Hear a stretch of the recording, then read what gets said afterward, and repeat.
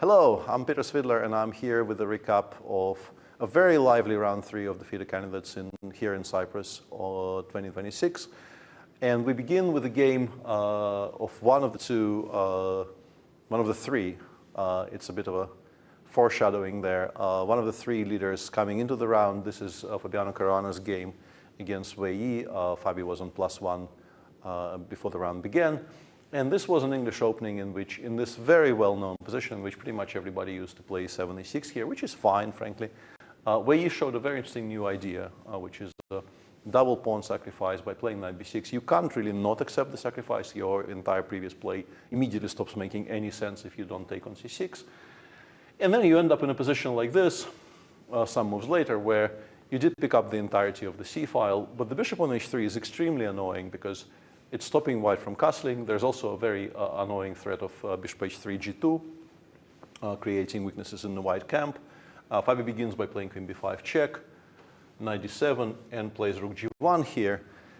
And this, I think, is the beginning of Wei Yi's problems, because he, I think without even much thinking, castled in this position, which seems very logical, but does allow white to play g3, g4. It was simpler, and we completely ignored it during the broadcast, but once Vishy arrived in the studio, he immediately pointed out that the simplest way to solve this problem is just to play something like bishop g4. In fact, the computer even says bishop e6 is completely fine. You just need to move it from h3, because on h3 it has done its job. White can no longer castle because white had to play rook g1. And now the more important thing is actually to get it out of danger. And despite being 2 pawns down, black's activity, black's bishop pair is so strong that I think Fabi would have maybe even been tempted to play something like king f1, bishop h3 check, king e1, just offering a draw with this repetition. Instead, Wei Yi played castles, and now after g3, g4, the very strong threat of rook g1, g3 needs to be parried somehow. Black is still fine, but black is fine in one specific way. If you play h6, h5 here, which is something that I was advocating for during the live broadcast, after takes, rook c5, queen b7, rook takes h5, and rook g5. Rook g5 is a very important move in this line, forcing black to either trade this rook or to move it to some really unfortunate square like h8. And now white finally can start developing pieces. And you are 2 pawns down. White is about to play something like bishop f4, rook c1, or rook d1. The king is pretty safe on e1, and the compensation becomes a lot more ephemeral here. But it was possible to play knight f6. And the position after g5, h5, knight takes g5, bishop d7, while very sharp, and white now has maybe some ideas of their own. You can maybe try to swing the queen over to h4 and pretend to have an attack on the king side. The king on e1 is so unsafe, and the group of pieces on the queen side so completely undeveloped that this is still very playable. But at this moment, the game went completely off the rails for Wei Yi. He began by playing rook c5. Now he is much worse after queen b3, because the rook on c5 will come under attack. d2, d4 is being threatened after both h5, and even knight f6, d4 is no longer as comfortable as it was in previous line. But the move Wei Yi chose just loses on the spot.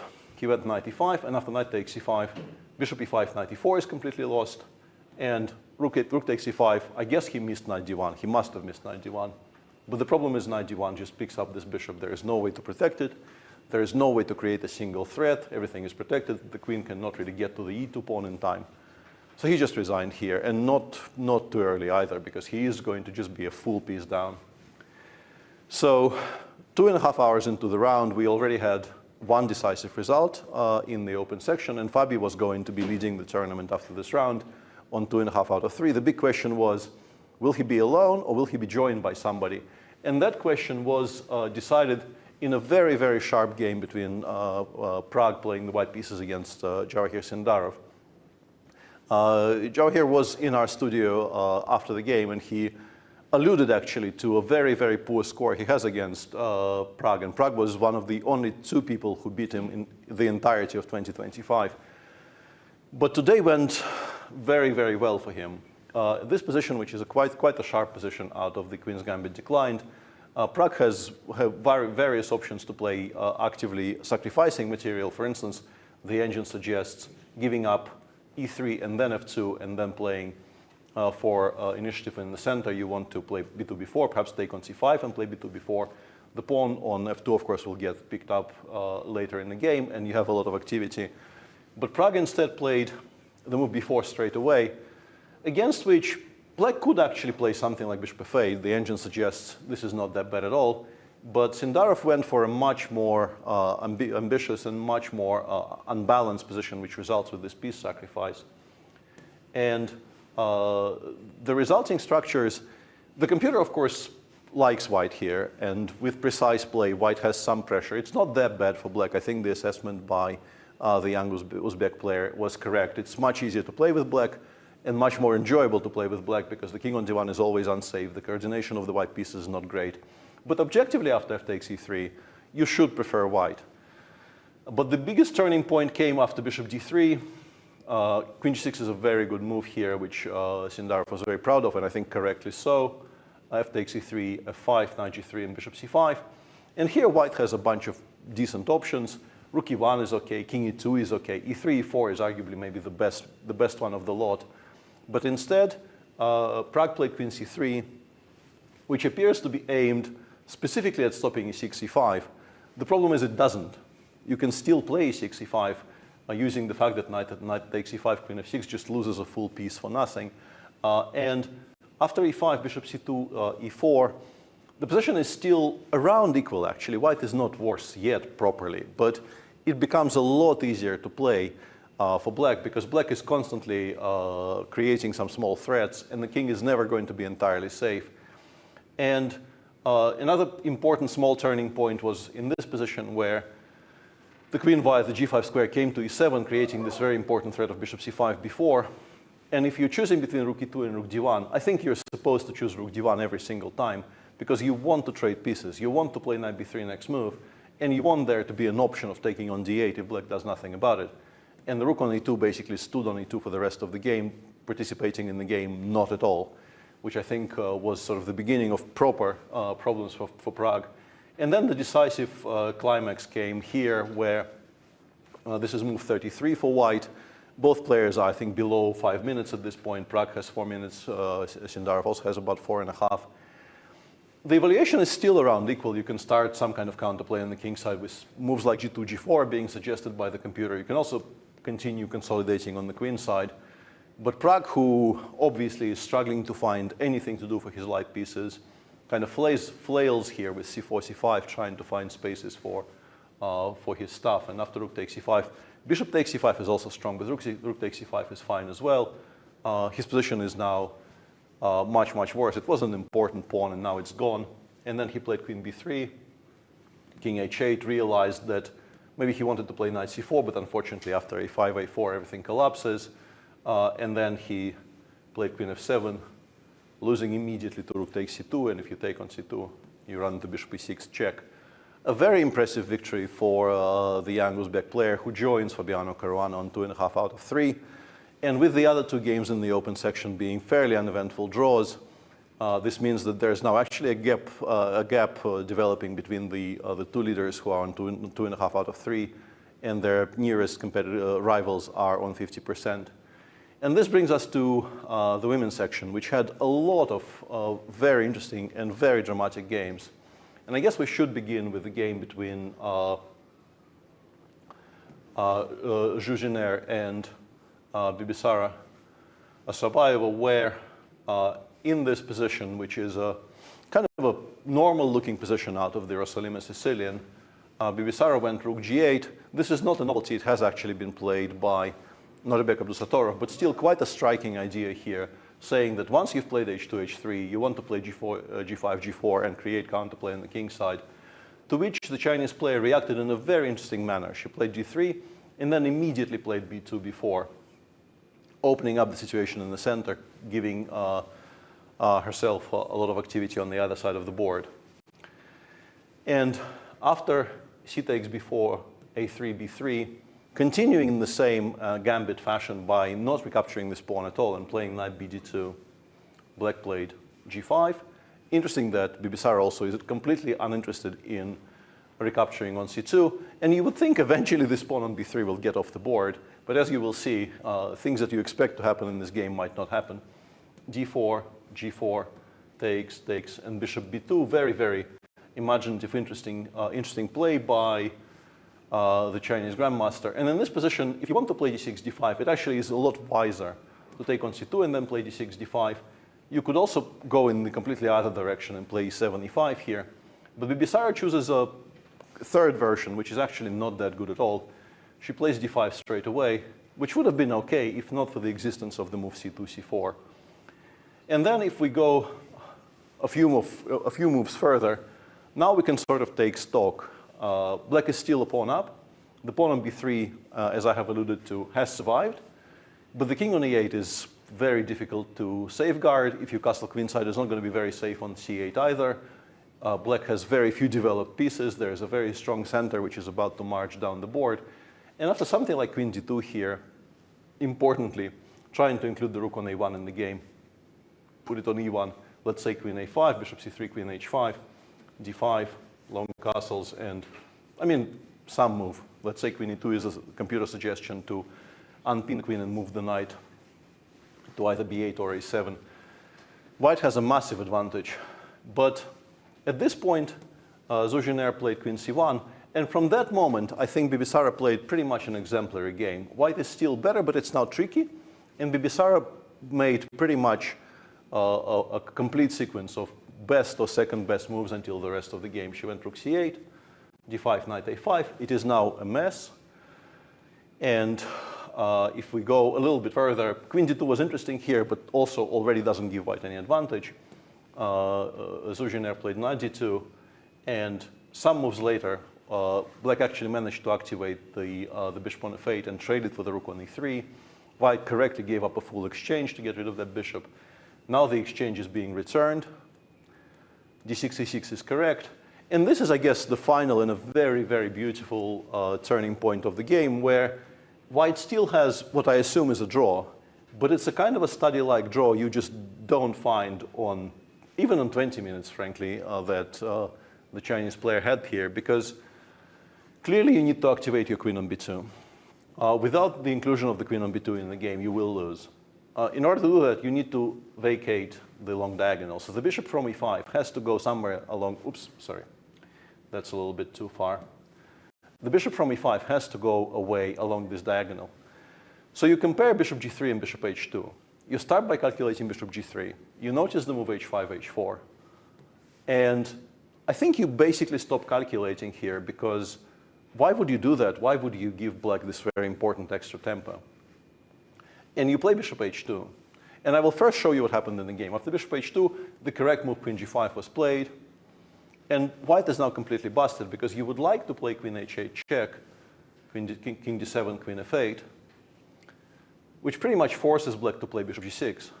And now you would like to play rook takes b3, but this is a mate, rook c4, c1, because there's a bishop on h2 taking away the louvre from the white king.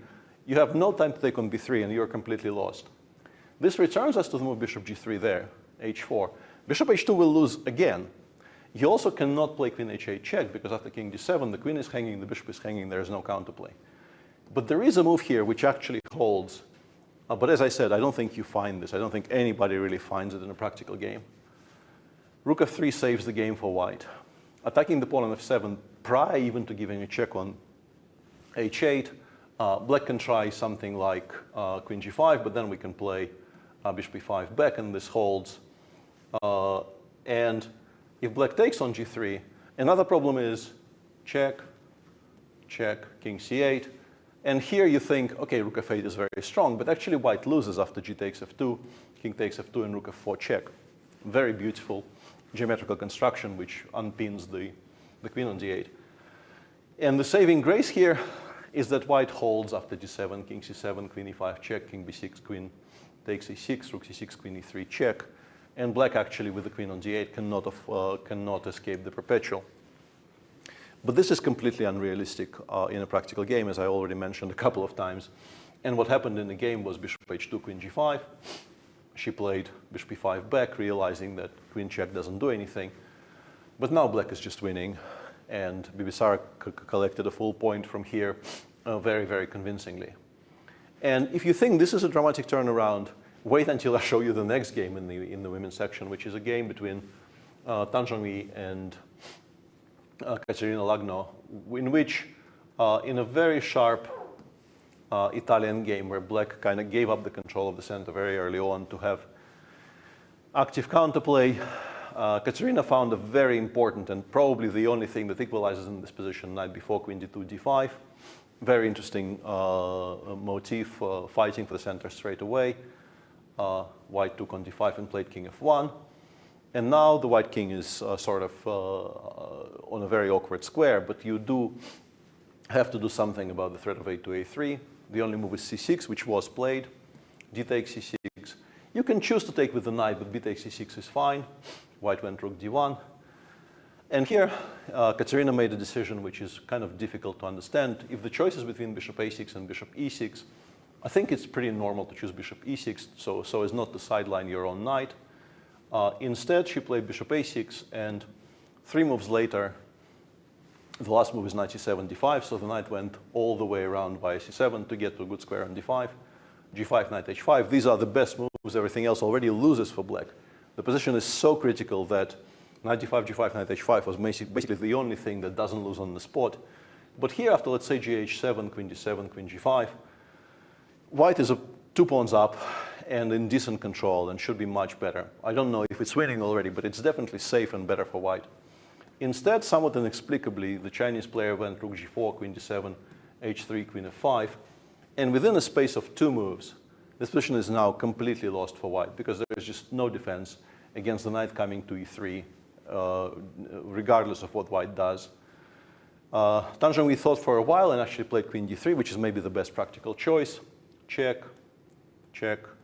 And black collects sort of the entirety of the king side and should just win comfortably from here. But this is very, very far from the end of the story about this game.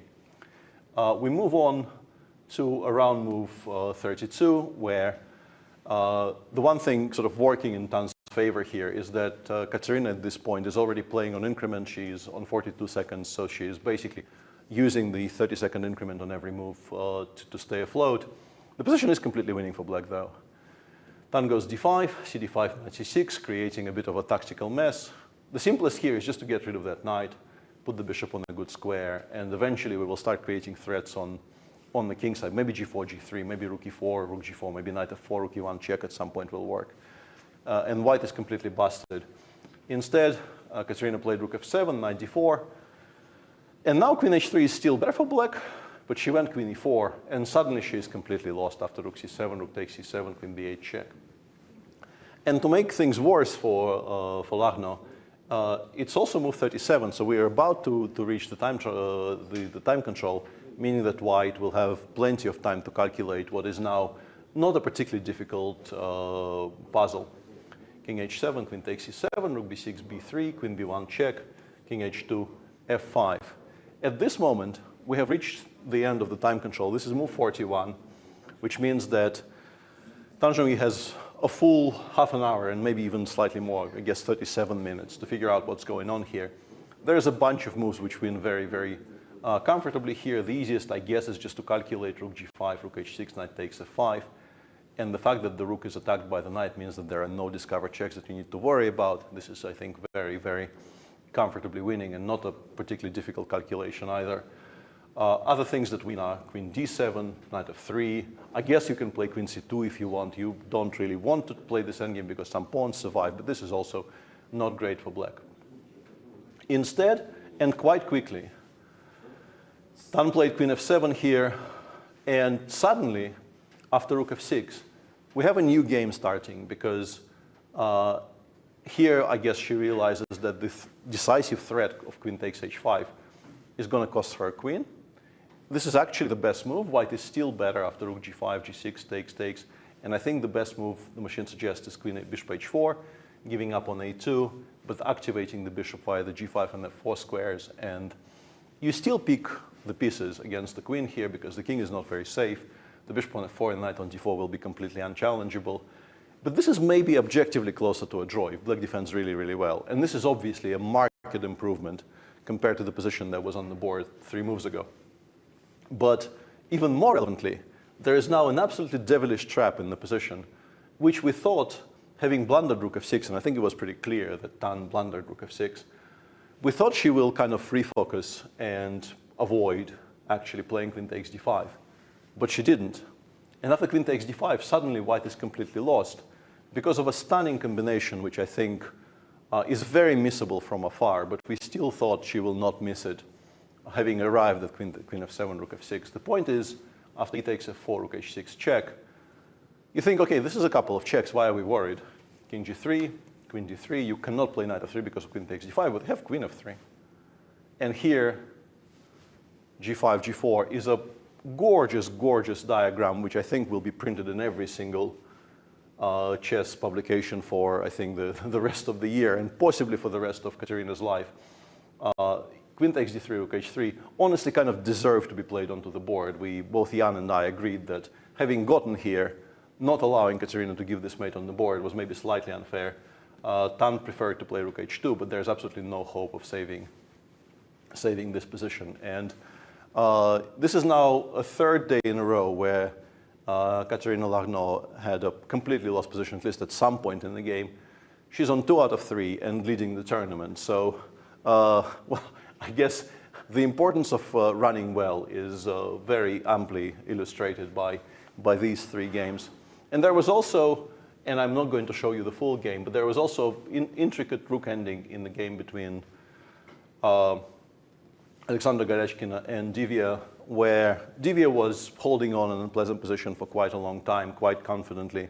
And then immediately after the first time control in this position, she decided that she's okay playing bishop takes d2.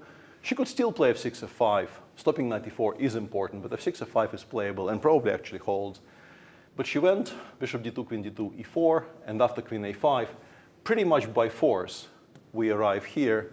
And this endgame, because of how passive this king on h6 is, eventually will turn into a 4 against 3, which are always drawn, but this particular one isn't.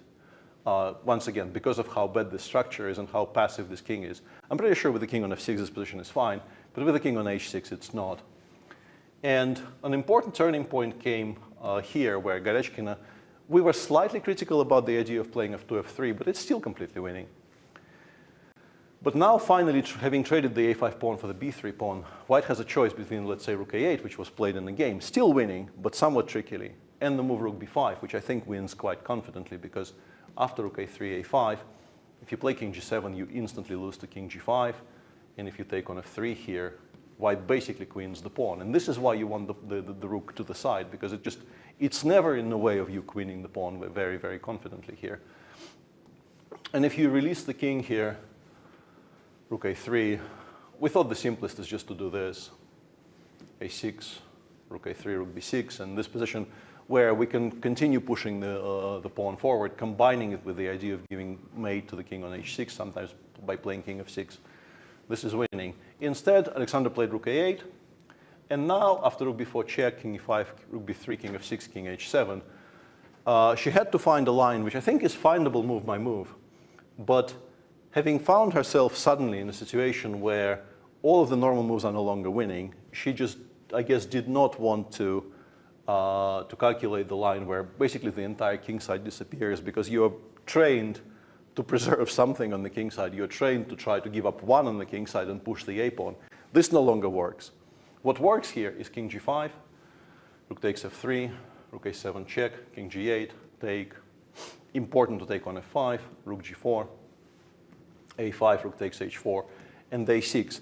And I think everything inside you is protesting against this as a player with white pieces here, because we have simplified into 1 against 1. It's not really queenie, because the black can put the rook on a4. And it feels like this is not enough and there should be something better. And you're very unlucky in that both is not true. This is enough and there is nothing better. And the point is, after rook a4, White wins by creating this mating thread. If king f8, we are now in time just to play rook a8 and a7, and as usual, there is no defense against rook h8, h7 check. We're just in time, h4, h3, h2 is not fast enough. And if you play rook g4, we can take on h5, rook goes back to a4. And this is actually kind of tricky. I remember we were having a lot of fun with Gusti making mistakes in this position, because I think king e6 maybe is already a draw. I think you win by playing king e5, because what you need to avoid is the famous Vincura position where the rook transfers from a4 to h6 and starts giving check along those ranks. But this is winning for White. which frankly is, by this point, very, very tricky. She began calculating this position on 7 minutes against 2, tried repeating a couple of times with rook a7, rook a8, and then she tried king f7, tried to give mate with king f7, king g8. None of those things worked. And in the end, Divya defended this endgame quite confidently, you have to say.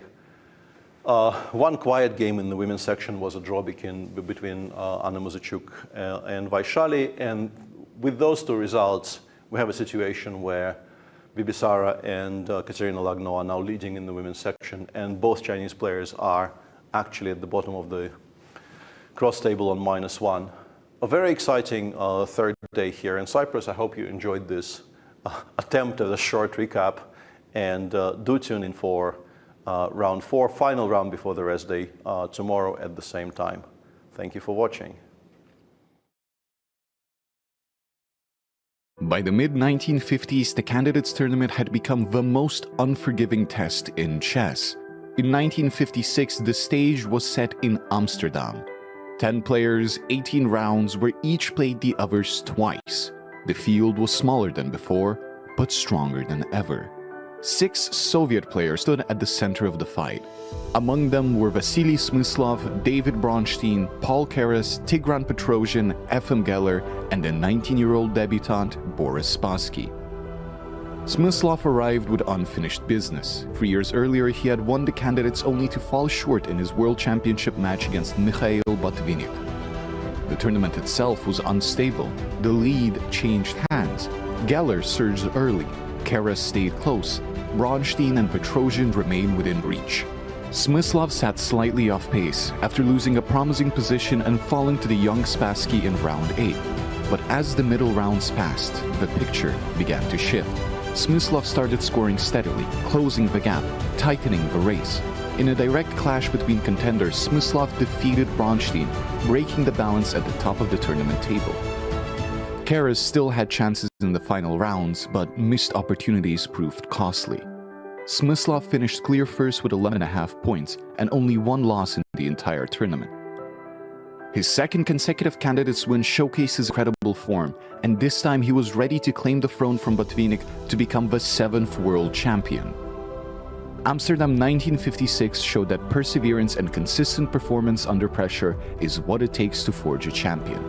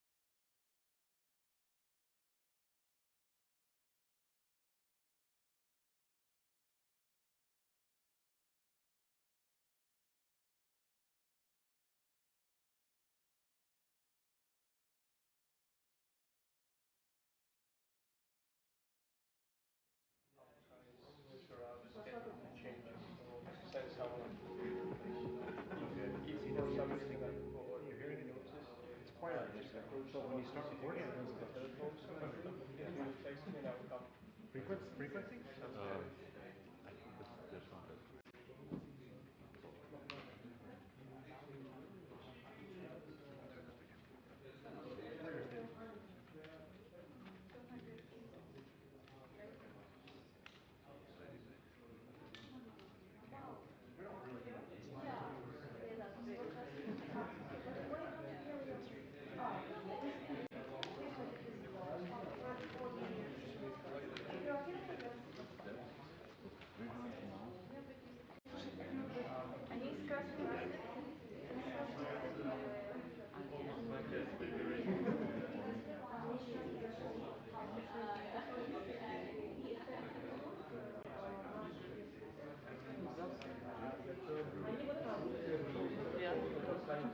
Body control.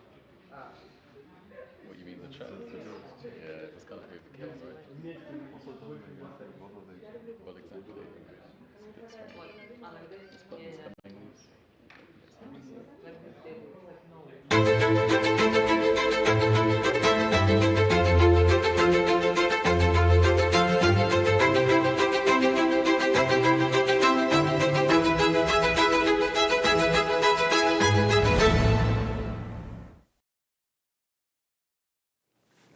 Good afternoon and welcome to the fourth round of the FIDE Candidates 2026, coming to you live from the Caps and Georges Hotel here in Cyprus.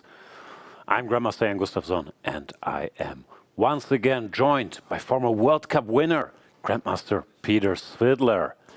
Round number 4, we have the clash of our leaders. Javokhir Sindarov is facing Fabiano Caruana. Very much a battle of youth, confidence versus experience, Verve, preparation, and things of that nature. Yeah, happy National Cyprus Day apparently as well. To all who celebrate. Fantastic clash at the top there, of course, the game to look forward to. But as usual, all 8 games in our 2 tournaments are going to be quite exciting. Finally, deadlock yesterday was broken in the women's section with 2 very exciting results there. And plenty to look forward to. But as usual, let's begin by describing what we're watching. This is, of course, the final tournament in the cycle, which will decide who gets to play the World Championship match. We have 8 players in both groups playing each other over a 14-round double round robin tournament. And there we have it on a graphic, as you can see. No draw first before move 40, and the slightly differing time controls, which end up being pretty much the same, definitely the same after move 40. But prior to move 40, there is a bit of a quirk with the open section getting no increment and slightly more time.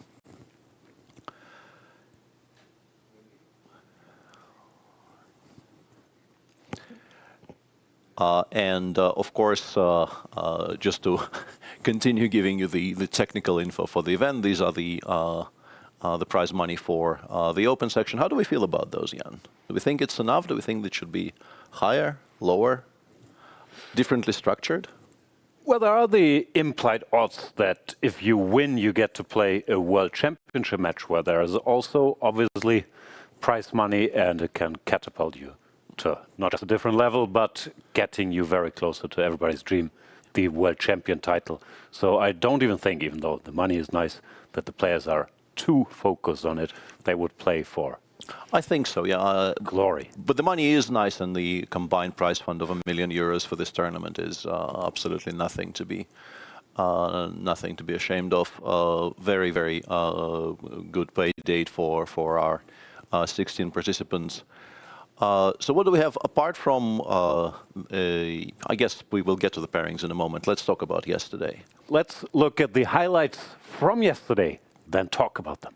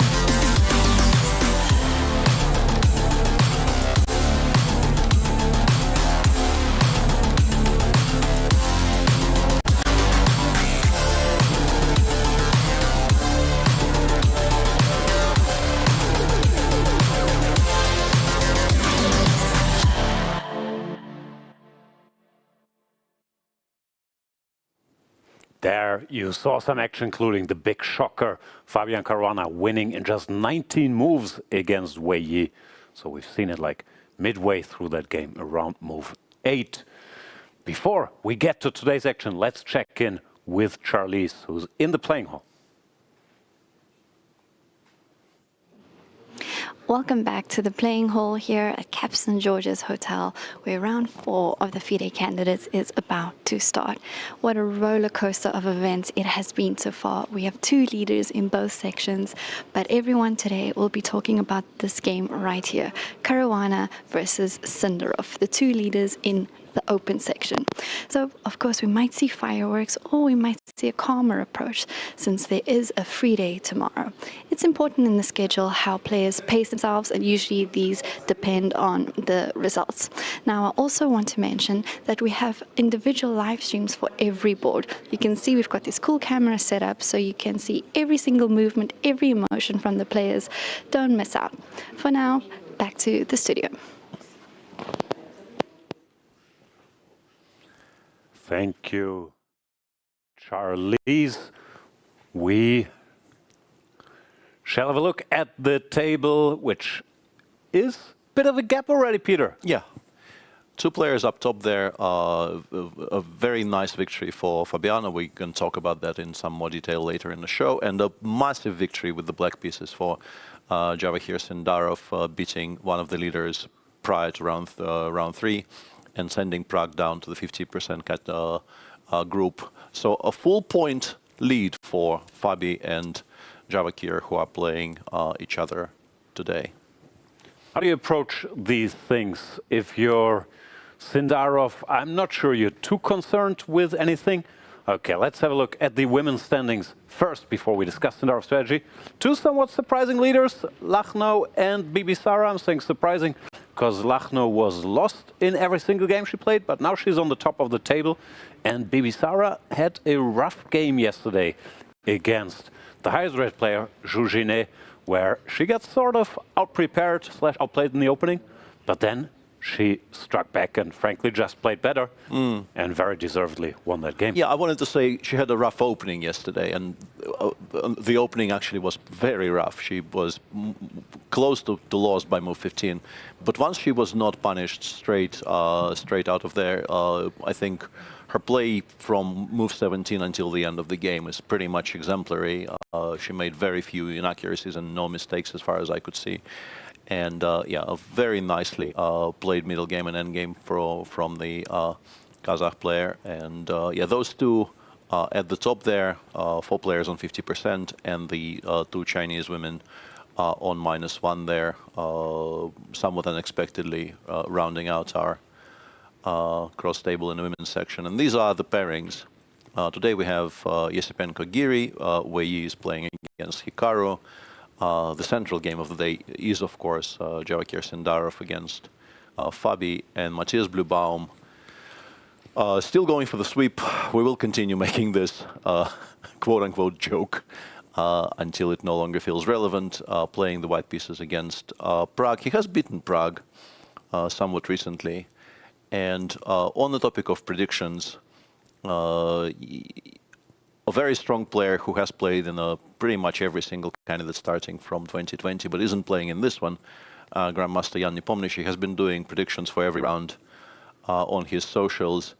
And for today, I think he gave 3 draws and a win for Matthias as his call for the results of the day, which I think is slightly controversial, but he feels that Prague in particular, after losing yesterday, might feel like he needs to mix it up more than usual with black against Matthias. And Matthias generally punishes those quite nicely if he gets a chance. We shall see. I'm very curious about the approach in all the 3 non-top matchup pairings, because we have the high-rated players with the black pieces, and Anish, Hikaru are on a minus score. Prague just lost, is on 50%. So I'm a bit curious, going into the rest day, how much risk people will take with black, which, as you just mentioned, can very much backfire, because Esipenko, Wei Yi and Bluebaum aren't exactly beginners. Absolutely. And we'll get back to that in a moment. Pairings for the women's section, Muzychuk is playing against Kateryna Lagno, Bibisara is playing against Zhongyi, Divya versus Jiner, and Vaishali white against Aleksandra Goryachkina. Nothing really jumping out here necessarily. Every single game seems relevant. Lots of people are still, feels like people are still kind of playing themselves into their best form. But I'm very focused on the Chinese comeback story. Similar situation, both of them with the black pieces against the young guns, Bibisara and Divya. Once again, how much risk do you take? Do you stick to your openings? Do you feel it's desperation time? going to be a fun day, I think. Yeah, but to answer at least some of those questions, I don't think it's ever desperation time at round 4. This is a very long tournament. You don't really need to kind of break in case of emergency box should not really be touched just yet. I feel like people should still be playing pretty normally. These are grueling, very long events, but the first rest day is not the one that feels like a lifeboat. I think people are still reasonably fresh and will play the way they were planning to play prior to the event, regardless of what their current score is. Hikaru said he can't lose any more games, or it's going to be a vacation. Is that an indicator that he will play solidly? Because draw is not a loss.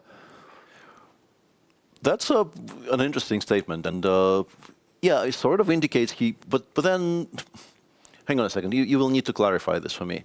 It will be a vacation if he loses one more, or it's a vacation already, or what's the No, he vacation? said the way Fabi is playing, if he loses one more, the rest of the tournament will be a vacation, meaning he would fall too far behind if he lost another one.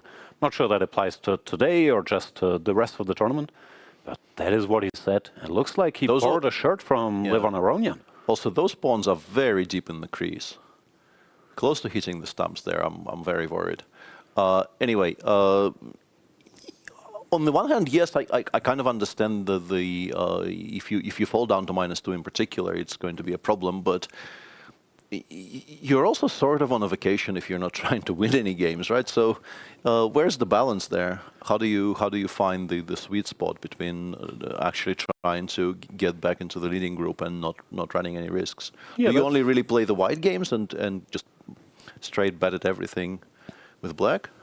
Well, that's what everybody has to decide in games like today. And for the approach, I think for Hikaru, of course, this is speculation. He feels if he can sort of hang around into the second half without being too far behind, he very much believes in himself, his stamina, his ability to pick up points along the way. It almost worked in Toronto, I have to say. Yeah, very much so. It's not a bad strategy because we know from experience that towards the back end of these tournaments where the field kind of clarifies and you know what you need to do much better than at the beginning, and people start taking a lot more risks.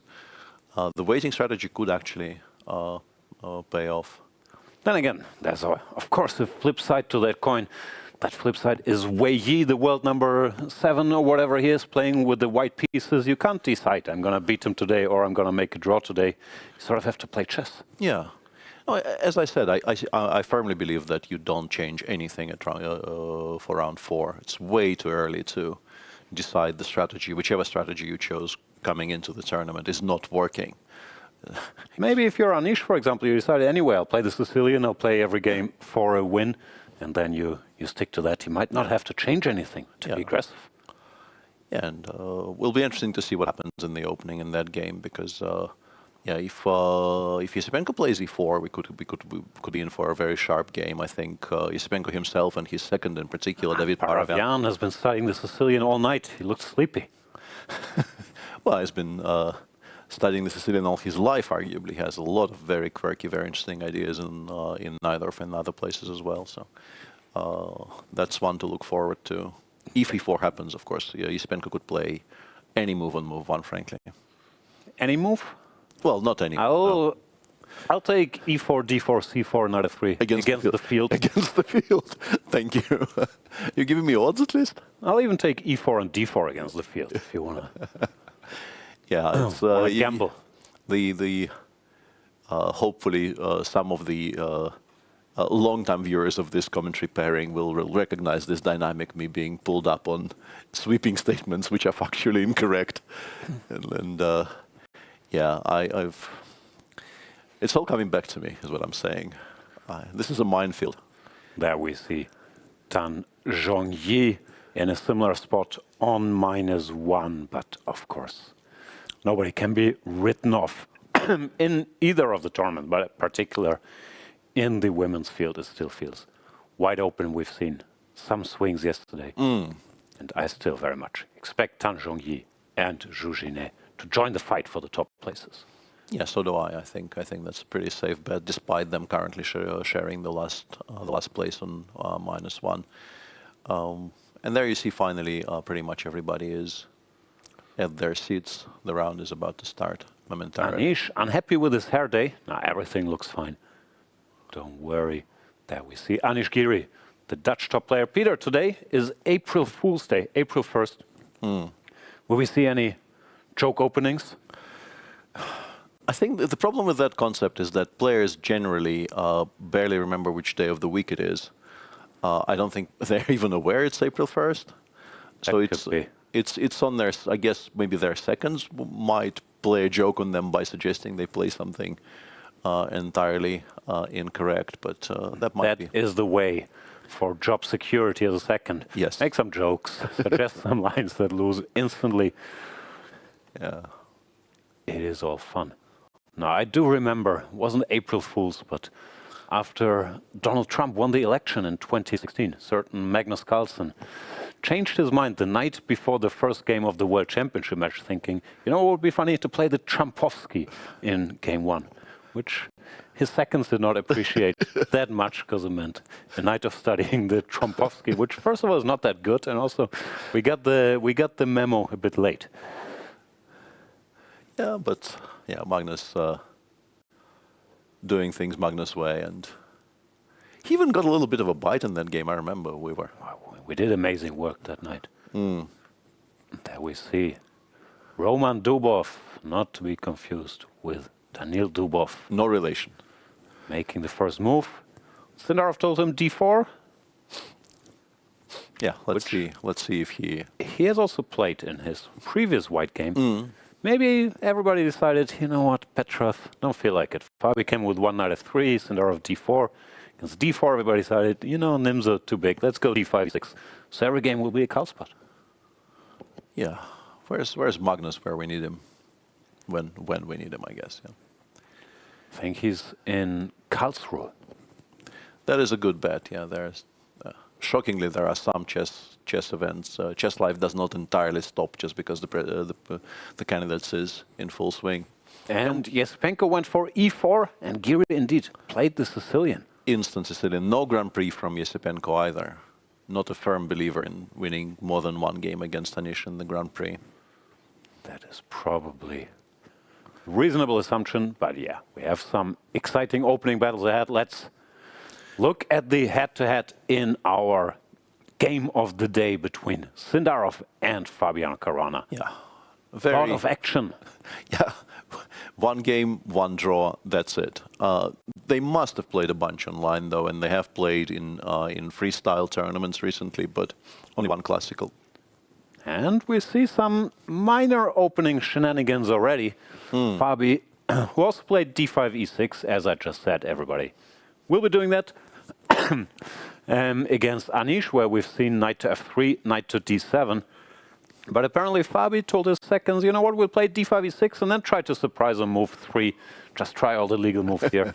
This time he goes d takes c4, which is an interesting little nuance, because of course d takes c4 is the so-called Queen's Gambit accepted, where arguably the critical move is pawn to e4. Always worried me the most, yeah, as a occasional QGA player. If you include knight f3, now go d takes c4, things change a bit. e4, still very much a move, but the lines are different. You can go b5, bishop b7, hitting that pawn. Knight to f6 can sometimes be an option. I think you actually go b5 here. Yeah, I think b5 is the critical reply to e4 here. But Sindarov very quickly decides, no, not interested in any of that, goes back into the absolutely standard Queen's Gambit accepted territory with e3, knight f6, bishop takes e4. And it's interesting because people used to kind of absolutely automatically play c5, a6 in those positions, but the meta has changed quite a bit recently, right? As we see, for instance, in this game where Fabi, instead of a7, a6, which used to be de rigueur for black, quickly plays knight c6. Oh no, like a6, as you mentioned, is the main line, but knight to c6 has always been the major alternative and also a bit spirit of the times. You can also get knight c6 to work if you click enough, and arguably it is a little smaller. Also, it's a more normal move than a6, but arguably, it is a little smaller because after a6, white can play any move under the sun, and you have to be ready for all these options in reasonable detail. Well, knight c6 narrows the playing field a little bit. White still has some options, a3, knight c3, queen e2 being the main ones, but it is somewhat smaller territory. And if you go for knight c3, which is the main move now, black usually plays a6. And then they will argue, you know what, with the knight on c3, these lines are a little different. Of course, things can still get extremely sharp, like d5, knight a5, b3, b5. But typically you don't beat Fabiano Caruana by looking him up in the sharp main line of his preparation. Absolutely, yeah. And Sindarov goes queen e2. yeah, queen e2, a very topical line as well. And No, black does not play a6. Oh, there's Fabi fans. Merry chess. Saying Fabi go. I'm not a native speaker, but it isn't go Fabi like more like it? Fabi go? Fabi go, yeah. Maybe, I don't know. Fabi go a6. It's either go Fabi or Fabi go home, right? It's That's what it felt like, yeah. We don't want you here, Fabi, go. Not sure. somewhat ambiguous there, but we'll investigate and bring you back all the exciting details about that particular placard. Queen to e2 played. An a6 anyway. a6 played anyway. And now white once again faces a big choice. You can play d takes c5, which is not as dumb as it looks. And then your argument is typically this knight is slightly misplaced on c6. Because you want to fight for this e4 and e5 squares. I'm assuming go sort of the a3, classical Foreman lines have been refuted, right? You can't really try with the 3-4 here. This used to be the way people played the queen e2 lines, just trying for dc5 and immediate e4, e5 before this kind of stuff. But my assumption is this has been ruled out. That does not work, or whatever. It doesn't give an advantage.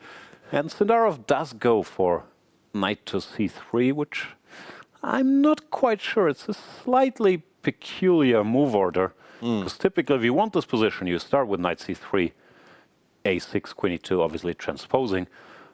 But the thing is, this line is actually very interesting. And I'm wondering if Sindarov is freestyling or if he's deeply prepared. Because here, b5, bishop b3, bishop to b7. White has some very interesting attempts, like d5. I feel like even I may have looked at this at some point in my life, but I, of course, remember no details whatsoever. Very hard to believe. The first part. E takes d5, then you can go. Hostile work environment e4. right here. Rook to d1, making things very messy. But the thing is, you need to sort of get your hands dirty. Because if not, black gets a very comfortable position. So this queen's gambit accepted. When it comes unannounced, often it can be a bit tricky. But the speed of Sindarov's play indicates that this has been part of the prep. We should actually switch to the Sicilian, because I'm sure you will give a lecture on this too, but for me it's extremely eye-opening what's going on there. And I think our viewers, at least those of our viewers who are watching with all the games open in a different tab, will be demanding this. Okay, Esipenko versus Giri. Let's look at head-to-head very quickly, because that position we should jump to. And I've never seen this before, so all yours. I have no idea what's going on, just none whatsoever. Anish dominating the matchup against Andrey, Esipenko, and Anish clearly looking for action. Today, obviously, the Najdorf, not a surprise, actually. If you ask anybody, us included, what will Anish play today? Najdorf is an overwhelming favorite after he played 1c5 in round number 1. And also on -1, I think he's very interested in playing every single game with at least giving himself some chances for a fighting position. So bishop g5. I'm not sure that's a factor. An expert told me recently that you don't change your strategy this early in the tournament. Depends. It's not a change, but you stick to it, yeah. Sorry, so Najdorf played bishop g5, e6, and bishop d3. Rare move. Yeah, very rare. And as we mentioned, Andrey's second, David Paravan, I think, is one of the most interesting young theoreticians working. And he's done a bunch of things in this position, but bishop d3 is new to me. And Yeah, f4 is what people usually play. yeah, there's Queen d2, queen f3, whatever. Queen e2, yeah, familiar with? all of those moves. I think Queen e2 in particular was played by David a bunch of times, which I guess is a vote against, because that allows your opponents to prepare. Bishop e7, very natural. The thing with Anish, if you try to surprise him in any knight offline, he does still blitz out stuff like knight takes e4 and has 1:59 on the clock. So he doesn't seem very surprised.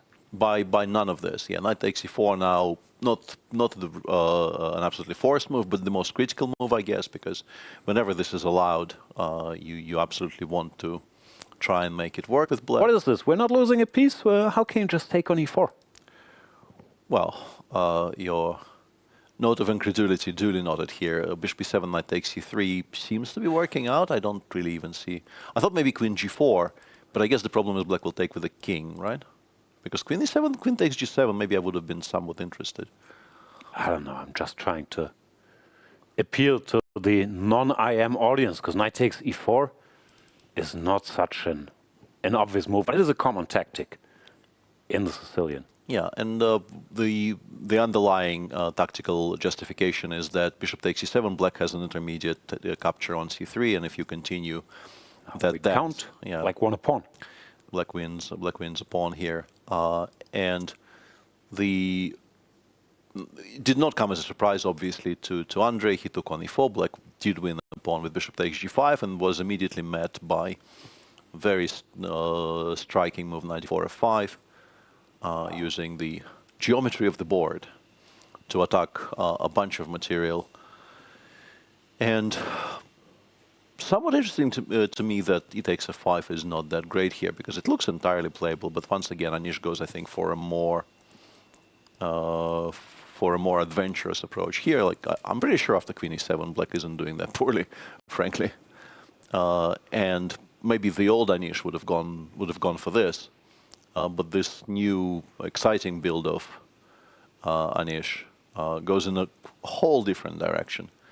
I don't know. Generally, I think Anish knows stuff, and he will play the best computer suggestion here, which apparently is bishop back to e7. Allowing knight takes g7, and an even more striking move here, because I think most people in a blitz game would just automatically play king f8 and be worse after knight h5. Maybe not much worse, but the engine does seem to suggest that this is not great for black, because the king is not safe on f8. It doesn't look safe on d7 either, but it is much preferred by the all-seeing eye of the computer. And short castles. Yeah, Esipenko did get his homework in. Anish got a very, very sharp unbalanced position, which I'm sure is equal according to the computer, but so are most modern positions. The question is, does he feel comfortable here? It's not his typical brand of chess to play with the king on d7. Arguably, it's not Andrey's either, who's also a very classical player, to go for this mess where black does have the two bishops and the center. But he's the side that chose this, because the Najdorf was a fairly expected opening today. So he might know even more than Anish, who knows everything. Yeah, it is. It is very much one of those immovable object versus unstoppable force in the opening today. Honestly, instinctively, I prefer black. I know it's zeros, but if I were to make a stylistic choice here, I think I very much like the bishop pair. The king will be reasonably safe somewhere around the c7, b8 squares. It's very difficult for me to imagine how it gets challenged once it gets there. And the center you hope to eventually acquire by pushing d6, d5, and maybe in some ideal scenarios even e6, e5 is going to be quite nice. The knight on g7 eventually will land on h5, and then I don't know what it's doing there. If we're still listing things that I feel are in black's favor. As for white, the king on g1 is of course very safe. We are currently much better developed. Black really has nothing developed unless you count that bishop on e7. King. Oh, and the king, yeah, but developing the king by move 10 is generally somewhat frowned upon.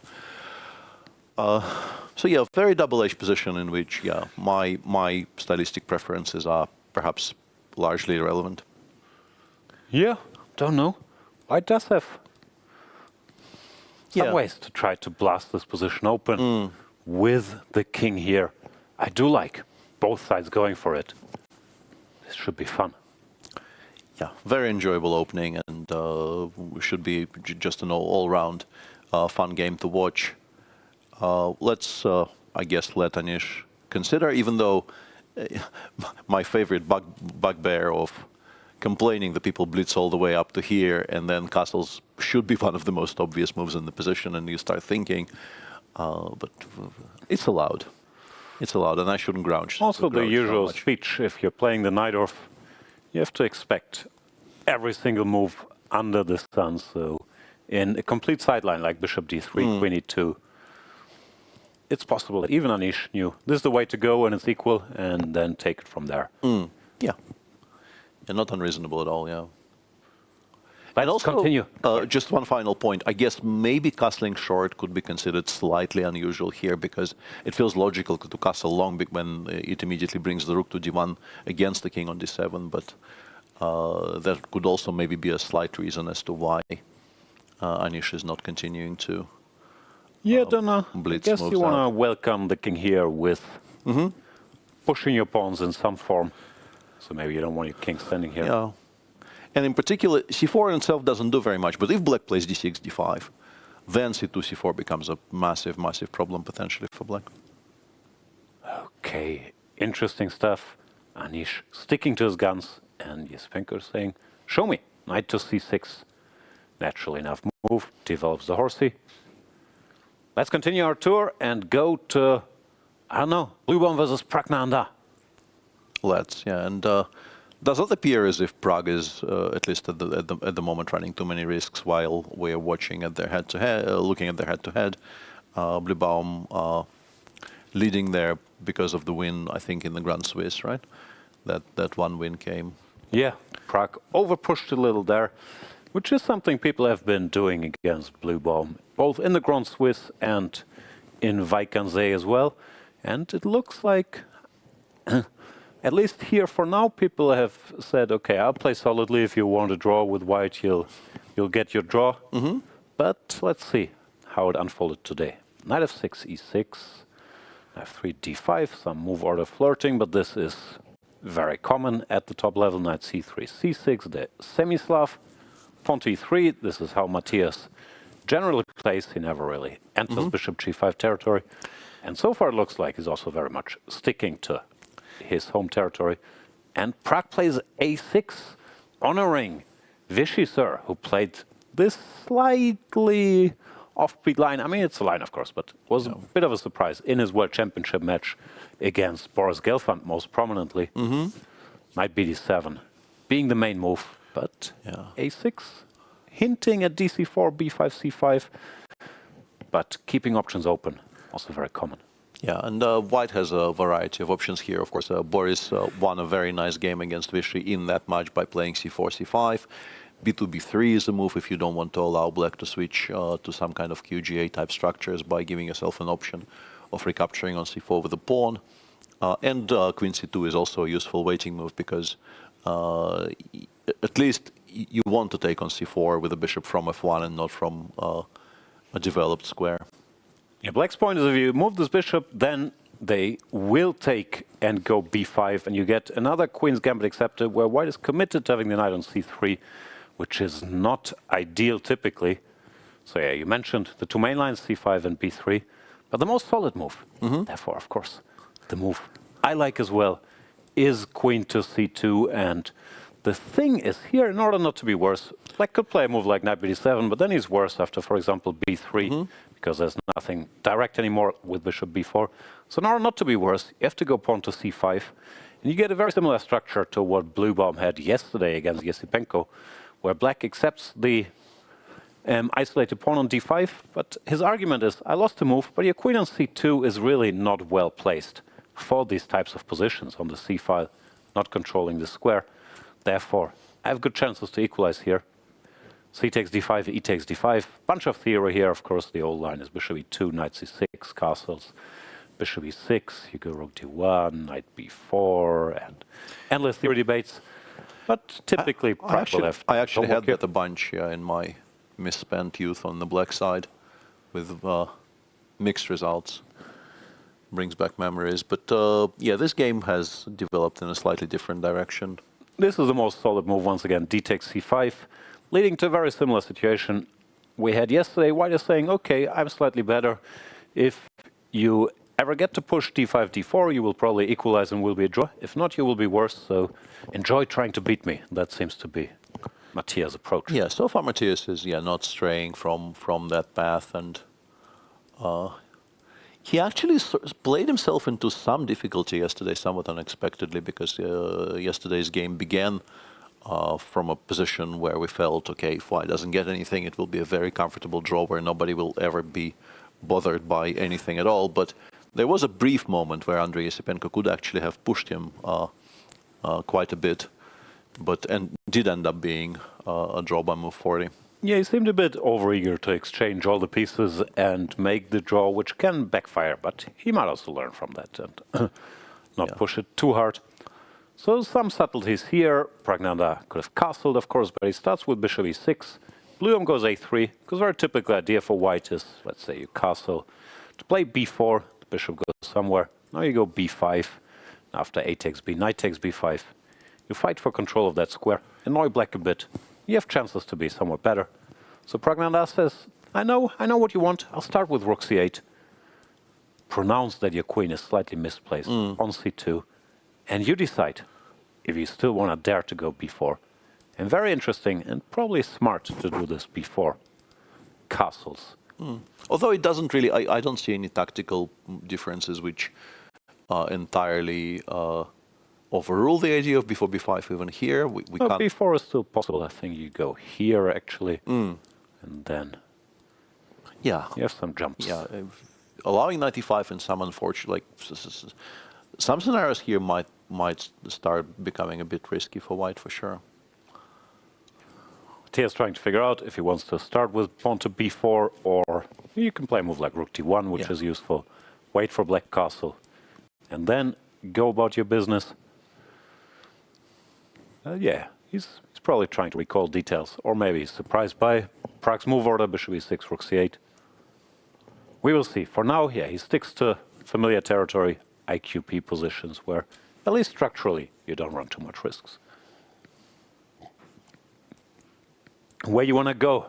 Well, we still haven't seen one more game in the open section, which hasn't progressed very far. They're stuck on move 5, right? 4 even. 4? Yeah. And this is a game, as you can see on your screen, this is Wei Yi playing against Hikaru. 4 games total, all of them drawn, very, very solid. And Hikaru also, I'm guessing, trying to play a Najdorf. That is already news. Like he has used this occasionally. We recall first game, I think, of the last candidates tournament. He surprised Fabiano Caruana with pawn to e5 here. Of course, he's capable of playing the Najdorf, but I would not say it's his main opening. His main opening has been e4, e5, and then something. A bunch of lines. Yeah. But that's already news. Yeah, knight c3 already a pretty good indication that d4 might not be coming as early as black would like. Knight f6 still the best move, perhaps maybe expecting e4, e5, which is sometimes is the choice when White does not want to play the Najdorf, but it's very well studied and doesn't really give White anything at all. And Wei Yi instead goes bishop c4, which... interesting move order. Yeah. Flirting here.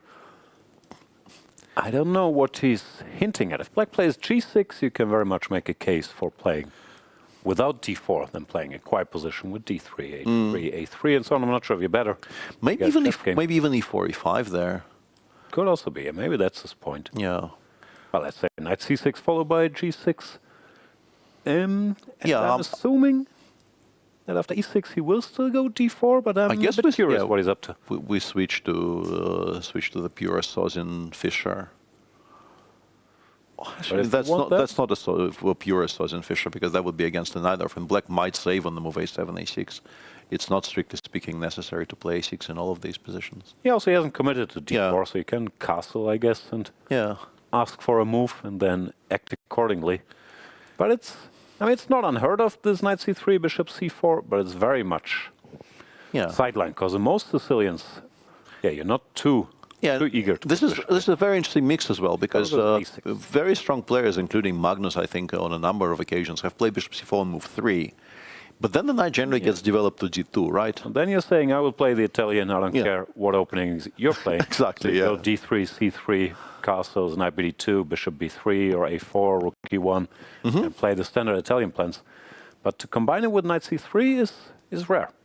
Yeah, and now after a6, d4, it appears as if what Wei Yi has done is just maybe win some time on the clock. But he gave black 15 options as well. He's probably assuming the knight off wasn't necessarily happening. But I don't know, either e5 or the dragon or the classical or whatever he thought.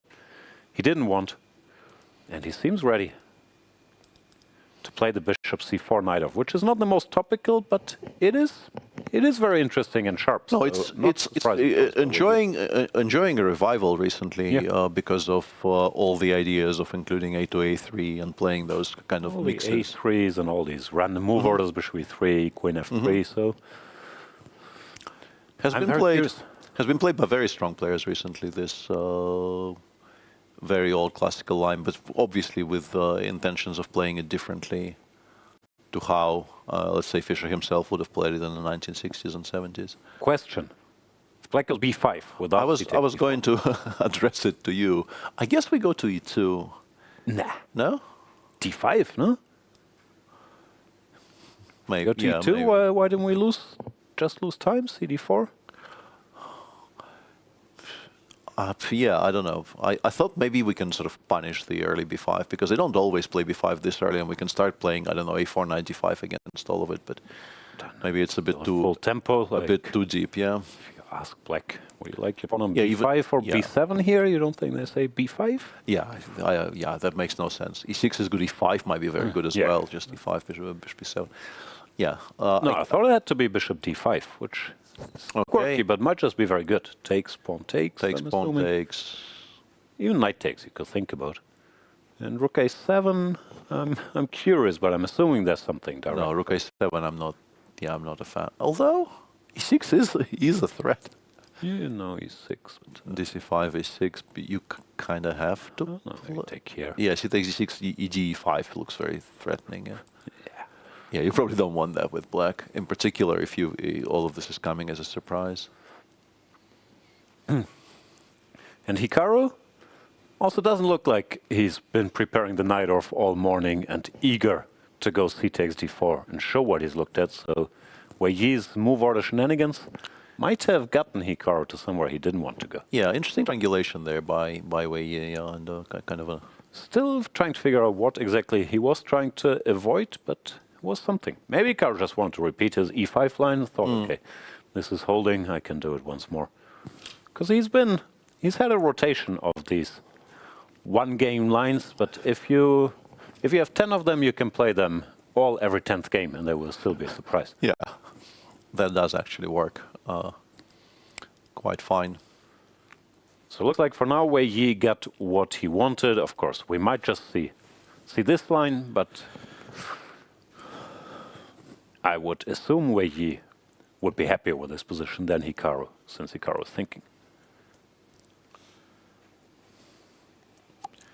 All right, let us move to the women's section. We can start with Kateryna Lagno against Anna Muzychuk, who I think have been playing each other for 25, maybe more than, maybe 30 years. It's very possible. Under 8 tournaments, long time ago, that we see. A lot of classical games. And the position, this is more of the mainstream chess that we like. Yeah. Starts as a marshal, transposed to Berlin structure, some moves. Yeah, bishop takes e6 is becoming very much a kind of a meta option of for people who don't want to play either the marshal or I guess neither the marshal nor the 6d3 positions. People have been looking at bishop takes e6 very seriously. And the thing is, everybody got tired of the Berlin. No one knows what to do, so some people decided, okay, you know what? I'll play these positions and get a complicated strategic fight. And at some point they figured out this is more or less the same stuff. Like his pawn on a6 doesn't make a big difference. Okay, bishop was on e7, not c5, but often goes to d6 anyway. So I can do this here as well, and that solves all my Spanish problems. I can play the same structure against two of the main lines. As for subtleties here, I do not know. Looks like Lagno. I spent some time actually. Yeah. Queen to d6, bishop e6, h6. Typically every setup is possible. Yeah, and generally fine. I think you have to misplay it quite badly to be seriously worse here with black. But there are of course subtleties, and h6 is somewhat unusual. I understand the impulse of forever ruling out knight g5, but I haven't really seen too many people spend a full tempo preventing it. I think people just generally accept it as a possibility and don't really want to stop it all that much. But I'm not against it either. I mean, something like knight d7 here also seems fine. But yeah, now that white has invested in a2, a4, maybe Kateryna feels she has the tempo to burn, to just completely stop any ideas in that direction from white. So what should white do? b3, I guess, yeah. Generally, of course, it depends on details, but generally if white goes b3, knight c4, black can take and not too worried about. However, white recaptures. I had to kind of review and change my assessment of this, because I always thought if white achieves that, white has to be better. Maybe not a lot better, but somewhat better. Actually, no, it's just fine. Modern machines taught us. But of course, there are details you can throw in bishop b2 first. I don't know where black castles. Target that pawn, I guess black has to go knight d7. Yeah, now you have to, yeah. No, yeah. I mean, those options still exist, but you can also well, if you wait forever, I might play b7, b5, actually. Sometimes they try to put the queen here. I don't know. I've never liked these positions from either side. It's not a big theoretical challenge, but it forces you to play this fixed structure where black doesn't have that much activity. f5, rarely an option. b5 you mentioned here with a knight on a3 maybe, but typically you can't really manufacture. So it's sort of a fixed structure. Need some patience. Yeah, and I'm sort of chuckling to myself here a little bit, because I gave this speech sort of every day for a week recently, because people continued asking me about ideas against the most solid. In my head, I call it the Kaima repertoire with black. Like, Who are these people asking you for ideas? Is that like on your Instagram, your DMs? Dear Spidler, sir, I would like to get from 1600 to 1900. Can you give me a speech? I was actually recently employed as a paid lecturer for a group of people who will remain unnamed. And they all had the same question. So I learned that speech by heart. I can deliver it if you wake me up at 3 in the morning. And part of the speech is what you said about the Berlin and people eventually realizing d3, bishop c5, bishop takes c6 is an idea is absolutely true. But there's, I think, an additional layer to it, in that the people who play the Spanish with black to play the Berlin, and the people who play the Spanish with black to play the Marshall tend to be two very distinct groups of people, and they don't interact very much. Yes. So forcing the second group of people to play the structure that the first group of people is happy with is actually maybe not such a bad idea, which is, I think, why bishop takes c6 is now gaining in prominence, because, it's fine, but for a Marshall player, you kind of hate life a little bit. Yeah, because you can't do anything active. You can't activate your pieces. You're locked in this structure. Sometimes if I smell this, I just go b5. I can absolutely relate to that as somebody who has never played the Berlin but played a bunch of Marshalls. I do not like this. I do not enjoy it at all. No, and it's not an objective thing. It's you're stuck in this long-term maneuvering without pawn breaks, which is not everybody's liking. All right, let us move on to our other leader, Bibisara, Assaubayeva, with the black pieces against Tan Zhongyi. Bunch of games there. Tan has a plus score. She's the veteran, but Bibisara recently has been playing amazingly. That includes yesterday. Yeah, Bibisara is white though, and a kind of a classical Tarash, which is something you don't see that much because people have begun using the Tarash specifically to play the Dubov Tarash. But here it doesn't quite work anymore, right? Because white cleverly saved on knight c3. Yeah. The line you're referring to only works if white commits knight to c3. Then, yeah, this is more or less established as being a good line for black. Doesn't mean white can't try things and has a lot of theory, but that is referred to as a Dubov Tarash. But you cannot play it if white does without knight to f3. And Tan going for this version of the Tarash is not frowned upon, but not done as often. Yeah, this used to be very topical, and obviously, you know, very strong players, including, let's say, Garry Kasparov and his Smyslov Kasparov candidates in his younger years with both colors. It feels like, yeah, he did stellar job on both sides of this. But yeah, very unfashionable these days. It's never been refuted, of course, and I'm a bit curious. What is going on here in this move order? Knight c3 obviously can't be bad, but I'd be a bit tempted to take on c5. Take on b3 and things of that nature also. No, a3, or a3, b3, some boring move. Probably a3 to go b4, bishop b2, which I don't think would shock anybody, but sometimes you don't even want it. You're not on c3 in these positions. So knight c3, knight c6, now we're back to the classical position, which you could have gotten with white going knight c3 earlier. And here, bishop g5 is the old main line. A lot of people like d takes c5 here as well, just because you don't have to deal with black grabbing space with c4. And after bishop c5, once again, you have many options. Bishop g5, a3, b3. But Bibisara says, no, don't care. Goes bishop g5 directly. C takes d4 is how Kasparov used to play these positions, but computers don't love this that much. I'm sure it's also not losing, but c4 was played. Here's where the subtleties start. Old main line is knight e5, bishop e6, and now whatever. Knight takes c6 and b3 or e3 or f4, all is a bunch of theory. Assaubayeva goes rook to c1, sort of a waiting move. Useful waiting move, of course. h6. I don't know details here. I know rook c1 is a serious move, but I don't know details. I was taught in the old days that you don't go h6 with black, but you play a different move, but Andrey quite laugh at that. I checked briefly, and it does appear that h6 is, at least at low depth, is not the top choice. That's what I'm hinting at. Yeah. Of course, you have played bishop g5 to remove that knight from h6 and to make the d5 pawn weaker, so h6 does provoke an immediate capture. And now, interestingly, Bibisara instantly undermines the black center with b2, b3. It feels attractive to include e3 and then to try to do the same without having to worry about the safety of the d4 pawn. But maybe it gives black some time to play, I don't know, a6, b5 or bishop e6 and then something. Although a6, b5 appears to be losing by force. There are some direct questions you can ask here. Like knight takes d5 and knight e5. Yeah. Without the bishop on e6, this is just not going to work. But the immediate b3 also appears to be very strong. Black pretty much never has the option of not reacting to this at all. Allowing bc4, dc4, you probably get overrun in the center. So c takes b3 already on the board.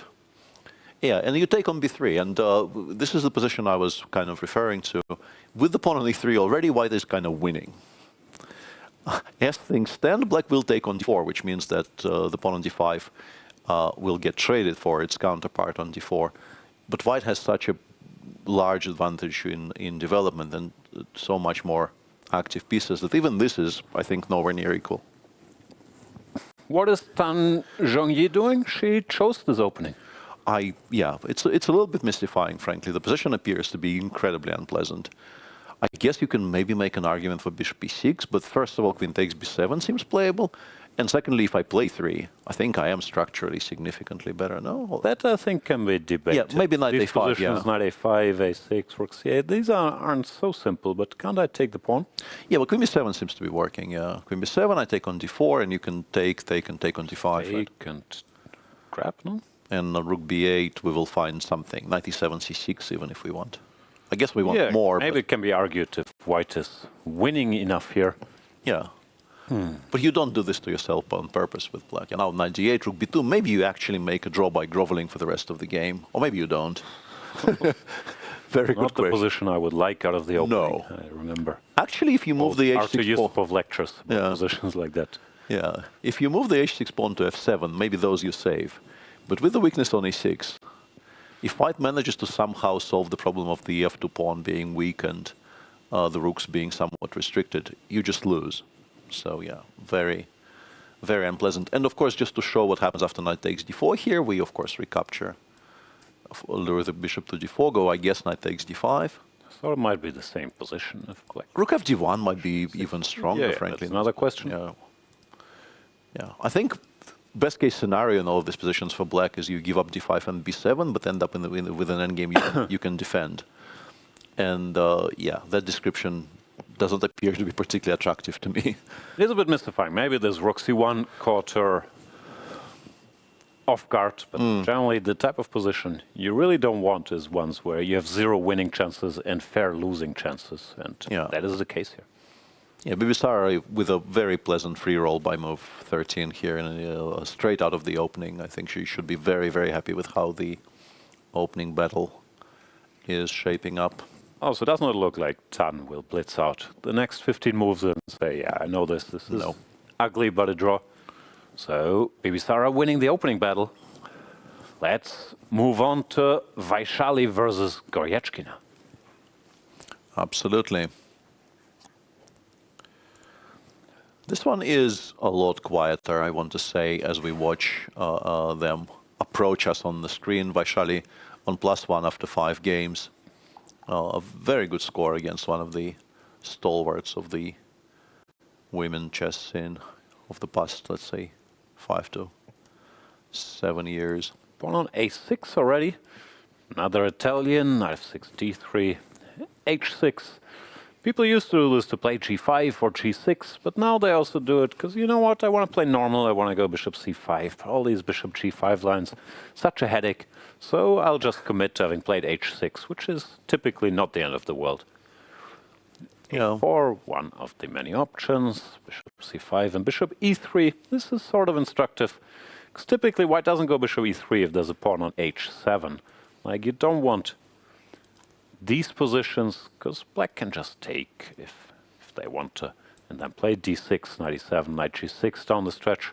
While with a pawn on h6, the argument is, you can still do this, as we see in the game, but that this knight e7, knight g6 plan will be a little harder to get in. Often white even goes knight h4 after knight e7, saying, you shall not reach this square. And therefore, after h6, bishop e3, more of an option. Still, obviously not winning, but strategic idea has been there. Yeah, and a few moves down the line, we get a very kind of a strange situation where white invests 3 moves in pushing in a very symmetrical position. Black kind of develops normally, and white continues pushing the a-pawn down the board. Yeah, so far this is a good reply from Goryachkina, who probably also just knows this. Here you can go for the symmetrical structure, and the only plus white has is the a-pawn, and arguably that you haven't committed your knight to c3, but that's no big difference. But I'm not sure if a5, a6 is a priority. I've looked at this position once, and I don't think this is what you were doing. Getting it to a5, I can sort of understand. I really don't know what a5, a6 is about. I think what you want maybe is to build like a very, very large bathtub there. You play a5, and then you hope to play c3 and b4 maybe, and gain some space on the queen side. And then play knight bd2, queen b3, try to push for d3, g4. I've seen Kirill Alexeyenko do this, not in this exact position, but in these general structures. That would be the way he approaches it. Removing the option of a7, a5 from black does actually make some strategic sense. Sure. But a5 followed by a6 feels like we're just burning through so much time doing not very much. And it might even become... target? Yeah, exactly. b5, queen e1. And rook b8 already on the board. And turning rook b6, queen c8. This is sort of a direct plan, no? Or rook b6, knight b8 even. Or no? Yeah, I'm not convinced by 5a6. Agreed. Then let's have a look at Jiner versus Divya Deshmukh. Yeah, this is quite an unusual position on the board once we get to the board. Zhu dominating that matchup. No draws. Oh, finally, a line I know. Should I give boring speech? Yes.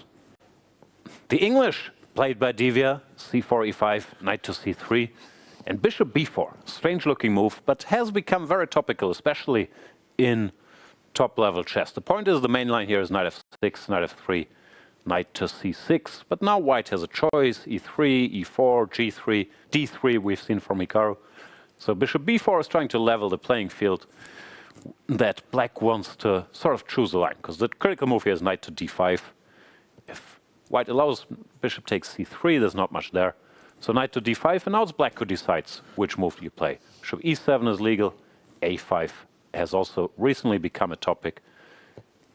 a5 played, knight to f3, pawn to d6. Now black has a choice. I played e3 recently, which is smart move, Divya, for next game. Then after c6 you can take here and play b3. But the main line is a3 as Divya plays, bishop c5, pawn to e3. And she's trying to force the issue here by going for d4. This is an interesting moment because Jiner plays knight to f6. The main move is c6. Let's say d4. You can start with knight c3, doesn't really matter. d4, bishop a7, knight c3, knight d7. And black gets a fighting position where white is arguably slightly better, but the likes of Sindarov, Caruana have played this with black, so this is serious business. But instead, Jiner, who's been tremendously well prepared in this tournament so far, only has 1 point, but her openings have been very much on point, goes for a move. It's the second computer move. And it leads to very non-standard positions where white has to know details to punish. And I think she's betting. I'm sure Divya knows c6, but knight f6, maybe she hasn't studied that much. Also, it works like everything. But you get this very non-standard position. d4, knight takes d5, c takes d5, e takes d4, e takes d4, bishop b6, bishop g5. Best move. Yeah, provoking f6 is generally very, very useful in all of these positions. It's the best square for the b8 knight, so even on that very simple level, it's good to make black play f6 here. It's just a generally weakening move. Bishop b3, castles, and because I can't give a boring speech about this, I know nothing about this position. I briefly checked what the machine says. And the next move that Divya made here, although it does occur, I think it's quite logical on a number of levels, appears not to be the best and appears to throw away much, if not all, of her potential advantage here. Machine does suggest bishop d3, which is, I guess, maybe the most obvious move in the position.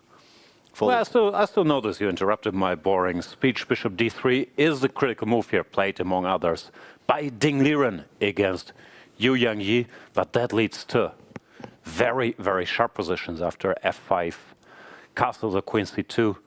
And I think there were very, very complicated positions where you have to think about knight g5. It's very move by move holding for black. It looks dangerous and computer starts giving 0-5, but if you click enough, black holds. So this is, yeah, interesting preparation by Jiner, because white doesn't go bishop d3.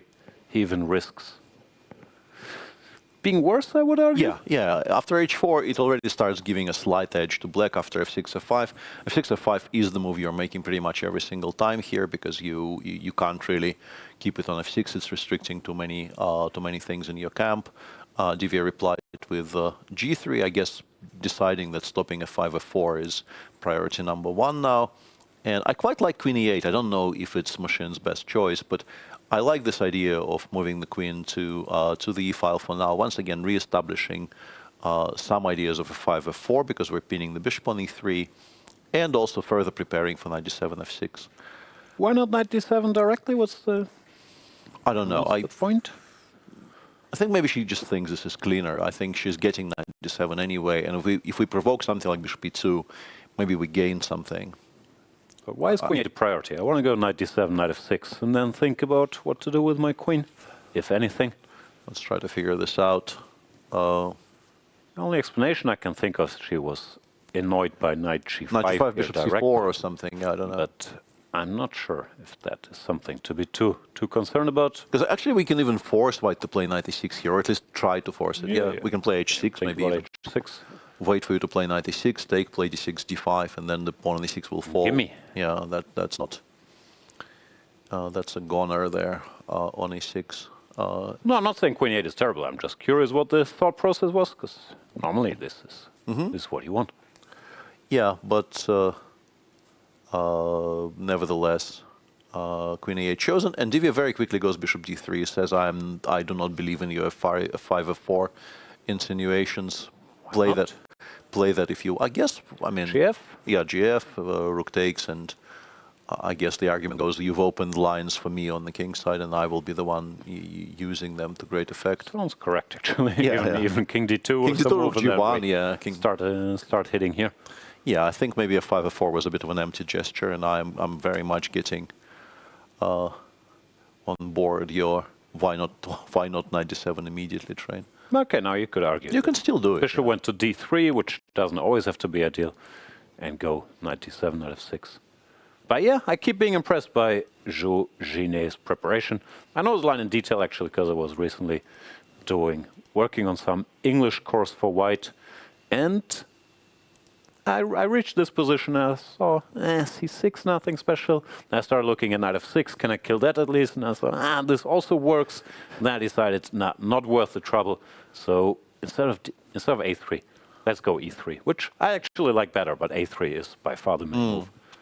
So yeah, Jiner doing serious work. I know you don't like second talk, but she's being helped by Ivan Cheparinov, who is a very, very serious theoretician, former helper, of course, of Veselin Topalov and many, many others. I really hate to contradict you, but I thought Ivan here was with the other Chinese player, but we could be getting our lines crossed. No, that's why I was asking. I genuinely don't know. I know he's helping one of them, but I thought it was Ivan was also in Toronto, and she wasn't, and Zhongyi was. So, but in Toronto, Ivan was working with. Yeah, I'm getting very confused here. I think you're wrong, as usual. In Toronto, Tan Zhongyi was being held by Jeffrey Zhong, and Cheparinov was working for, the name escapes me, Salimova? That is probably correct, yes. It is. My role here is just to say patently wrong things and then have them thrown back in my face. Anyway, impressive opening preparation by Jiner. It's a pity for her and her fans that it hasn't translated into points yet, but I'm impressed every day with white. She's shown many great ideas. This line, I think, is also very, very nasty and slightly unknown. So, no, she's very well prepared. Yeah, and this line in particular is a way to get a very unusual, very sharp position, which, if you know and your opponent doesn't, is absolutely ideal with black by move 12. We now have a kind of a very, very sharp position, which is extremely difficult, probably impossible for white to simplify. You have to play it out. There is no way to make it into a comfortable, easily navigable position. So I guess we play 97 anyway, right? We just completely ignore our previous supposed idea and just get on with the program. The knight belongs on f6. So let's get it over to f6 and go from there. Yeah, still fine. Not sure. White queen e8, but bishop d3 once again. You could argue some lines wants to be on c4 or on e2. Can we try? Oh no, actually knight g5, bishop takes d4, knight e6. Is this any good for anybody? But knight g5 would just go knight f6, no? Yeah, and then you I wanted the queen f3, but bishop takes d4 remains being a move. Remains a move. That's all right. No, it's not. I am very flustered now. I don't like being wrong so consistently. You could say something not wrong to avoid that. I'm trying, but it's difficult. All right. 97 played just as we expected, and it is now in Divya's court. You can't entirely ignore the arrival of the knight on f6 because the pawn on d5 will at some point become like terminally weak. No, that's how I felt when I was checking this line. Okay, like we can play very directly and maybe even ask some questions, but if you don't, white can easily be worse, which it's a very special structure. So I really like her choice. And also, I think engine-wise, I'm not sure what it's saying, but I see the bar is already in black territory, which is good news after 14 moves. Absolutely. So what shall we do? We'll do a quick tour through the open. Yeah. And beginning, I guess, with the central game of the round, which is the game between Javokhir, Sindarov playing white against Fabiano. And it is now a very messy, very sharp position by move 12-ish, 13. I thought I've seen this before, but actually there's a lot of very similar looking positions which aren't exactly the same. Yeah, maybe you're thinking of the one from the World Championship match, Ding versus Nepomniachtchi, where there was a pawn on h3 who was very, very close to this one, but not exactly this one. It was with the queen on d1 and the pawn on h3. But this version also exists, and knight takes f6, g takes f6, queen takes f6. Also not a terrible move, but very risky to bring the queen out like that. There's e4, bishop g5. So Fabi goes gf. I'm assuming he also knows this. But Sindarov is saying, you know what? Surprise me with the queen's gambit accepted all you want. I will blitz out a critical line. I will have 1:54 on the clock. I'll go for a walk. Yeah, very impressive so far by the young Uzbek player. And dc5, and Fabi is now thinking, because it looks extremely natural to try and play knight b3 to win a tempo and try to get to take on c5 with a knight with another tempo. But I think there's some ideas of throwing in c5, c6, luring the bishop to c6, and then maybe some more intermezzos here. Knight d4 suddenly becomes playable here. I honestly have no idea what this is, but Sindarov does clearly, which is the more important factor here. And if you take on c5, I mean, it's not that clear where this king goes, right? I'm not sure what the move is. e4, you have knight b3, just bishop d2. Sometimes there's this check on b5, but I guess not here. Maybe it's like wasting time. So what do we do? Bishop d2, knight d4. Sorry. I'm not entirely sure. A bunch of moves are possible. You can throw in rook d1, but it feels like maybe it's a square for a different rook. Yeah, I'm very complicated, but not sure at all about black this. better be concrete, because his king does not have an obvious home on the board. Maybe h8 if it gets there. Yeah. Even that is not super safe. In particular, if maybe you manage to remove some bishops off the board, but yeah, as long as the light square bishop is still there, you're not particularly safe on h8 either. It's a strange tournament for Caruana, who, well, he has 2.5 out of 3, so he can't complain too much. But one of his superpowers has always been his opening prep and his ability to come with deep new ideas, making opponents think early. And so far, none of those have hit at all. It's been him who's been getting hit, having to think early. Wei Yi surprised him. Yesterday, he tried to test Anish with some early knight d7 and was met by Anish blitzing out 10 computer moves. His one knight f3 in the first game against Hikaru also didn't really win him the opening battle. No. Although I think he was ahead on the clock at the very least. He does go on the knight b3, and I'm expecting Sindarov to c6, knight d4, blitz out something. Yeah, I don't know if he's going to be exactly that, but he's going to blitz out something. Let's continue do a quick tour. The tour, yeah. Bluebaum doing Bluebaumy things, tiny advantage, isolated pawn. Yeah. Strong potential for that isolating pawn disappearing. And tiny, I think, being the operative word here, feels like it shouldn't really be anything at all. And d5, d4 appears playable, frankly. So, yeah, not really expecting. d1. Do you think this is hanging. Well, not hanging, but I want to give up this queen and pretend that I'm winning or at least doing well. Rook fd8, I don't know. Just rook fd8. I have a passer on c3 which you can't touch. Not pleasant. I don't think you're doing this with white. No. Yeah. So d4, e4, and maybe knight a4. I guess maybe if you want a quote-unquote ambitious try, it is knight a4 or knight e4. Knight a4 probably, yeah. And then you hope maybe it lands on c5, or you hope, having removed the knight from c3, I will play rook d1 next move if you can't solve the X-ray problem along the G file. But yeah. No, but in general it seems very clear that Bluebaum thought about, okay, if they play quote-unquote normal openings, I will play risk-free structures and give them the choice to maybe equalize. If not, I'll happily take the advantage. Yeah. I mean, we've seen the same playbook in all three of his white games. Against Wei Yi, Yeah. was an isolated pawn. Wei Yi managed to equalize with precise play. Same against Esipenko. Yeah. Same movie today. Absolutely. In the other two, we still have very, very few moves on the board in the Nakamura game against Wei Yi.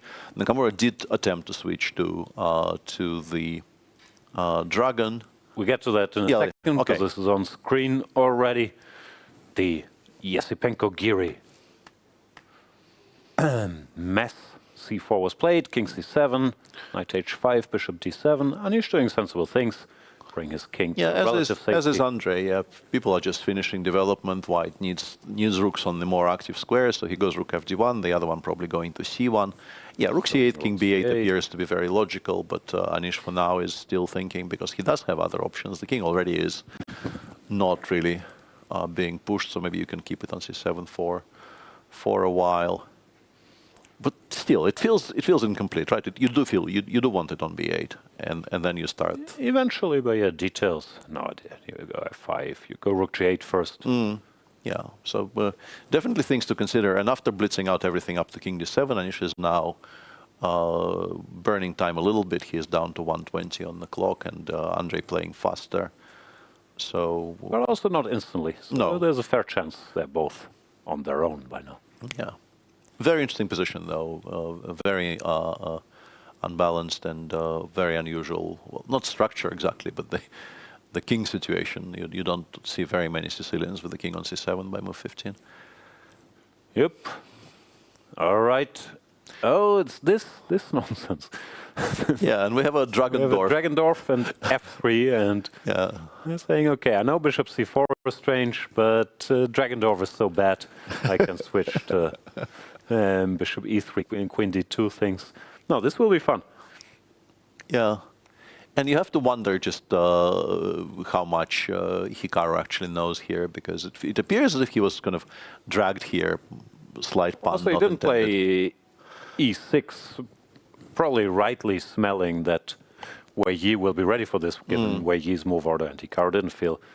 And g6 here, the Dragendorf. It's called Dragendorf because the combination of the dragon with g6 and the Najdorf with a6. It's a line often used by very strong players looking to play for a win. Computer hates it, therefore it's never hit the mainstream, but it does lead to sharp, unbalanced fights. And yeah, I don't know if you can play b5 here. He just played b5 and did. Yeah, that appeared. I mean, you can, and he has, but I don't know if you should. Okay, I will slightly rephrase. I don't know if you should. Why shouldn't you? Bishop d5 again, or what? No, I think just bishop b3, a4, and... feels a bit early, no? I mean, yeah, bishop g7. You generally... my instinct always is that you get hit on the queen side very early on, and it's not enjoyable. But maybe it works out long term. I don't know. Bishop d5 immediately, I think we take. Yeah. Much, so bishop b3, bishop g7, and now do you go a4, b4, knight d5, or that was my question, yeah, because I think, you know, if I manage to stabilize there with white, I will be much better. But maybe you have just enough with sort of immediate bishop b7, queen a5, attacking the emergent pawn on d5. White can also play normal board, of course, bishop b3, queen d2. I mean, like going b5 is priced in. And often black also goes h5 in these positions, stop g4. No, this will be a fun game. Yeah, and this is also something that Daniel Dubov has been doing quite a bit recently, kind of his particular twist on the whole Dragendorf concept. And as with many things these days, starts by being declared incorrect by the engine, but if you work enough, can be made to survive in many. This is more of a challenge than any mainstream opening. Absolutely, yeah. Convince the computer, but also there are so many options that it's also not so obvious for white. You make this forced sequence and take it from there. B5, bishop b7. Bishop b7, pushing his luck a bit. We We'll push our luck a bit by checking our phones during April Fool's Day.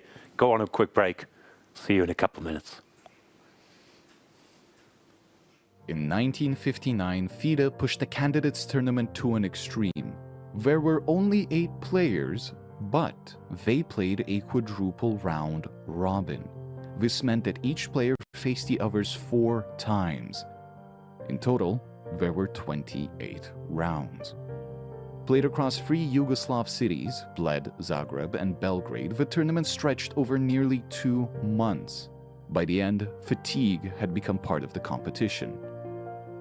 The field was formidable, including former world champion Vasily Smyslov, whose reign was cut short by Botvinnik winning a rematch.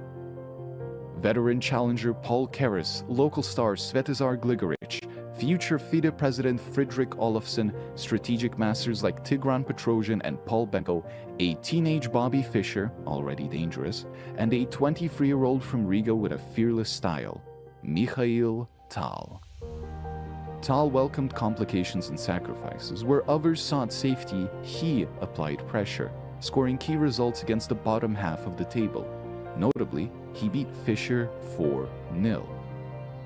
The paradox of the tournament was Tal's rivalry with Paul Keres. Keres won their individual battle 3-1, but over a quadruple round robin, consistency mattered more, and that was where Tal separated himself.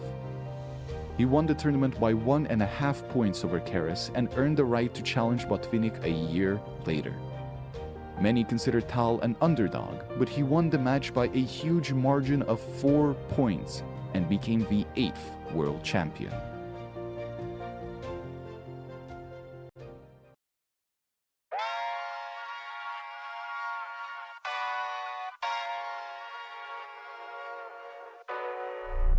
Oh my God, I'm just playing with him now, yeah.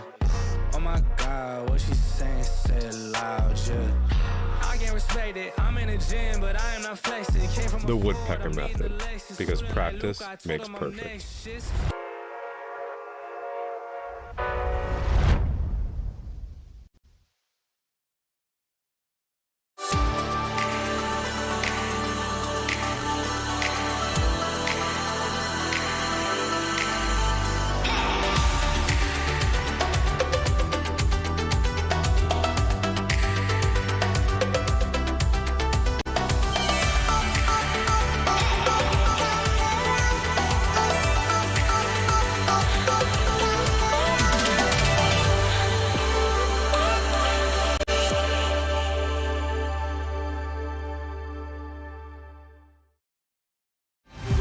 In a land bathed in light, 2 unstoppable journeys set sail for greatness. The road wasn't easy, demanding sacrifice, grit and unwavering commitment. But with courage and dedication, we rose to the top, with victory standing tall as our guiding lighthouse, illuminating the path ahead. We are Freedom 24. Born in Cyprus, we conquered Europe. I'm joined by Hikaru's wife, Atusa, who is also the mother of their child. Such a big role in the family you have here, also supporting Hikaru. Tell me what that's like, the biggest tournament of his life and also being family here. Yeah, it's not that easy to be a mom, especially the first few months. But since we had this important tournament, Hikaru wanted us to come. So we just came with him a few days earlier. And it's really great to be here. I mean, I was with him for 3 candidates. So this is a beautiful place. I really like here. And yeah, everything is fine. So you have some experience about kind of dealing with him at the candidates. What is something you've learned along the way? I mean, as a chess player, I know that when you have a major event, it's usually stressful. So it's not that easy, especially if you're playing a long game. It might be easy for people outside, but it is not actually easy for the person who's playing. And because everything is on that person, it's an individual sport, so you have the responsibility for the whole game, and also it's not just one game, you know. It's a long run, and I think usually, you know, candidates, okay, it's the second important, I think, the most important tournament after World Championship match, so everyone is well prepared. It is, I would say it's a stressful event, at least for me. I don't know if it's for him or not. But everyone wants to, you know, become a champion. Even if you're not a top seed, you still want to try your chances. So everyone is prepared here and they're ready to fight and get to the first place so they can qualify.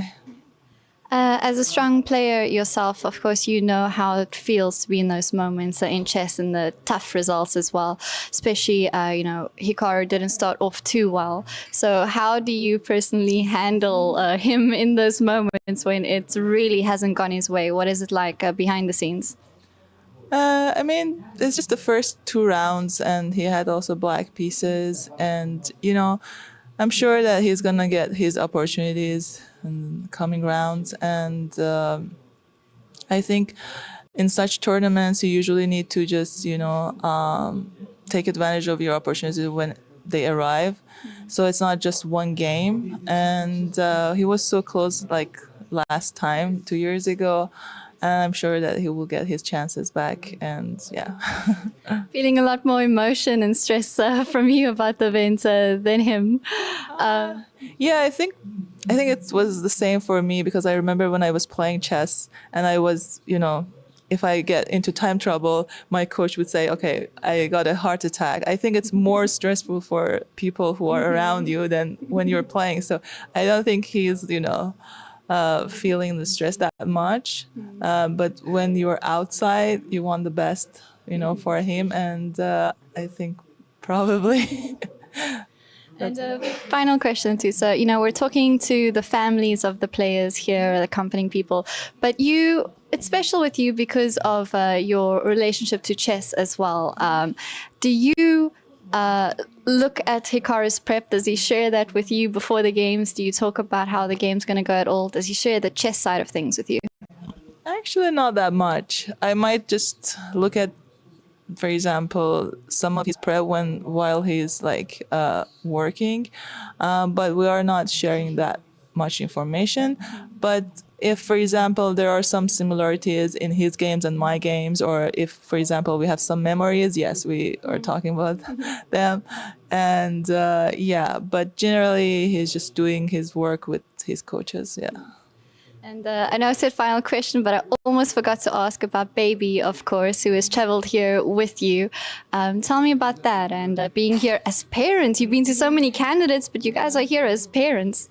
Yeah, I mean, as I mentioned, it's not that easy, especially the first few months, but we are enjoying our time together, and I mean, it's such a lovely baby. So this was our first experience, so it's unique. I'm sure it's unique for everyone to have a kid, but yeah, it's really nice to basically combine motherhood and also with such events. Well, thank you very much, and good luck to the whole family. Sure, thank you so much.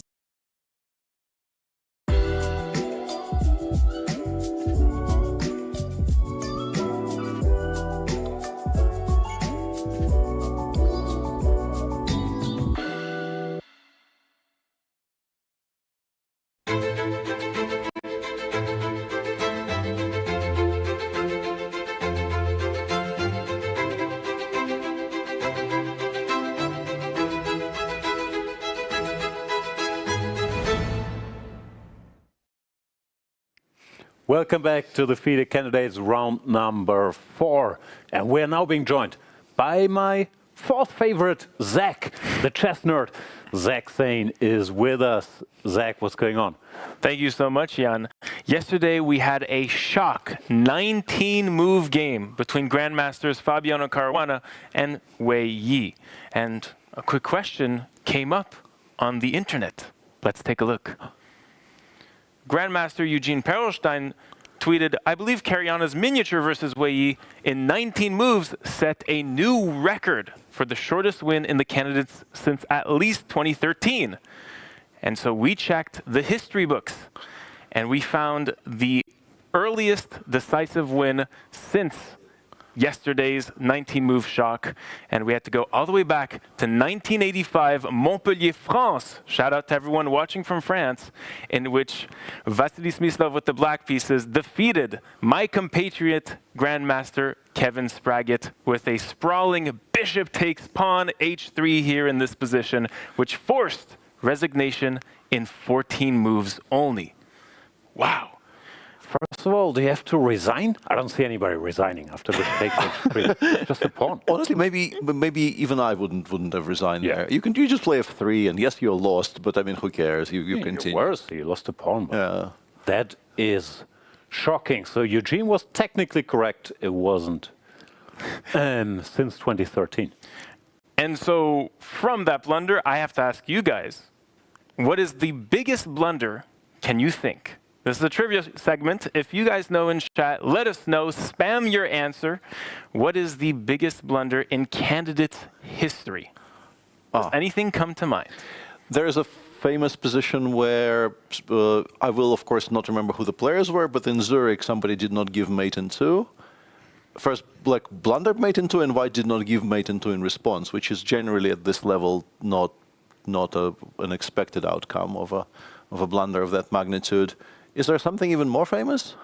There is. We had to go back, once again in the history books, to the third candidates tournament of all time. That also. In Amsterdam in 1956, a sprawling 70 years ago, in which David Bronstein played, well, actually, Tigran Petrosyan played knight g5 in this position, giving a queen in 1 move. Yeah, it's a famous game, and it is famous especially because black's position is so completely hopeless and has been so completely hopeless for so long that Petrosyan kind of completely forgot black can create threats of any kind.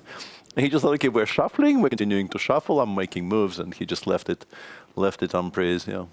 And my question to you guys is, when I say the term blunder, does anything pop up in your heads from your careers or from history that just sprouts an idea? I think I win this one. I blundered mate in 1, definitely at least once, maybe twice in my career.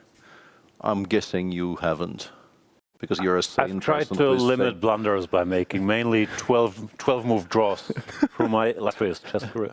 Yeah, I remember even the position quite clearly, and I have a feeling maybe this repeated itself. This was a junior tournament, but I was already somewhat reasonable at chess, so it counts, I think. Do we have a picture maybe from? No, I was not prepared for this question, or we would have had a picture. Yeah, I was completely winning as well, but just thought, okay, why win in a difficult manner when I can just exchange some pieces? And my opponent refused to continue with the exchange of pieces and just gave mate in 1 instead, which was a bit embarrassing and unenjoyable.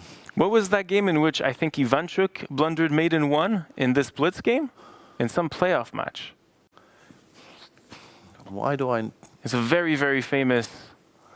Maybe I'm remembering. I know some other instances of people blundering mate in 1, but Ivanchuk doesn't immediately spring to mind. Oh, the most obvious one and the most famous one, I'm guessing, is Queen h7 mate in Kramnik versus computer match. But there are some other examples, of course. And with that, I imagine this is how we all reacted to the blunder 95 yesterday, or any of the blunders that happened in that symphony of Blunderfest yesterday. Let's take a look at a video from Instagram from Simon Plays Chess, in which we react to. Unbelievable. I would have never played that. I would have never played that move. That's crazy, bro. He played 95. That's a huge blunder. I don't know why. I would have seen that. I would have seen that move. He is looking. Let me show you how to play chess, bro. Well, let's take the pawn. Why are you waiting?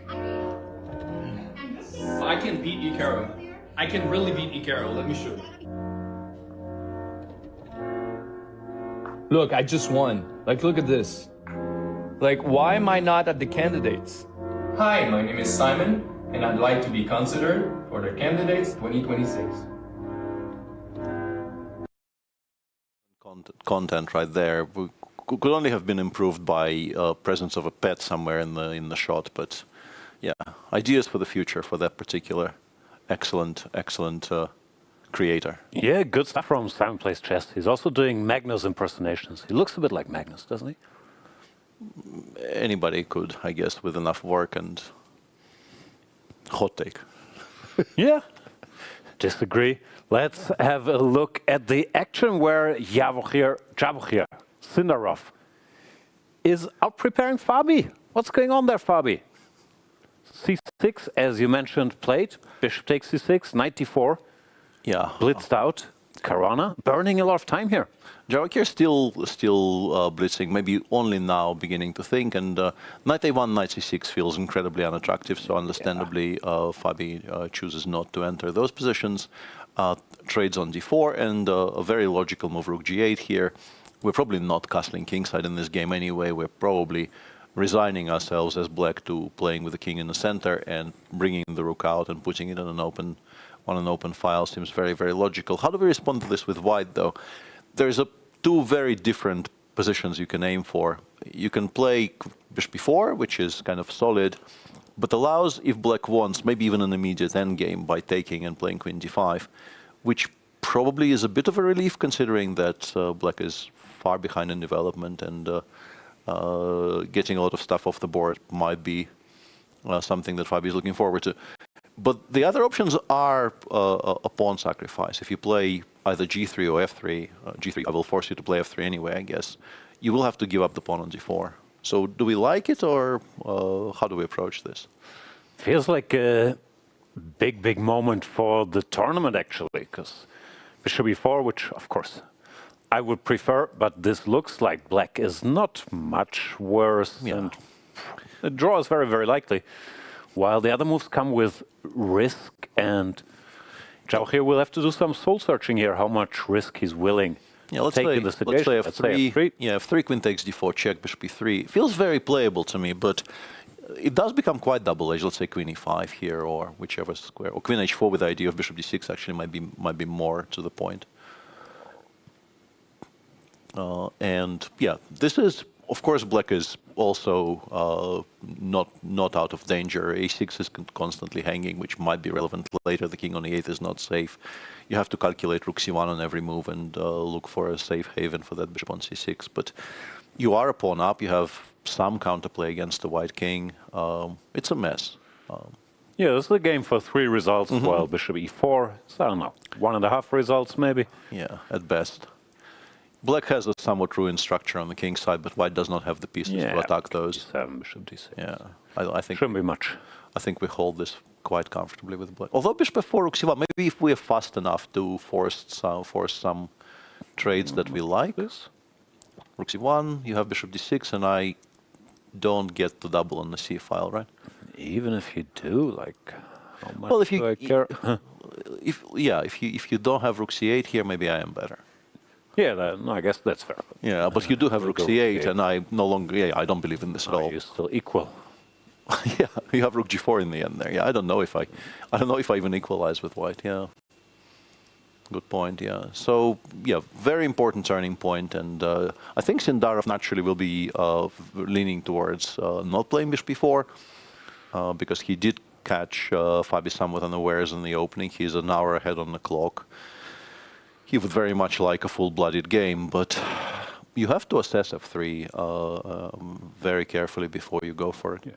Also, he is generally an aggressive, optimistic guy, but he is on +2. He's facing Fabi, and if he can't see an advantage or doesn't like his chances after whatever, queen d4, bishop e3, queen e5 for some move, then bishop e4 will get a bit tempting. And he has a very decent buffer in terms of the clock situation to actually ponder those, go for a bit of a soul searching here, choose where to go. Yeah, g3 you mentioned passing, also possible, but it looks strange because queen d5. Yeah, I guess force you to play f3. You could argue that g3 is useful here. I don't know, making actually specifically against the plan of queen h4, bishop d6. Maybe we win some tempo. Yeah, it's a bit of a strange one. On the other hand, for black, if we take on d4 immediately after g3, maybe we do it in the other order. Yeah, we do this, and then we play queen d5 back after bishop e3. Sure. And that gives us a tempo to do something. I'm not entirely sure what, though, because now bishop e4 maybe is a threat. Maybe we just dislike the queen on d5 so much that we don't do this. Yeah, very intricate position, which is,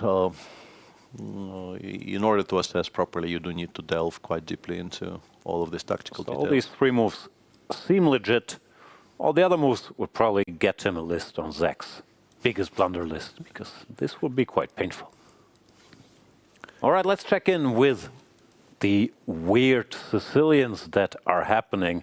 And this one is escalating a little bit. And while we do that, there was a poll on our screen asking our viewers who are they rooting for in the battle of our tournament leaders. So do participate in that. We want your opinion. Yeah, Andrey is sacrificing a pawn here, and actually, somewhat shockingly, Anish did not have to accept.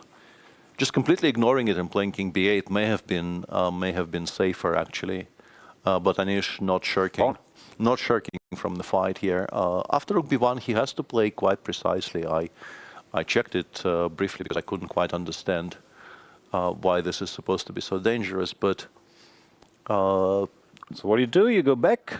Apparently, the best move appears to be bishop a4, which is already quite a difficult decision to make. This is trouble, yeah? Queen b2? Or what? Yeah, queen b2, I guess. No, this might just be very, very dangerous for black. So you either take on d3 or you go bishop a4 and then take on d3, and it appears to be useful to include bishop a4. I'm guessing because we're maybe denying the white rooks some squares, but what do we do? We take with the rook. Yeah, we take with the rook. Oops. We take with the rook, and then this rook goes to either b3 or in some cases even a3, in particular if there's a bishop on a4 to attack. And there's, at the very least, a very good compensation for white for the sacrifice pawn, and maybe even more. I'd be scared. Of course, with either side, because with white you're also strategically dead lost. Yes. You don't give mate, but you might give mate. That is very true. Yeah, I'm not entirely sure how, though. Yeah, bishop c6 seems very natural. Yeah, I thought maybe knight takes d6 and c5, but there is bishop takes h2 there, so that is clearly not the solution. Followed by queen h4 check, or even queen g5, maybe. Yeah, I guess it doesn't work. Doesn't work, yeah. So what is it? Queen e3? I mean, king b8. This doesn't look that horrible, which makes me wonder why it wants to include bishop a4 so much. Maybe it's queen takes, but queen takes bishop c6 seems very similar, and we also have no rook lifts. Gotta be something smart here. Yeah. Is it some sort of weird knight c5? d1 and say, what about d6? No. I'll take on e4, go king b8. Yeah, it doesn't look too bad. No. So which one move is it? I thought maybe knight c5. It looks strange, but now I want queen b2. Cunning. My problem is, I'm not sure black is doing so poorly after d takes c5 here, among other things. Because takes, rook h, takes d8, I guess. The king is now safe. We have a beautiful pair of bishops, and if I get to play something like rook d4, bishop d6, rook c d8, I'm starting to take black, I think. So yeah. Black could make 3 moves, he'd be okay? Yes, might already be okay. If you make 3 moves, maybe you're better. So yeah, very messy, welcome mess on the board. Yeah. Andrey also taking his time, which is also, well, not very odd. You have to calculate, but you go b4, knight takes b4, and then you think for a long time. There we see Andrey Esipenko's record not great against the field, only 1 victory against Praggnanandhaa. He would love another one today. Absolutely. Yeah. I mean, maybe he just spotted bishop a4 and is now having to reconsider his options a little bit. But you still don't really have anything that seems logical, more logical than rook b1. Having given this pawn, you have to start opening using the open file. And I guess maybe queen b2 could be, but it doesn't look right? I mean, strange, no? Looks very strange to kind of commit to specifically queen b2 this early. When maybe b2 is an option, but you need the rook on b1. So yeah. So yeah, the question has to be what other options he is even considering here. Also, what I didn't understand, you said this move here directly, then if I take, you have some trickery, like d5? I think it's d5 in the end, yeah, attacking two pieces and saying I'm not actually getting mated fast enough to have to worry. Even though, like, continuing this line, I guess, you still have to, like, something like rook b1, d4, queen b3. But I guess you just take on d3 and we don't have enough attackers, right? For a second there, I got worried, but you just go queen takes d3 and king g8, and there's not a single sensible check. We need more rooks. Running out of rooks here. Okay. Sharp, sharp stuff. Andrey, of course, is a universal player, as all top players are, but could he be a little bit out of his comfort zone as well? Like, I think of him as a classical player where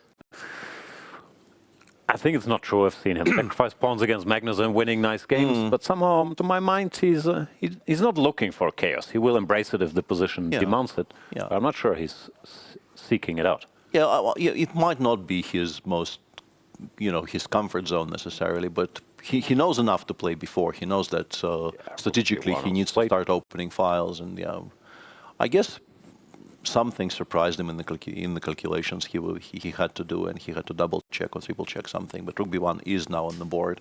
So then what happens after this weird bishop a4 move? Machine just goes d2. Machine goes rook d2 takes d3, yeah. And then black plays king b8, and I guess we have removed some options from white. Knight takes d6, I guess, is no longer a threat because we moved the bishop away from d7. But rook a3 becomes a move now, and you actually win the a6 pawn back. With a very messy position where, once again, strategically black is doing extremely well, but if you get mated, it counts for not very much.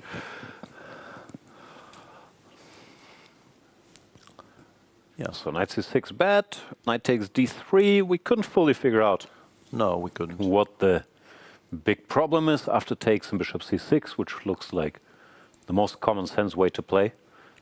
But apparently there is sort of a problem. Yeah, having given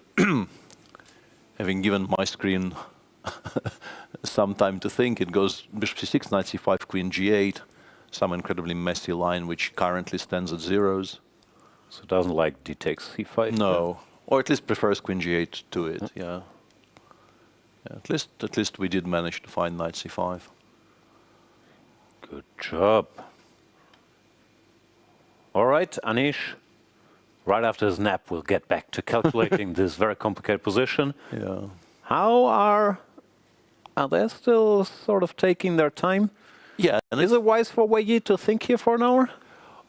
Yeah, I was about to say, he was the one who kind of came with the kind of a quirky move order which forced Hikaru to play something that he perhaps was not planning to play today, and now he's behind on the clock somehow. Sure, Hikaru will be delighted to see. Yeah. Yeah, Hikaru would have been very worried if Wei Yi continued blitzing, but that is very much not happening. Hikaru very much stabilizing the clock there, playing b5, bishop b7 pretty quickly, and Wei Yi taking a lot of time to respond. He has a decision, a4 or bishop e3, looking like two very different ways to play. But it does look like he's taking a bit too much time. It could be, once again, could be he's just thinking. But sometimes after you lose a game like he lost yesterday, where you blunder, you stop trusting your instincts a little bit, and that can lead to sometimes freezing and double checking, triple checking, not being sure which way to go. Once again, Wei Yi often ends up in time trouble, and he's a world-class player. But he's using time here. Yeah, and that's actually a lot, considering this is move, I'm guessing 8 now? Yeah. Being below 1 hour mark, thinking about move 9 is, generally speaking, unnecessary and unwise. So let's have a look at some of the options. If pawn to a4, black will play b4. Let's say knight d5. I think we take. I guess knight takes. And the problem bishop takes you could argue for. Yeah, okay. Don't like weakening the c6 square so much. And now, now there's a choice, because e5 you have to have a reply to queen a5. So maybe you do this, yeah. But this also makes black's life slightly simpler, yeah. Bishop g7, queen b6, b7. No, I don't like this much for white. No, and e5, queen a5 might even be worse, frankly. because well, you either sacrifice this central pawn or you make some very like if you have to go 92, 94 e2 here, the whole opening concept has been refuted more or less. No, it's not happening. Yeah. So that could indicate that a4 is a bit premature. a4 knight a2 you see sometimes, but also not E5, here with d5. D5 coming. No. Okay, then play bishop e3. No, what's yeah, just make a move. Yeah. what's the big think about? Well, maybe some bishop g5 ideas. Yeah. No, the typical setup is bishop e3, queen d2, even here. Then black chooses if he's concerned about g4, if he goes h5 or not. If he does go h5, like normally they go here. Now you often see h5 to also stop bishop h6. And then, yeah, white typically switches to play in the center, long castles, rook he1, I don't know, all your favorite moves, king b1, and very often h3 followed by either g4 or f4 if black decides to go h4 himself. And I'm sure Wei Yi knows all this, so it's a bit odd he's taking that long. Yeah, and if this were me on your screens, dear viewers, this would be a very bad sign of kind of internal things being kind of wrong when you take so long in the opening, and it doesn't necessarily mean that it's not quite clicking for Wei Yi, but people are very different. But I know this from my own personal experience. When you start doubting your decisions this early in the game, it rarely bodes well. Yeah, especially combined with what happened yesterday, and also playing Hikaru, who also will feed on your insecurity. Oh yeah. So yeah, that is one of the things Hikaru is very, very good at, picking up on those cues and adjusting accordingly. Yeah. Okay, we might be slightly over dramatizing. It's move 8 and Wei Yi is better, but yeah. Fair enough. I will note though that this is move 8 and this is an incredibly rare position already. So yeah, but the plan is not rare. Bishop e3, queen d2, long castles, and then either g4 or bishop h6 or play in the center. That he can do. In Matthias Bluebaum's game against Praggnanandhaa, some things have happened, and from a German fanboy perspective, I'm not sure how thrilled I am. Like rook ac1, knight to e5, all of this still fairly standard stuff. Queen yeah, we were here, and d6. Prague took a very, very long time over the, maybe not very, very, but quite a significant amount of time on the decision, almost half an hour, and played queen d6, changing the material balance. Provoking f4. You are very much provoking f4 here, and then you will have to take on c3, which he does, giving up the bishop pair. The first question is, being in nit, did I have to go f4? I think otherwise d5, d4 becomes longer, right? Because we no longer, the bishop on e5 is no longer hanging, so after d5, d4 here, you will not you're still have... arguing rook d1, d takes c3? Yeah. Actually, here I'm not arguing that, am I? I'm not sure. Maybe you still are. Maybe I still am. c takes b2. You have to take on c8. You have to go back to d1, I assume. And we have to calculate this position, which we don't like. Threatening f4, which is good. Well, I still have bishop c3 there. It's not a deadly threat. It's a threat-ish. Yeah. Sure. Bishop b3, actually. Maybe it's just good for black. Bishop b3 and a lot of pressure. Messy. Yeah. Then again. Well, how big are your threats? I want to go bishop c2 and then knight e4. Although I'm blundering queen d5 there, which is annoying me. Okay, we're making random moves. Yep. But I was also wondering if Bluebaum's trying to play solid. I mean, you can take, put a bishop on f3. Yeah, you could, You're probably not losing. But anyway, he played f4, saying, give me bishop, forcing bishop takes c3, but leaving this permanent hole on e4. And yeah, I think Praggnanandhaa is doing sensible things. He's not doing anything crazy, but he's inviting a little bit of imbalance.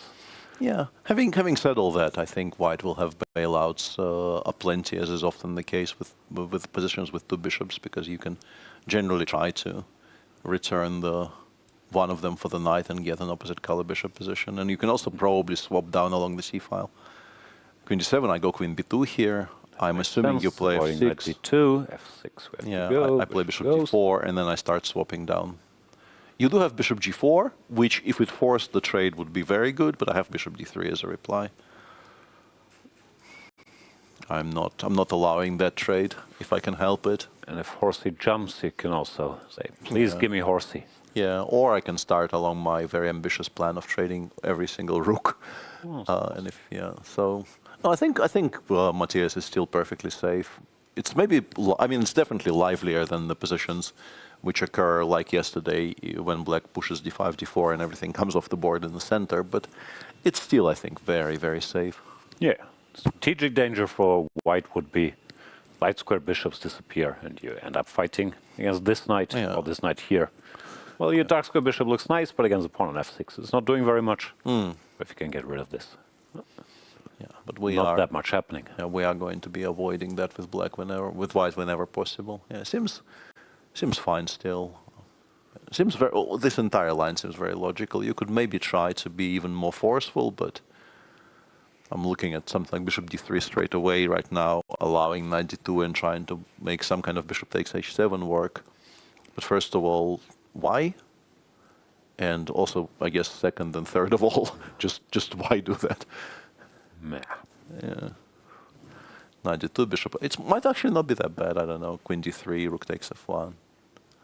Pretend we are in the golden age of chess and playing romantic stuff. f6. Yeah, I don't know. Maybe not. Yeah, probably not. Bishop d4. Actually, might not be that bad objectively, but we just don't need this with white. What is this?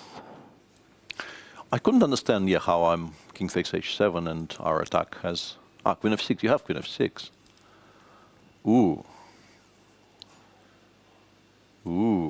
King g8. Bishop h6 resigns. Beautiful. What, sir? Beautiful. Well, I mean, yeah, okay.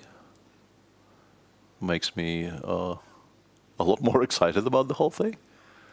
This might work, no? Yeah, I mean, knight d2 is not forced. No, of course. But it does appear to be work from here, yeah, which means that black plays something like bishop f6, bishop f5 here, or f6. Yeah, and it looks perfectly fine still. This type of position, I would also be mildly concerned. No, with this bishop here. And rook c4 to come in. Don't like. No. Because with opposite color bishops, the usual speech, whoever gets to attack is normally better. This bishop has a lot more potential attacking than this bishop, which looks nice. Yeah. No, we're only taking on e4 if we're forcing d takes e4 in response. Yeah, we can still go queen b2 or whatever, but I don't know, I smell some danger. Knight d6 here on knight g3. Knight g3 is not that much, but knight d6 maybe. Yeah, it feels unnecessary. Some strategic risk here. Feels unnecessary. What was the difference in this stuff? Okay, then bishop f5. We don't play bishop d3. What do we do? Just rook c8, rook c1, I think. Yeah.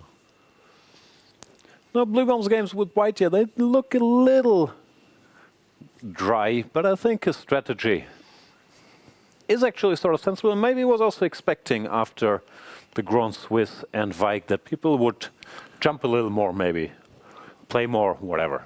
Benoni's King's Indians, but they seem to say, okay, we understand. Not just yet, at you're, least, yeah. You're good at chess, so we'll play normal. And maybe in the second half, things can change according to the standings, but for now, it's kind of dry, solid position he's been getting.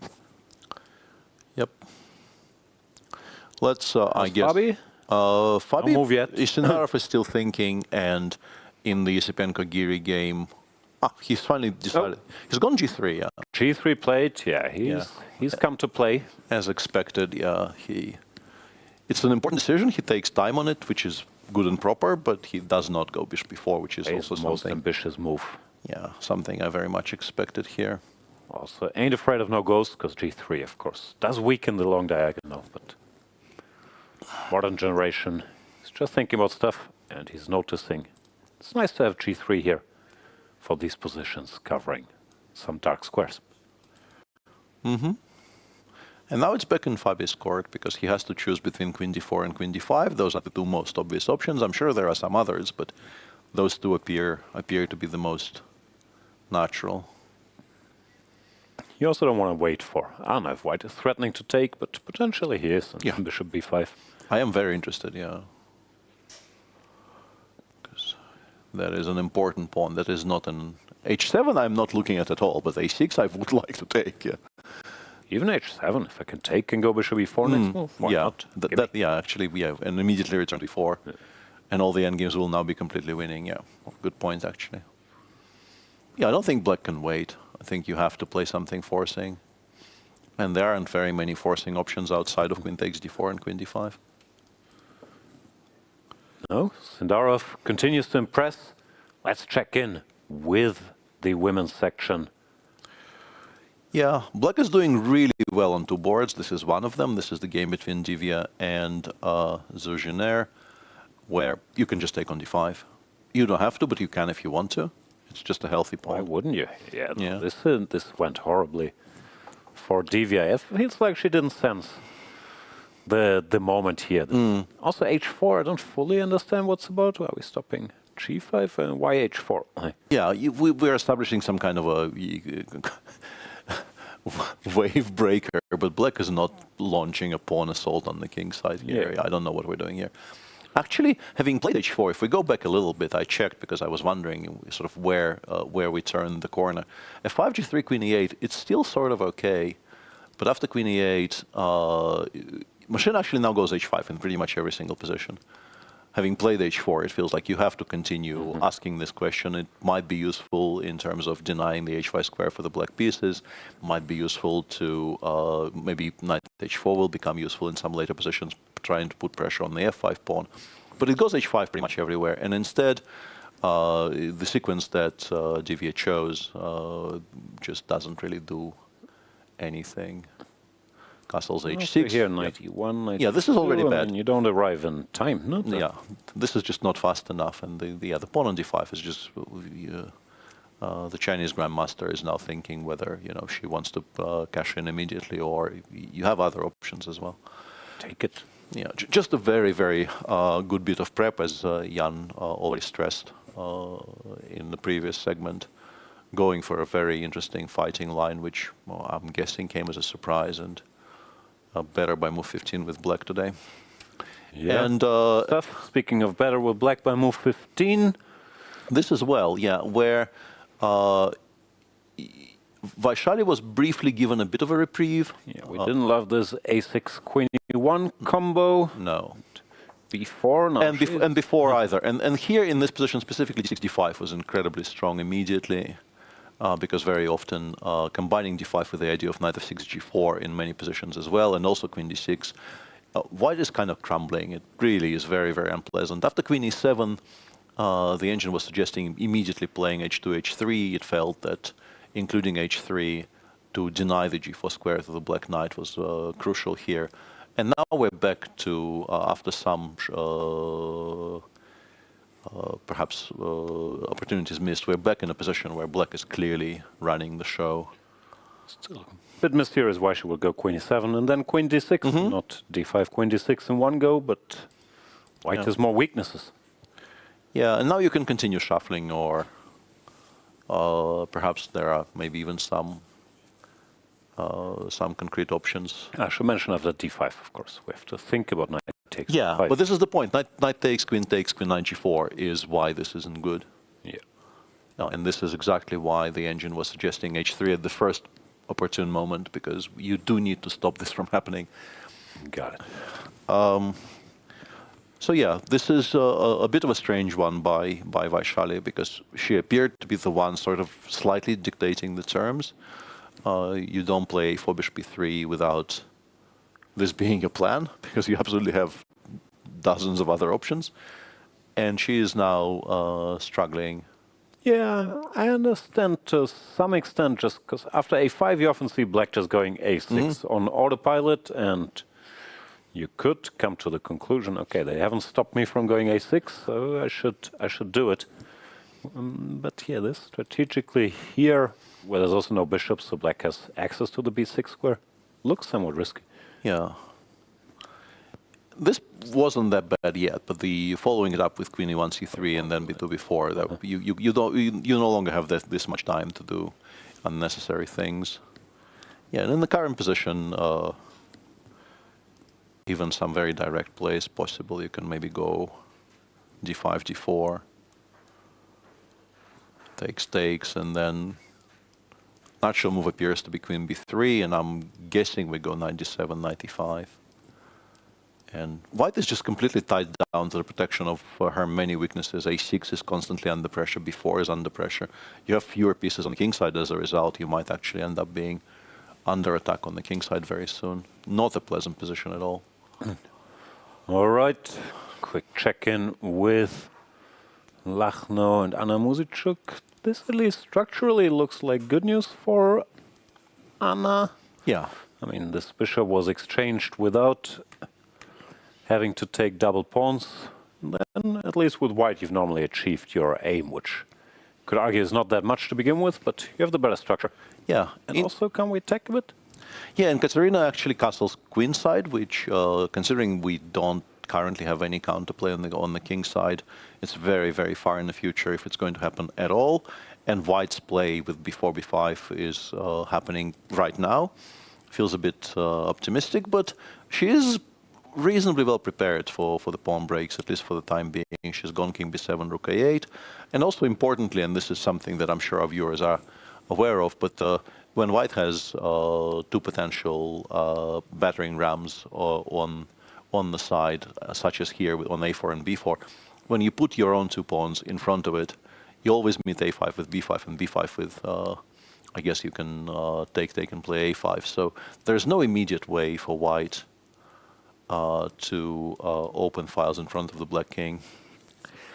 Queen e1 is maybe a little bit of an indication that Anna is looking for ways to maybe play b5 and then sacrifice something on a5. Or is it? I don't know. Also, b5, can't I just take everything? Yeah, that actually is pretty solid as well. Yeah, I was just trying to figure out why the queen is better placed on e1 than it was on e2. Don't know. But yeah, maybe it is. Keep an eye on this other rook, preparing b5. Yeah, direct b5. There was also the option to just take. Like, yeah, with the queen on e2, it just doesn't work at all because back rank is creaking. And now looks like black has gone passive, having to defend against his attacks. So maybe with white, you also want to shuffle now and hit it some. Bishop c3 or bishop maybe e3, queen c3, and then kind of hint reevaluate fronts, and then maybe go b5 or a5 when the moment occurs. Yeah. Because the black attack, I mean, like, this looks like it's just weakening the position for now. The knight will jump here and say thank you. Yeah. There's not even a pawn on h3, and in view of that, Anna might not even want to play h3. Because you normally compulsively make a luft at some point, but yeah, give them a hook. Yeah, giving black a hook here appears to be unnecessary. The one idea of playing h3 would be maybe if black, instead of queen e1, we can just put queen g4. Yeah, exactly, yeah.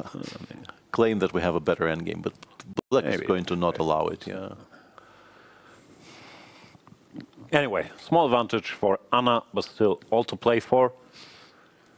And then we have this game, where Bibisara is pressing. I quite like how Zhongyi reacted to queen b3, because normally you autopilot knight takes d4, but I think bishop takes d4 is a stronger choice.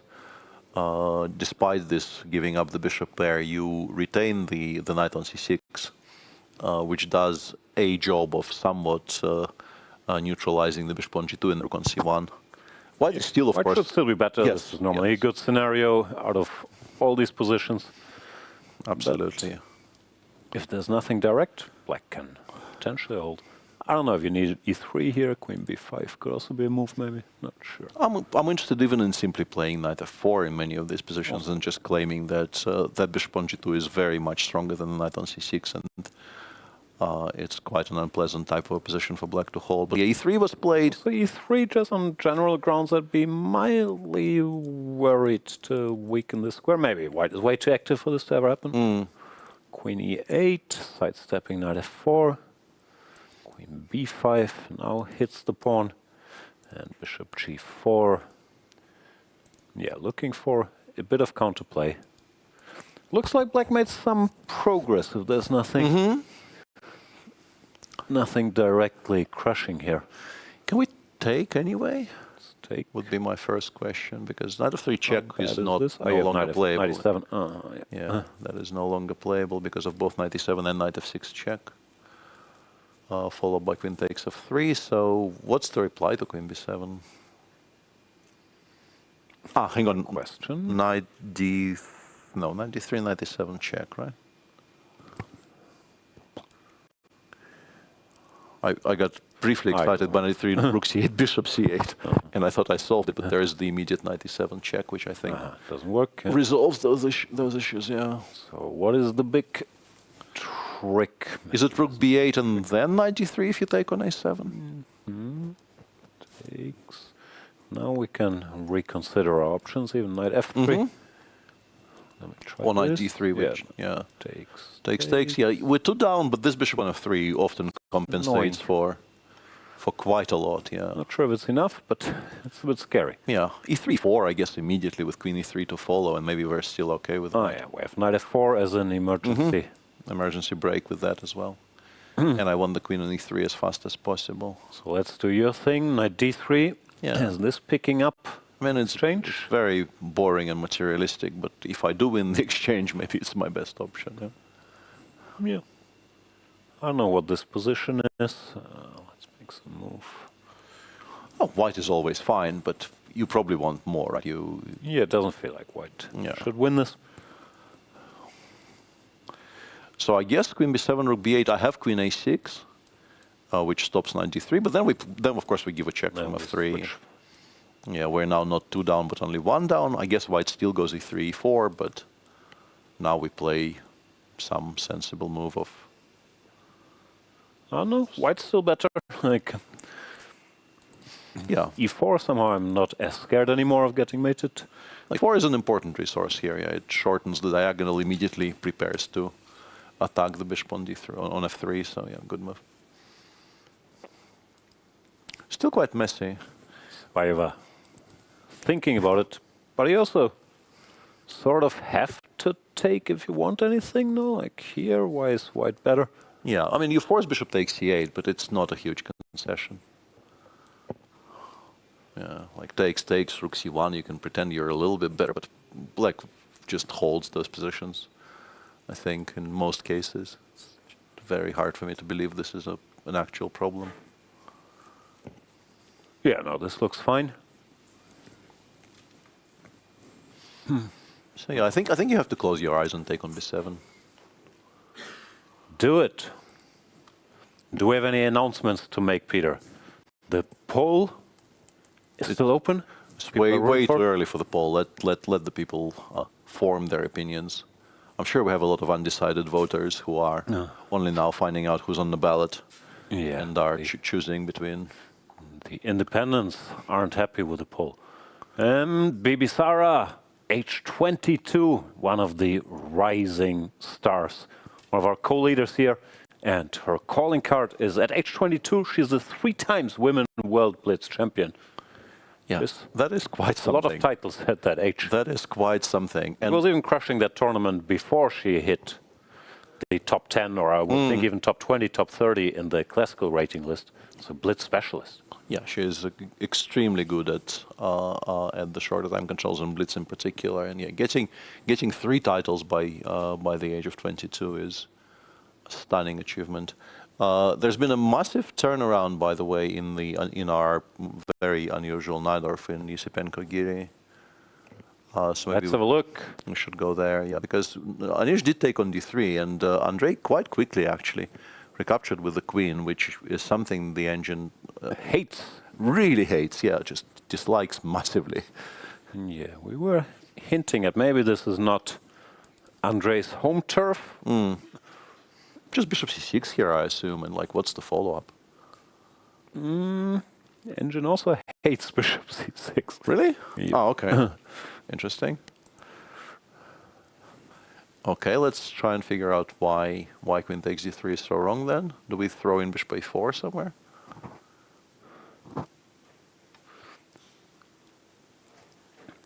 Bishop a4 appears to be strong. Why is it so important, though? I guess we just take away the b3 square and then we finish develop. I guess maybe king b8 simply. And without the b3 square. But I'm prepared to go rook db2, though. I guess then we can put it back on c6. And d6, d5 is now being threatened. If white doesn't break through, he just loses. That's the problem. Yeah. Like if you give black time to play something like d5 or f5 or even, I don't know, queen a5, rook hd8, rook c7, there's no attack, there's two bishops. You know, let's try to figure out why bishop c6 is wrong, though, because that confuses me. c5, queen g3 check, maybe? It's awkward. Yeah, if it has to start running back towards the center, maybe you're not that happy, although I don't see how it loses. Oops, sorry. c5 check. Maybe queen e5 here, simply. Just centralize. Centralize, create a very strong threat of knight f6. Yeah, this looks awkward at the best of times, yeah. Okay, that makes sense. h8 is also saying, I was going to say queen 7, rook, king d8, but not great. Yeah, no, this is unpleasant. Yeah. So it's sort of another pivotal moment. Yeah, bishop a4, black better, bishop c6, black worse. But okay, Anish will spot c5, queen g3. Yeah, c5 is... I'm even wondering why we can't do it against bishop a4, to be honest. But obviously, you know, anything is better with an additional exchange. So even simply by comparing the two, you go bishop a4, even if you don't immediately know the answer to what happens here. Yeah, rook takes d1. Also here I can go king b8 or... King takes d6, you have to go... actually d7 is not a threat, so maybe it's pretty good. I wasn't sure what move, or rook c6. Yeah, something like that, or queen f5, maybe, I don't know. No, maybe. Something. Maybe something smarter here. Yeah, no, this should be pleasant for white, for black, sorry. And how are we doing on the clock? Giri thinking about it, but he's about to make a move. Yeah, still almost an hour behind on the clock, but the position has improved dramatically after white recaptured the wrong piece on d3.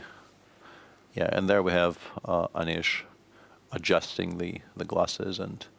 H31 has been around forever. He wrote a book when he was like 20, which my junior years in chess was already like a biography with like 82 games against the world's top players. Reaching for the bishop, yeah. But where? But where, yeah. Where exactly? Then again, bishop a4, sort of logical, just ask white for a move and then reconsider. Yeah. I think feels like the moment you spot bishop 6, c5, you start looking for options and you realize bishop a4 is just an improved version, if nothing else, just an improved version of the same. Let's wait for that and then go on break if we don't have further announcements to make. Announcements. What shall we announce?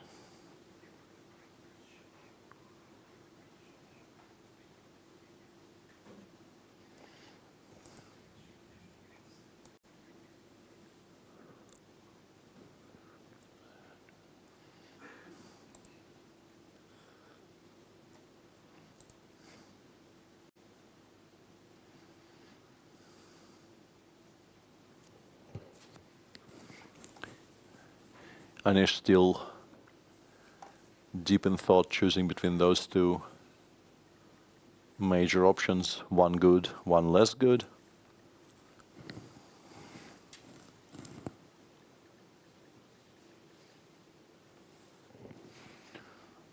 Come on, Anish.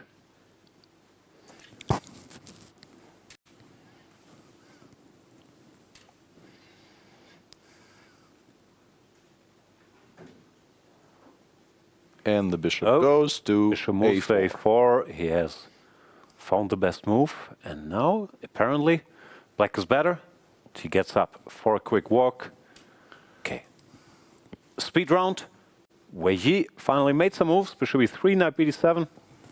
Now he went for a4. And Hikaru didn't go b4. Hikaru didn't. Yeah, he took on a4 and continued developing. Yeah, and Wei Yi goes to knight c6, queen c7. I'm assuming the plan is to go knight a5. But black is now sort of developed, but you can just maybe even castle and queen takes b7. Yeah, I don't think you mind this. Yeah, and yes, your queen side is somewhat compromised, but you're actually ahead in development. Now you have B and C files for your rooks. This looks completely healthy for black, frankly. Yeah. Yeah, looked like Wei Yi. Didn't feel like committing to the sharp business. Was looking for a way to keep it a bit under control, but I'm sure Hikaru doesn't mind this turn. Off events, let's have a look at Fabi. Fabi played f5. Fabi found a move we have not considered, protecting h7, because we can't take. Yeah, bishop f5, queen d5, not great. Also rules out bishop b4 for all eternity, which might be useful for the future. Creates maybe some ideas of bishop g7 takes d4 in some positions. So a very interesting option, which maybe... What if I take? Yeah, this is obviously the big question. I'll go here, so you better do something. I guess we begin by playing queen d5, you play f3, there's no other move, and now I'm not sure if I'm forced to take on d4 even. Maybe I go bishop g7 or something. That isn't white better? I like this for white. Yeah, I'm trying to find some kind of a forcing way to avoid the, like, I thought maybe f5, f4 here, but all it does is just, I think, throws away a pawn. Yeah, bishop takes f4, bishop takes d4, king g2 or king h1. I don't know which one you think is more natural. I don't like this for black. Yeah, I don't know. Yeah. No, but king h1 rook takes a6 actually. Let's show this. Oh, that's beautiful. Yeah. Ooh. That wasn't actually a trick question. I did not see that when I was asking you which one you prefer. But yeah, king g2 probably a bit better. This covers the pawn, that helps. Yeah, a little bit better. But, I mean, white is one move away from completely stabilizing and being arguably close to winning, I guess. Both bishop c4 and bishop b5 in particular will sort of end the game on the spot if they land. I don't like this for black. Yeah, so what's the plan against bishop takes a6? No, I guess be worse and keep fighting, no? Like queen d4, bishop e3 looks terrible, so bishop g7. Yeah, bishop g7, bishop e3. You can trade the bishops off. Maybe you actually take this trade, and but rook ag1 here even. I'm worried about everything here. Like rook ag1 and then queen takes, and you can't offer a queen trade here, so you play like queen a5, and then I play bishop c4 and I give mate. No. Ah, you have queen a7. Important. Important that you have queen a7. So I don't give mate. I win. I win the much better endgame after takes b3. Not sure how much it is. Should be better, but yeah. I mean, protected outside passer. I am content. Let's put it like this. Yeah. No, I agree. You're better. I am content. Might survive this. All right. We will go on a quick break. We have a video for you to check out before. Take a look.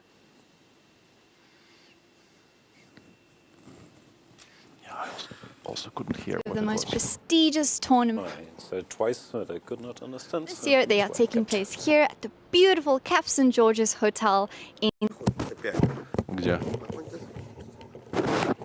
NC, and just incredible facilities. Let me take you around the venue.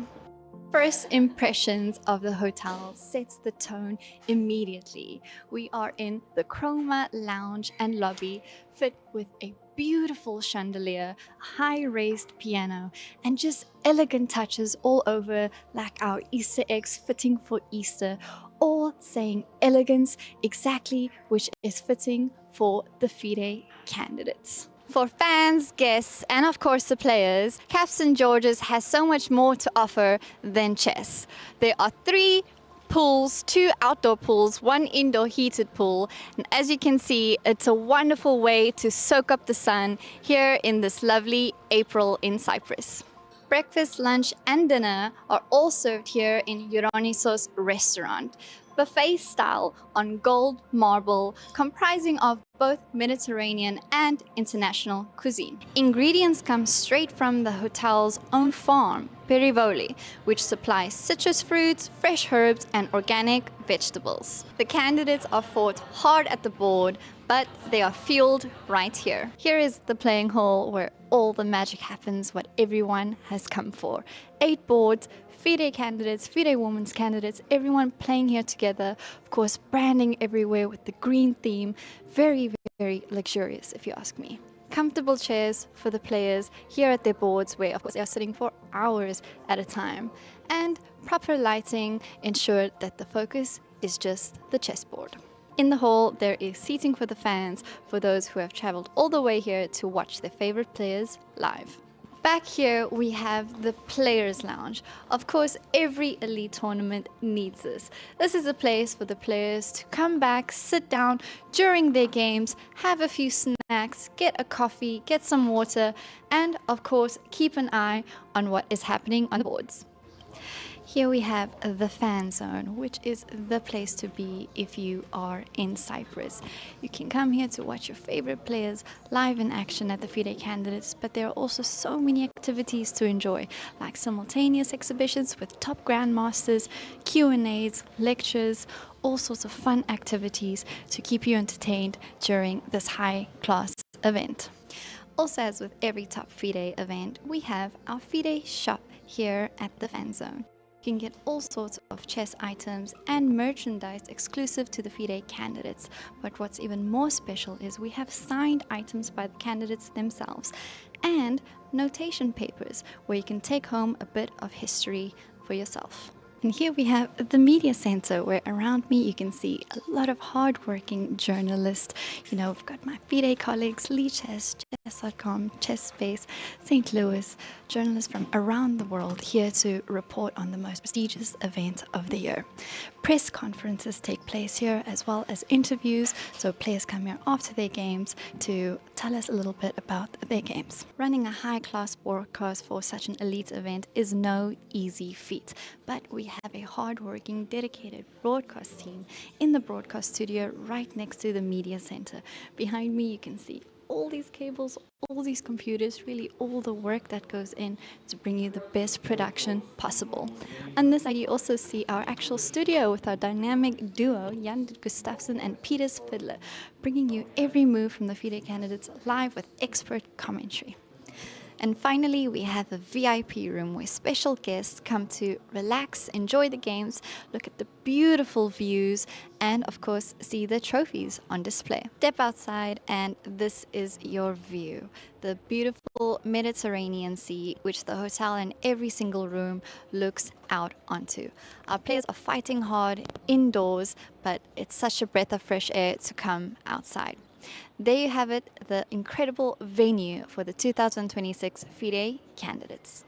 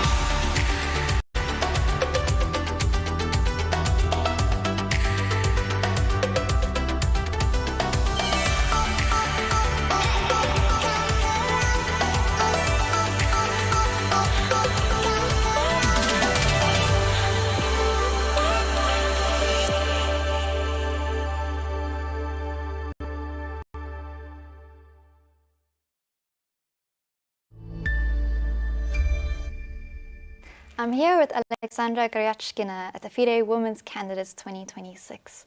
Aleksandra, you've been in exceptional form recently in elite women's events. You won the Monaco Grand Prix, you won the World Rapid title in December.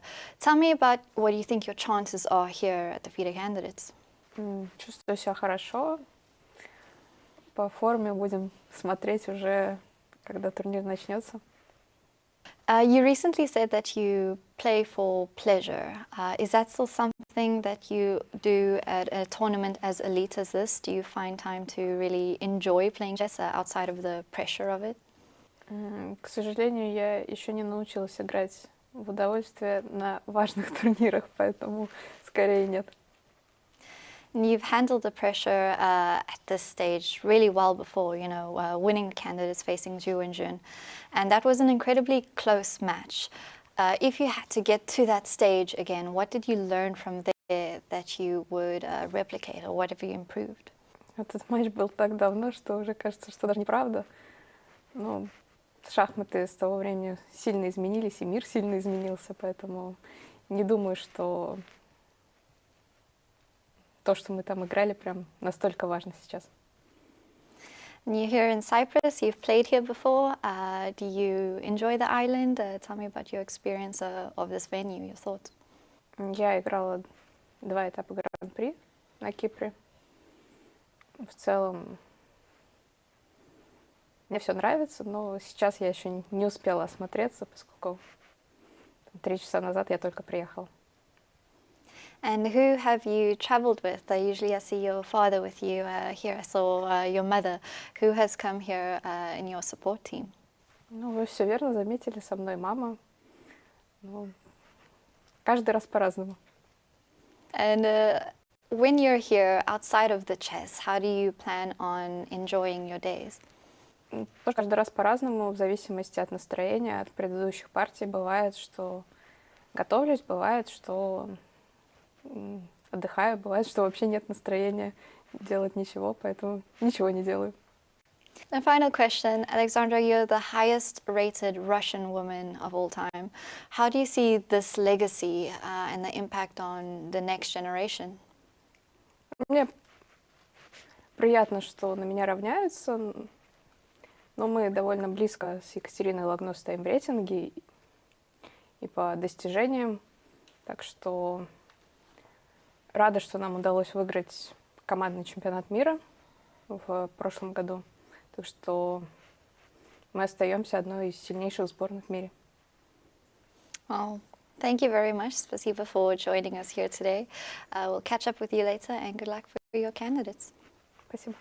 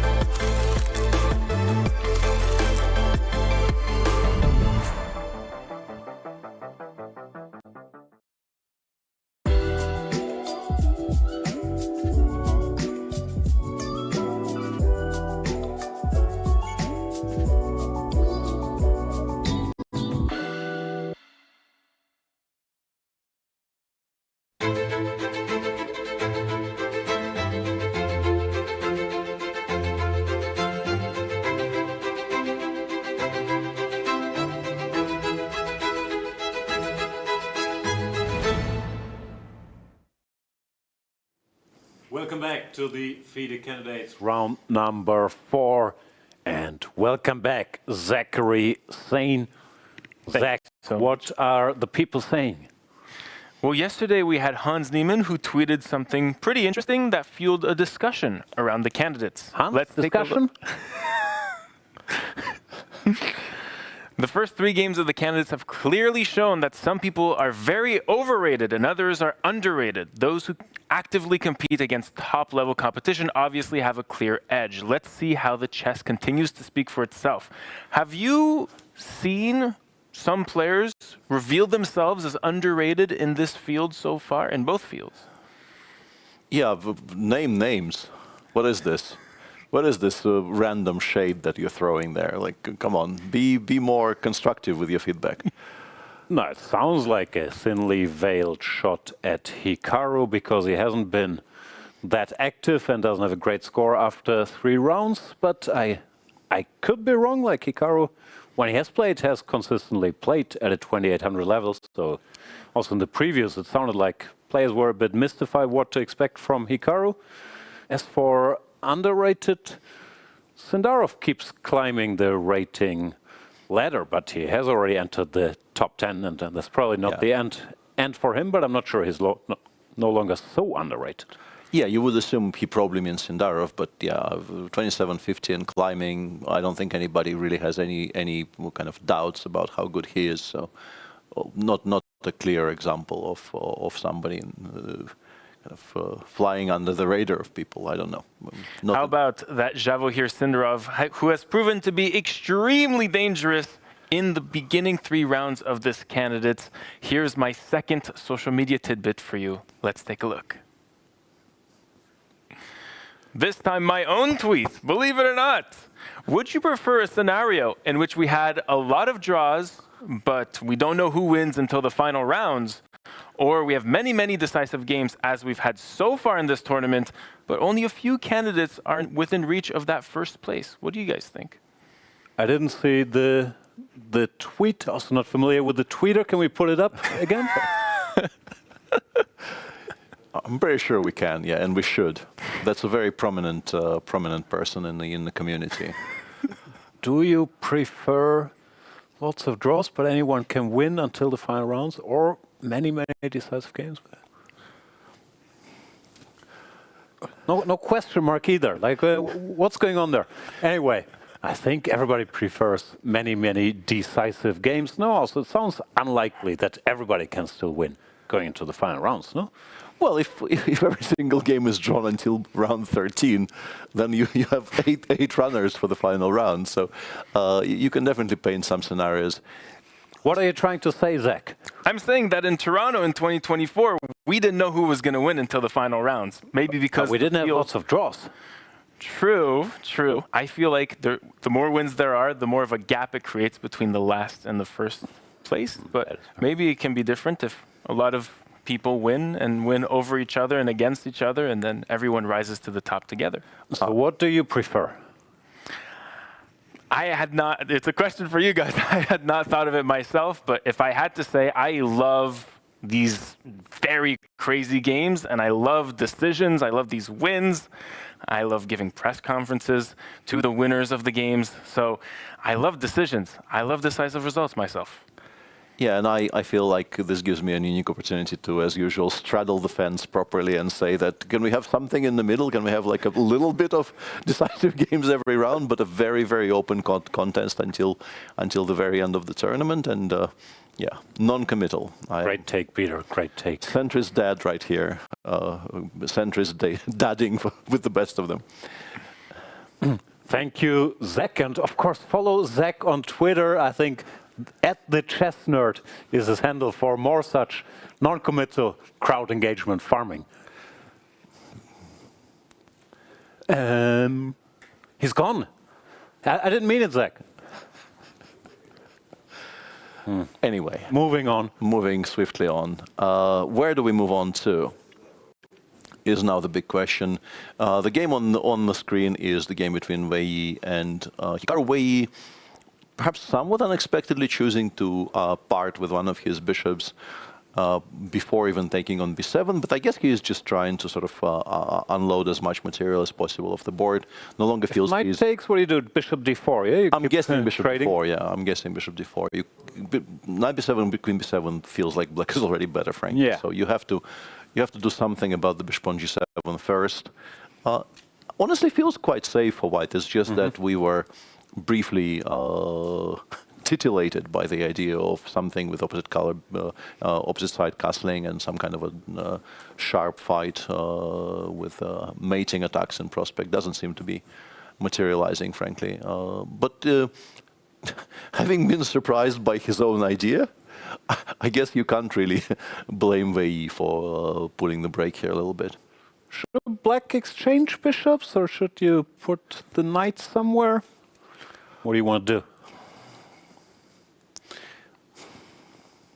I feel like we're probably taking. I don't particularly like knight f95. I don't see what it does. I think I'm taking and going like rook b8, rook fc8. Then I probably goes to f6 to make sure the knight from c3 doesn't jump to the best square on the board. Yeah, knight takes d7 played by Hikaru. We're expecting knight d4, so we'll see what Hikaru thinks about all of these things. I'm pretty sure he's completely fine now. I don't know if he can find a way to make the game at least a little bit double-edged from here. Feels quite dry. Yeah, it's this typical thing where a6 is technically weak, but these pawns are also a bit I was wondering loose. about that. Yeah, Hikaru instantly goes bishop h6 here. Bishop h6, see? No exchanges. No exchanges, but in this... That means he is trying to at least keep some winning potential. This feels like maybe not objectively the best move, but clearly. Yeah, but often in these types of positions, like the idea of playing bishop h6 is often connected with the fact that the bishop on d4 does not have good squares, and maybe you try to attack it with the 75. But now that we have the f2 square, I just castle here. I'm not unhappy about this with white. Yeah. Also, what is this bishop doing? Exactly. Like, I'm tempted to go back. Very often, these types of ideas are, as I said, are either connected with trying to catch this bishop on d4 and force white to play bishop e3 and take with the f2 pawn, or perhaps we're attacking something on c1. But there's nothing on c1, and the bishop on d4 is very safe. So, I mean, it's ambitious. It's definitely more ambitious than bishop takes d4, so we like it. But I'm not sure if it does very much. I think it's just a way to keep the game afloat, maybe slightly against the objective flow of the position. Yeah, it could also be slightly what we talked about earlier. If Hikaru smells some insecurity, he will go out of his way a little bit to keep it going. But Wei Yi castles more or less instantly. Doesn't seem rattled by bishop h6. Yeah, not at all. Not at all. Speaking of rattled, bishop a4 arrived on the board in Andrey Esipenko's game. And Andrey hasn't made a move since, and this was probably an unpleasant surprise. He must have been counting on bishop c6, c5. Now? And in the break, we discussed this position a little bit with Zach and our showrunner Mark, and it feels like white is... the choices are incredibly depressing. After queen d3, bishop a4, the best appears to be rook d2, king b8. You can throw in, I think, but eventually I think you have to take on d6. I think the engine goes queen d4, waits for bishop c6, and takes on d6 then. But that endgame is terrible endgame. That endgame is very, very depressing for white. Equal material, I think the engine says Even minus rook d8, 1.5. no? Yeah, rook d8 or rook g8. You have choices. All of them are very pleasant. Or you can gamble. You can actually now play c45 in the current position, but it doesn't work. One potentially crucial line is in the current position going all. And a game has been drawn. The great Bluebaum sweep still in full effect. I'm not sure if he's thrilled. He has 4 draws out of his first 4 games, which of course is a good result as the lowest rated player. But he had 3 whites, and his white games, he didn't ask that many questions. Like, he got decent isolated pawn positions, but they petered out fairly quickly in all of them. Yeah, I mean, it's solid, and he is a slight rating underdog against the field, and we're not sharply critical of what he's doing, but he's probably not all that happy about it himself. And No, I still think strategically it makes sense. Or maybe he was expecting to be jumped on a little more as well, and you only have limited time to prepare all the openings. And it looks like people are just saying, okay, I'll play solidly. Yeah, we trust you're good. We're not going to do anything crazy against you. So yeah, let's just for now let's just play solid games of chess.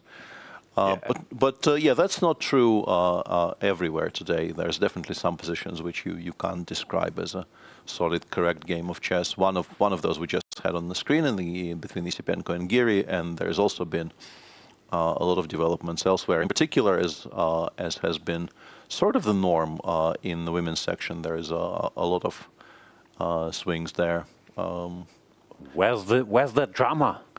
Well, Aleksandra Goryachkina is no longer better, but perhaps the most interesting one is the game between Muzychuk and Kateryna Lagno, where I did suggest maybe Queen E1 wasn't intending this piece sacrifice.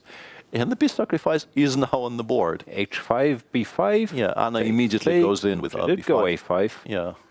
And was taken. Was immediately taken, yeah, and knight C6. And now you have to solve some problems because... well, first of all, your rook on A8 is hanging. If you take on A1, then your rook on H8 is hanging. Can we make a draw? Can be 7? No. I'm wondering about, that was my first question. I was wondering if this is just not a draw offer, but maybe white has something.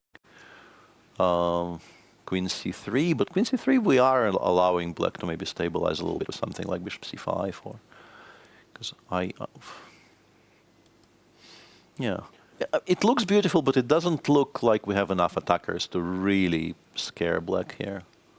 Rook a6, I thought, but yeah, I keep thinking about it, but takes, yeah, king c6, and where's the checkmate? Yeah, we just don't have enough.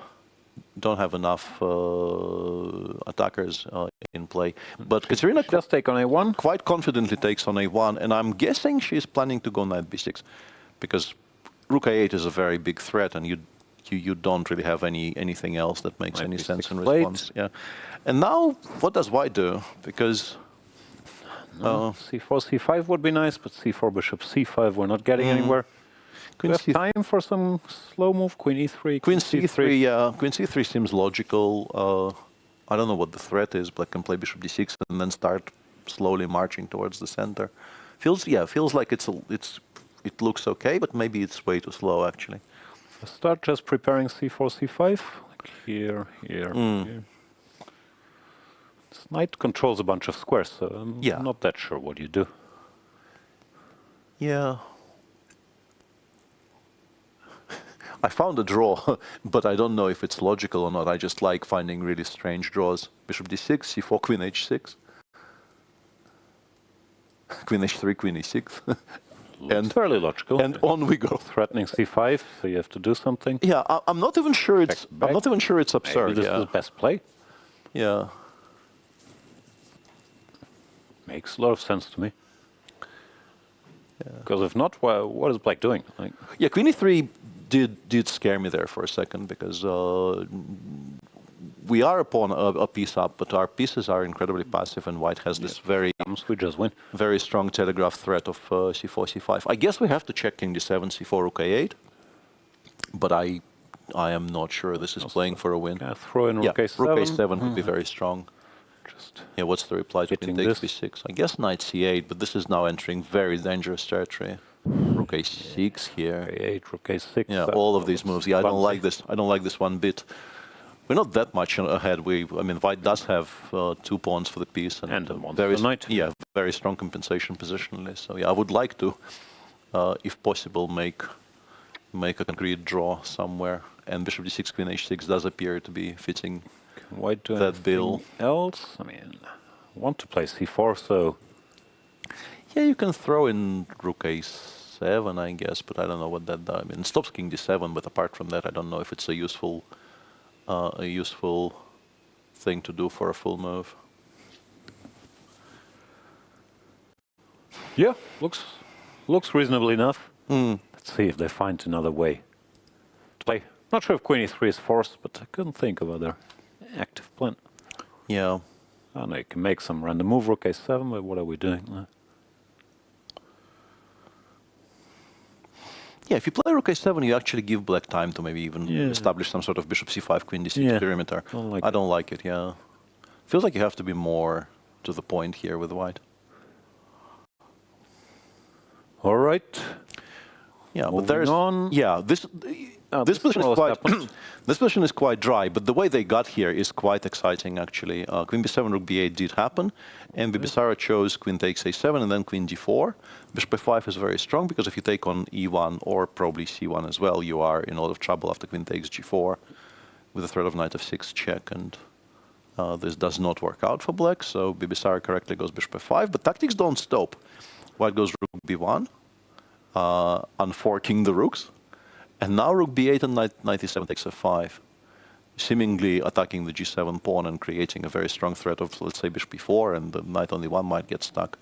But there is knight f3 check, which is, of course, what Zhongyi found. And now we have this position where, I mean, if anyone is better, it's white, but you have to assume it's a draw with precise play. Must be. This pawn was a little further. Yeah. But here, I don't believe it. If we already had it somehow on a6, we would be, even if it was properly blockaded on a7, there would be decent winning chances, I would say, but shouldn't be much here. Bibisara, of course, absolutely within her rights to continue trying, but yeah, I don't know what the plan even is. Yeah, how do you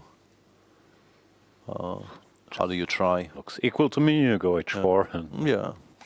You try to pretend you have some kind of a push on the king side, but you don't. Not really. Yeah.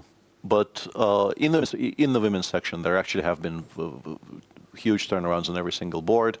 Aleksandra Goryachkina is no longer better against Vaishali because she did play d5, d4, but then for some reason chose to recapture on d4 with the knight and not the pawn, allowing white the only move queen c5, which Vaishali did find. And this is now a very, very big improvement for the Indian player, and white is basically okay. So this is a marked improvement in fortunes for Vaishali. Still a pretty sharp endgame, but compared to where we were a moment ago, this is a very, very good situation to suddenly find herself in. ready to check, headed for f4. I guess, yeah, but we can play, I mean, we can allow it and play rook a3. We're not losing the d3 pawn that easily. I don't know if even that. King h2. Exactly, yeah, I was undecided on that topic. Yeah, I didn't know if I wanted to put myself in that x-ray. Just actually a kind of a double-edged endgame. We want maybe c takes b5, knight c4 somewhere. And isn't white better? If I had to choose, I'd choose white, I think, yeah. There you go. Yeah. You know, it might end up that, with great foresight, we created this weakness on a7 on move 10, and we will collect it in an endgame somewhere, which did not seem likely a few short moves ago. And there's also a lot of back and forth in the game between Divya and Jiner, where the pawn on d5 has been picked up, but then the tactical exchanges have been going kind of back and forth. Bishop c4 pinning. Yeah, bishop e6, correct, rook rook e1. And now actually queen f7 is very imprecise, because you need that square for the bishop. Queen d7, black is basically a healthy pawn up. Because after bishop d2, as let's say, if white tries to do it the way she's done in the game, we just play bishop f7, and everything is rock solid. You can't really attack anything. I will play c6 next move. After queen f7, though, which is what Jiner preferred, she now has to play c6 because there are tactical threats. And in this position, the exchange sacrifices start actually being very decent. So c6 played, queen b3. Queen b3 is queen b3 is actually already a mistake back. Yeah, you have to take on e6 and just knight f4, queen f3, and you somewhat shockingly have enough compensation here for the exchange. Eventually you will take on d5, and the bishop on b6 is so horrible, and the light square is so weak that the engine suggests white is maybe not even much worse. It throws in bishop c3 here, which is maybe not that obvious, but you can postpone knight takes d5 for a move for sure, and then you cash in, and it basically says a round equal. Instead of which white went queen b3, once again giving black a massive advantage because black can simply take on d4. And variations appear to be working out for black. This also has not been played. Instead, she played king h7. And now rook takes e6 brings the game back towards equality. So basically swings with every move. Why can't I take here and here? Yeah, rook takes 6, a4 is, I'm pretty sure, the plan. Yeah. Otherwise, white maybe would have been already better. But after a4, we can throw in rook takes h6. And we are an exchange down, but we have something for it. Takes, let's say queen d3 here, or queen f3 somewhere. Yeah. This is maybe not what you wanted out of the opening, but compared to some of the position Divya could have had today, this is a mess, yeah. A very playable mess you don't hate. Yeah, and compared to just being a central pawn down for nothing really, yeah, this is good news. Absolutely. So a lot of things happened while we were. Well, so she really has to take here now. Yeah. If you wait for a4, then you... Yeah. If you make a waiting move, allow a4 and rook a8, you're back to being kind of lost. Yeah. All right. We have one draw in the open section. Bluebaum draws against Praggnanandhaa, and the fight is still raging in Sindarov versus Caruana, but Caruana down to 11 minutes And he played g3, f5, bishop c4 by Sindarov. Bishop c4, one of the two best moves in the position. Bishop e3 was also playable. Bishop takes a6 for some reason, not that great. I didn't have time to figure out why. And Fabi looks a bit disappointed. He just blitz out bishop d5 there. Yeah, and rook g4 already is a kind of an interesting choice because he had the option, instead of rook g4, of playing queen takes d4, bishop takes e6, queen e4, which is bad. But at least we're getting the queens off the board. And maybe after bishop takes e4, bishop b3, we play, I don't know what. Ideal scenario is something like rook g6, bishop g7, king f8, I guess, and then we kind of hope that we survive. It's understandable that he hasn't, but the way he's playing, he is risking quite a lot, obviously, because the king is still on e8, a6 is still hanging. I don't know, for instance, why white cannot just take this pawn in this position. Okay. No, after bishop e3, also logical enough, develops, covers that guy, and Caruana just played bishop d5 with. Yeah, I mean, aren't we just a healthy pawn up after bishop takes a6? For I'm not entirely sure what.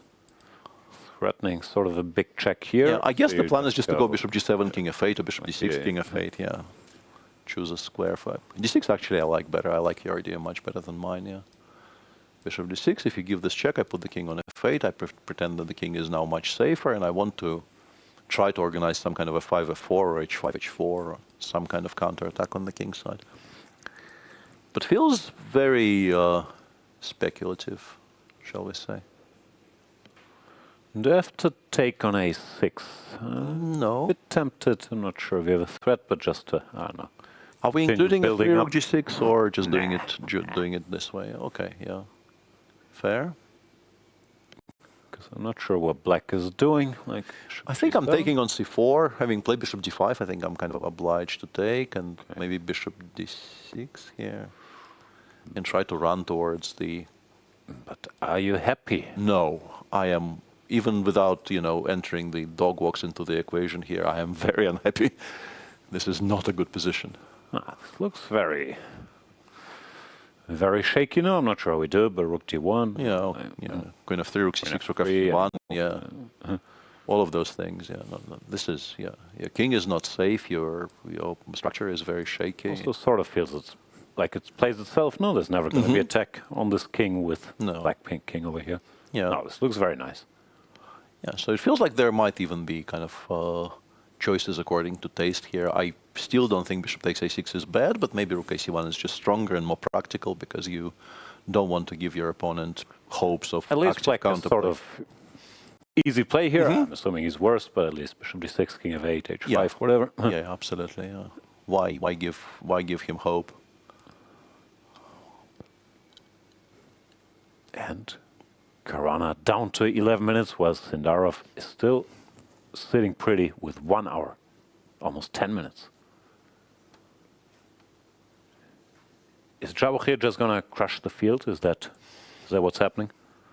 I think Zach is manifesting some things, by bringing up the idea of many decisive games and people being out of it halfway through. Yeah. Zach is saying, stop winning every game, Sindarov. This is boring. Yeah. Not there yet. Not there yet, but if he wins today, it really does assume kind of frightening proportions a little bit, because he'll be like a 1.5, maybe 2 points ahead of the field by round 4, which is... He's doing it Topalov 2005, starting with 6.5 out of 7. They can draw your way home. There is... What is that pose? Well... He's proving he can prove. He's proving he can touch the tip of his nose with his index finger. Is that like an athletic feat? Important life skill. Right. Useful in a lot of social situations. Let's see. Thinking about it. Also, I'm impressed he's become such a complete player. He used to be more of an e4 player, but now he's out preparing Fabi in 1d4, which is not easy? No, not at all. Work is being done, yeah, he seems very content with his team here. His coach Roman Vidoniak and his second Madaminov. And rook AC1 played. Chooses rook AC1, which I thought was maybe the better choice practically. Well, practically, it's so unpleasant now. Fabio has to sit there with his bad position and decide, well, bishop A6, he can put out some moves. No, he's nasty. Yeah. This is very, very difficult for Fabio now. I still don't see any choices really, because you can't pass forever. Like maybe you can play bishop G7 instead of bishop takes C4. Try to create some pressure against the white center and wait for you to trade on D5, but... Yeah, even here I'm not sure if I will. Now I want to take here, but just takes. Looks nice. No, rook C5. Rook C5, maybe D4, D5 next move, yeah. Position starts crumbling very, very... Maybe a lot of arrows to draw. Yeah. I can set a trap with queen E4, but you're not going to fall for it, unfortunately. I might fall for it. It's a nice trap, but my expectations of actually achieving this position in a practical game are not high. Set a counter trap by defending this pawn. Yeah, and then how do I defend against F3 is very unclear to me. Probably I just don't. Caruana approaching the 10-minute mark once again. No added time per move here. This is move 20. This is serious time trouble and a bad position.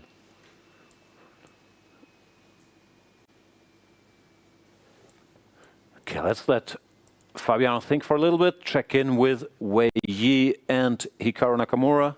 So bishop H6 played, castles.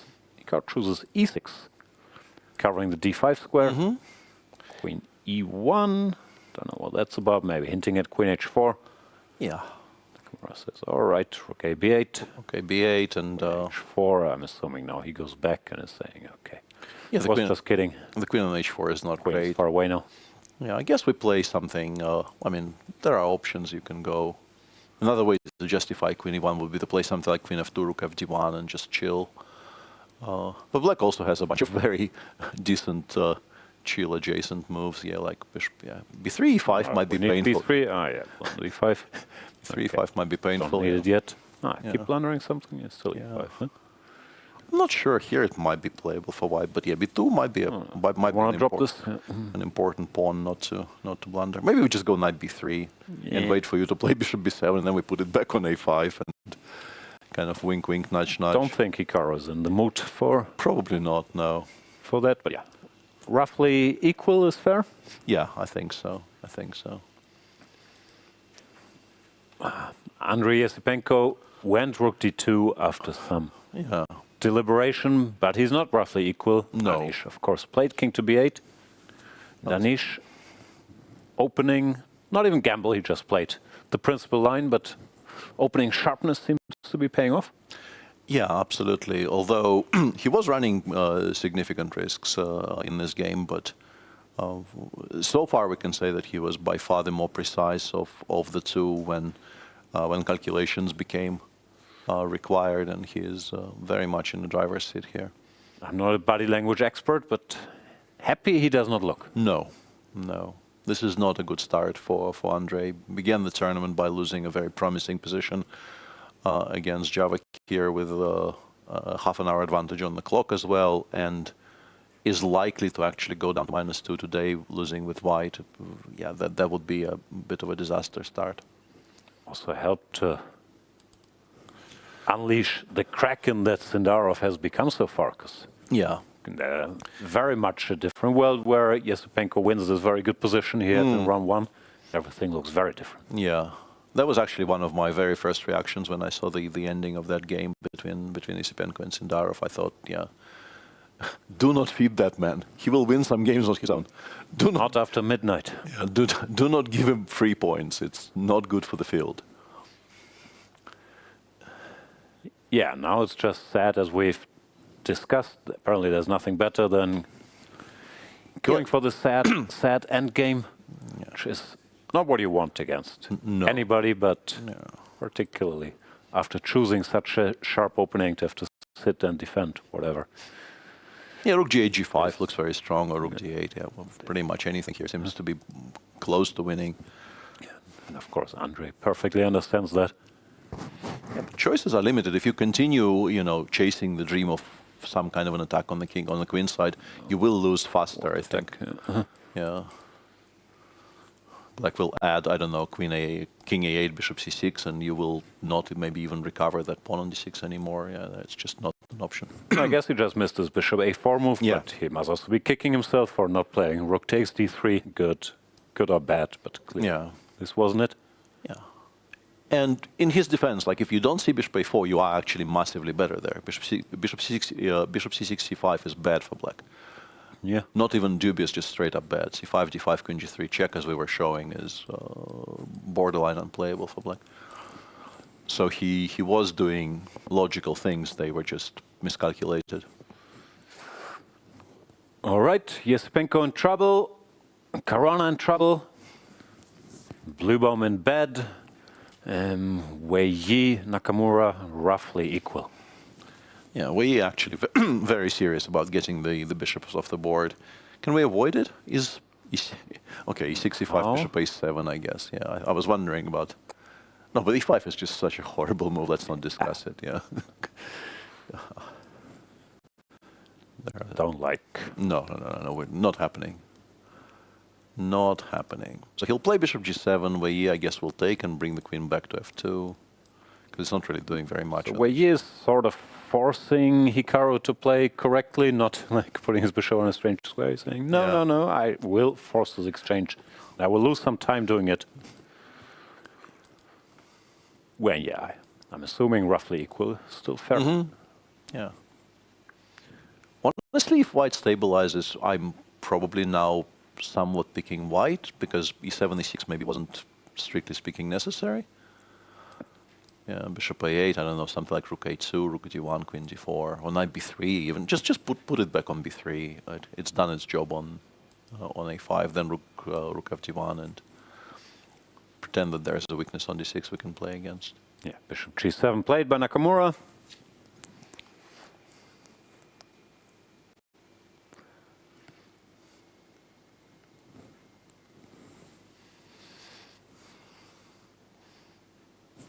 I think you take, like you can play queen f2, but then Hikaru will just go, I mean, okay, if he goes bishop h6, you're not that unhappy, because it does feel like maybe he's okay with this being a slight day off today by this point. So maybe queen f2 is a good semi-bluff, because you're kind of expecting Hikaru not to take the repetition, and maybe other moves are worse.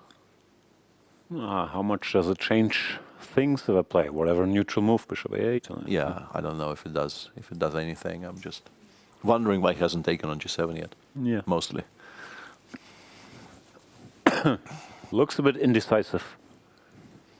But his position is very solid. Yeah, at least he's somewhat stemmed the bleeding in terms of time burnt on the move. He was down to 55 minutes by move 9-ish, and it is now move 18, and he only spent 25 minutes in between, so... Yeah, not time trouble yet, but 25 minutes for 22 moves is still not keeping an average of 3 minutes per move. You do want to clarify, You do want to clarify and play as straightforward a position as possible here. So king takes, you don't want to continuously have to think about queen b6 check ideas, so I like queen f2 for that reason, just to make sure we're not blundering anything. And, you know, king takes g7 played. You are allowed, of course, to make one move and then write down your opponent's move and your move, which is typically done when you have an automatic move. But you're not allowed to do more than that. No. Sounds like an irrelevance, but in particular in your opponent's time trouble, people have been known to try and cheat out some writing. Yeah, queen f2 played as expected. Yep. Yeah, we're trying to keep everything very safe. Honestly, it does feel like maybe white has a little bit of something here. I'm beginning to think that there probably were cleaner ways of dealing with this. Well, this whole bishop h6 operation was a bit of a detour. But still doesn't feel too serious. No, it's fine, yeah. I guess maybe you aim to push d6, d5 somewhere to equalize, maybe even immediately. Whoa. Can you do it immediately? Gonna say Hikaru won't do it, but how you play queen takes? I thought rook takes. ED or rook takes? I thought rook takes because I want to threaten rook takes b2. I don't see how that looks. Just rook takes b2 here. I thought was playable. If I'm blundering something, it's going to be painful. Queen c3, rook c2. Yeah, this one I'm pretty sure I will not lose. With the rook as active as it is on c2, I'm just not a believer. Yeah, Hikaru goes bishop c8. Understandable move as well. Slightly surprising. Disconnecting the rooks. Yeah, that's normal. Yeah. I mean, he's attacking the pawn, obviously. Yeah. After knight b3, he doesn't have to defend it, but it's still an odd move. Also, is the pawn hanging, or do I have some knight d5, queen d4 business? Maybe not. Yeah, I'm expecting Wei Yi just to defend it on the grounds of not wanting to calculate things which don't need calculating. But so how do you defend it? Rook a2? Maybe rook a2, maybe knight b3. Yeah, you can throw in queen d4 check, but then yeah, maybe you actually throw in queen d4 check and after e5. Annoying. I thought maybe I can play queen c4. But yeah, I don't like giving up the dark squares. I don't like giving black queen b6 check, even if it doesn't result in me losing any material. King h1, knight f6 starts looking like a pretty decent knight. Yeah. Yeah, just play rook a2 or knight b3.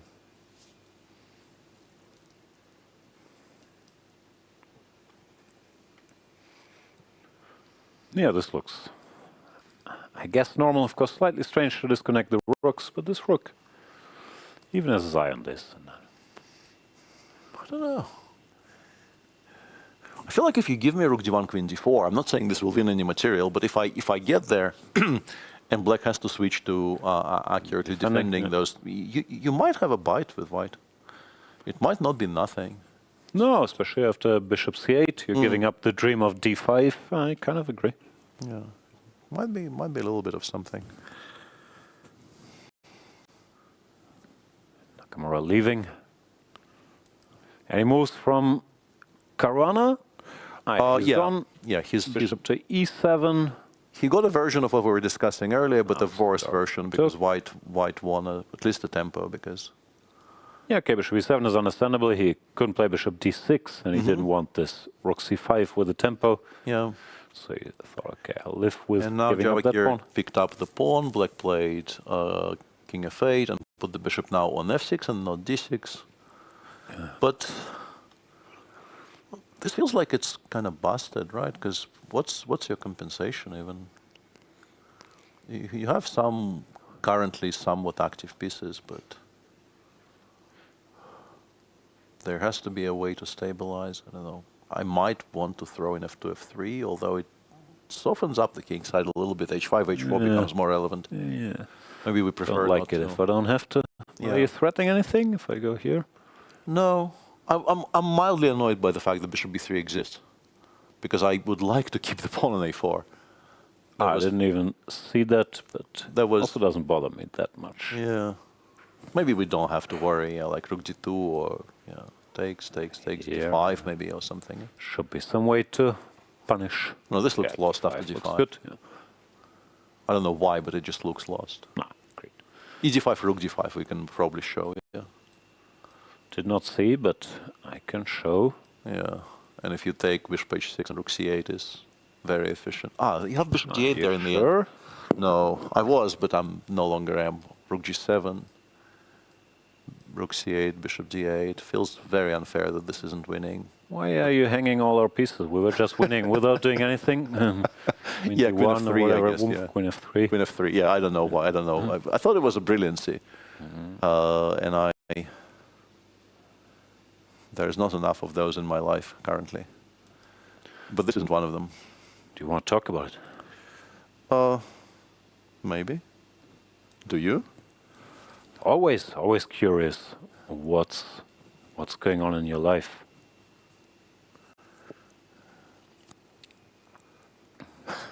I get the feeling you don't want to talk. Silence was the answer there. Yeah. No, this is rough for Fabi. I guess you can't ever really relinquish the blockade on the d5 square, which means that you don't have any proper sources of counterplay. Yeah, and I want to go bishop c6 one day. Feels like d5 will. Yeah, if d5 happens, open, even if it costs you a pawn on your pride and joy, your passer on a4, it's really irrelevant because d5 just breaks everything open and you win. I guess you play something like king g7 maybe, and you try to prepare for the future. My stuff. Takes. I mean, I'm slightly better prepared for d5 is my very pathetic argument. Am I? I think maybe I am. I don't know. Rook a4, d5, he takes d5. There's no way Black survives this. Queen of 3, I'll mess it up. queen d7. So many. Yeah, no, it's less lost than the previous one, but it probably is still lost, yeah. Rook a5. Rook of d1, king g7 on the board, by the way. I think players are in agreement with us, at least on that topic. Yeah, no, bishop c6 not forced, but it looks like the way to make progress.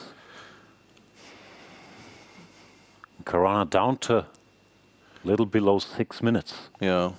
Move 23. I do recall once again, people don't play that much without increment nowadays, but I do recall he would end up in very serious time trouble earlier in his career. I think he even lost to Magnus on time once in the old days. He's of course very good at it, but yeah, this is not a great spot. The position needs to be a little bit better than this, yeah, for him to fully spread his wings as a short time control player. No, of course, the main problem is the position. Yeah. Even 50 minutes on the clock probably don't help that much here. But the clock doesn't help. You can also, now that the king is on g7 and black has sort of given up on any of those dreams for a counterattack on the king side, you can maybe think about h3, bishop b4, bishop b5, just to put some other pieces on better squares. No, I think he strongly dislike touching any of these pawns. So do I, yeah. I was just naming options. But Javokhir appears to be ready to play bishop c6. My boy. Yeah, he is approaching this in a very, very concrete fashion. He just understands landing d4, d5 probably wins him the game and is... Yeah, we should mention queen d5 isn't really stabilizing here. I have rook c5 or queen b5. You're not gonna... I mean, probably rook c5, the queen here, but you're not gonna blockade anything. No, rook c5 is just crushing here. No, so I guess you have to... No, we have to either not take on c6 at all, but then how are we stopping bishop takes d5 and rook c5? Still the same, yeah. Yeah, I think we actually have to enter this position and pray. Just looks lost. Queen of 3, queen d7 was my, hope, my big hope. Feels like there's something more precise. Rook f6 business with some f3 somewhere. Nah.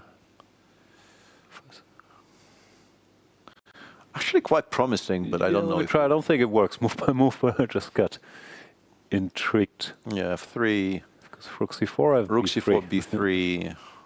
Yeah, appears to work actually, yeah. Quite unusually. Yeah, I don't know about that. Maybe I have to. F3 and all the way back and pretend this isn't mate.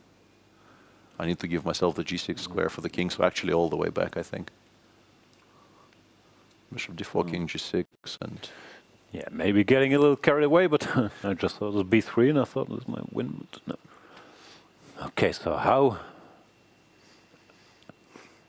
do we get the queen of 3, queen of 3, queen d7, rook 6, c5. Looks crushing, or even directly rook c5, yeah. No, this looks horrific.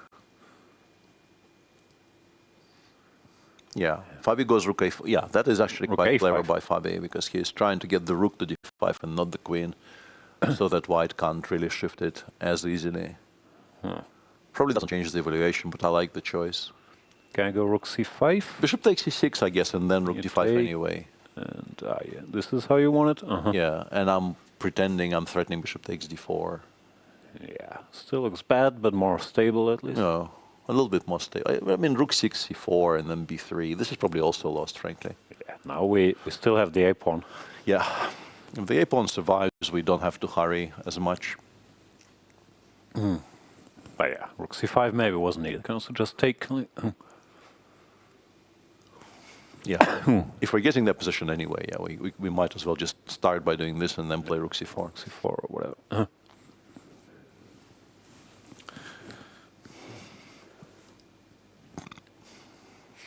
Yeah, tough spot for Caruana. Down to 4 minutes. Sindarov firmly in the driver's seat. Any miracles happening for Esipenko? He understandably did not take on d6. Yeah, but now I think it's like really, really bad.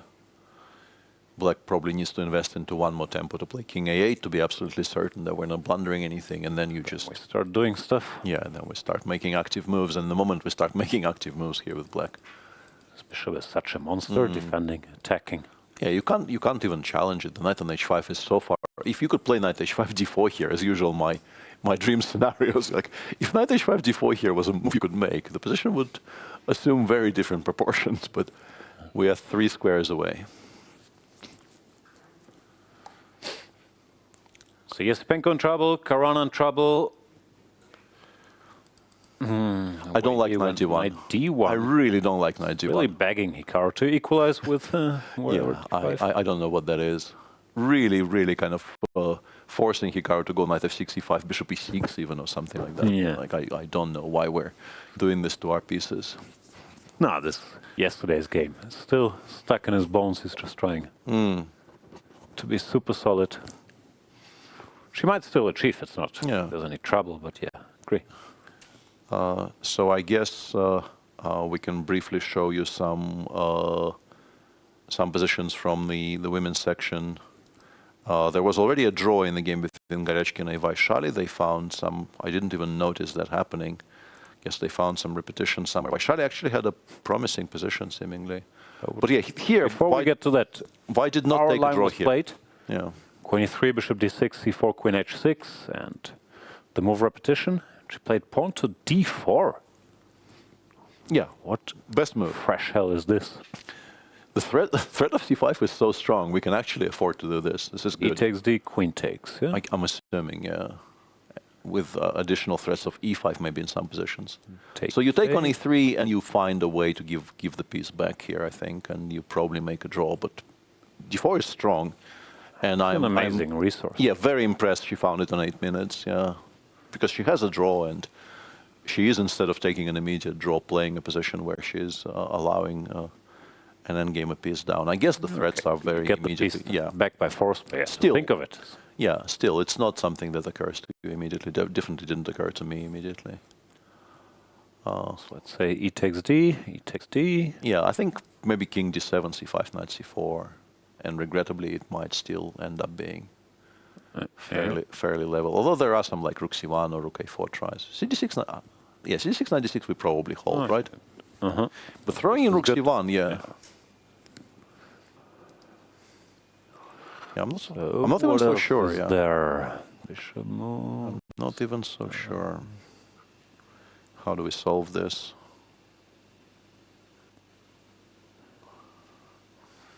I don't see it.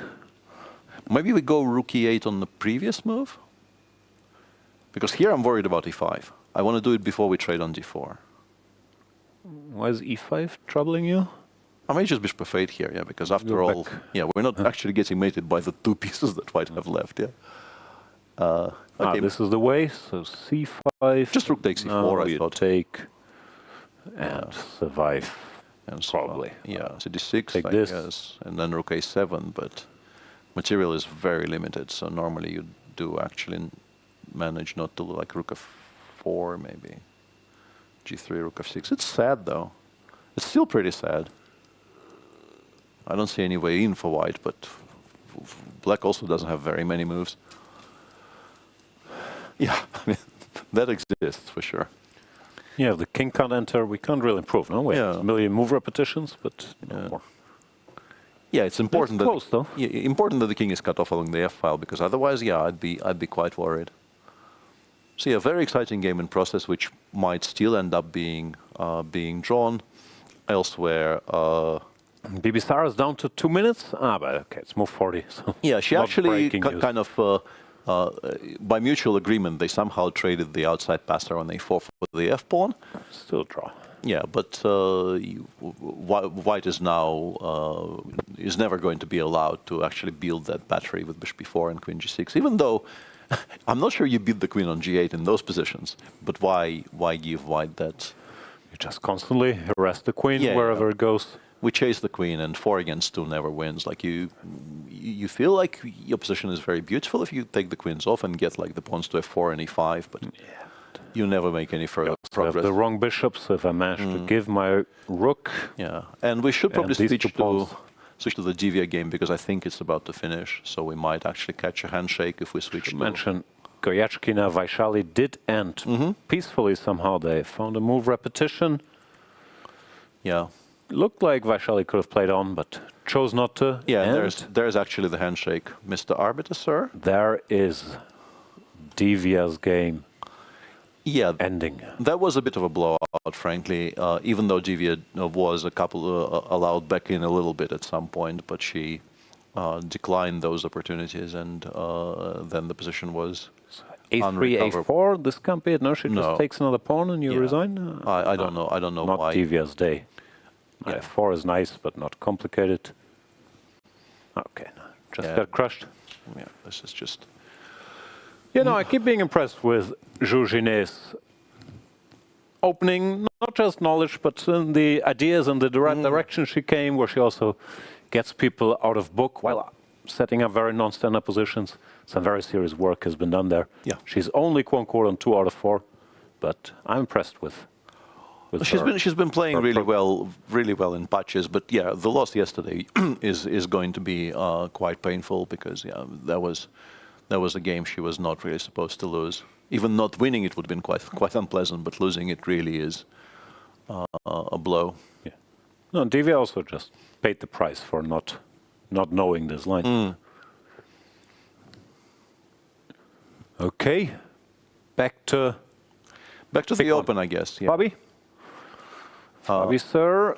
So, takes, rook c5 plate, and rook to d7, yeah, but that allows d5. I don't know if I like that, but I guess I don't like anything in that position anymore. It's allowing d6, d4, d5 feels like you're hastening your own end, but yeah, now you can maybe even invest in b2, b3, frankly, but you can probably also play queen f3 and start along the way of winning by force. Yeah, so this king is so weak whenever stuff opens up further. Yeah. d4, rook takes f5. Yeah. Does this win? Queen takes g4 is a check. With a check. Yeah, it's a check. So we're forcing rook g6, and then we will remove the bishop from attack. Yeah, well, any square really. g2, I guess. f4. Really shouldn't matter. Plenty arrows to draw here. Yeah.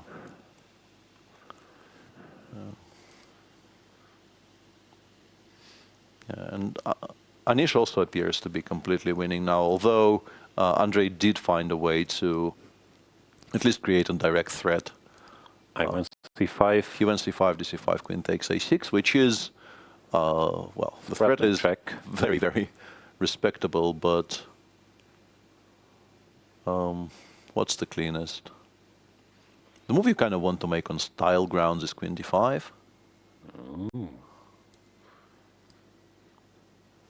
But you could also maybe play rook c7 just to make sure you never blunder rook takes b7. Both of those appear to be.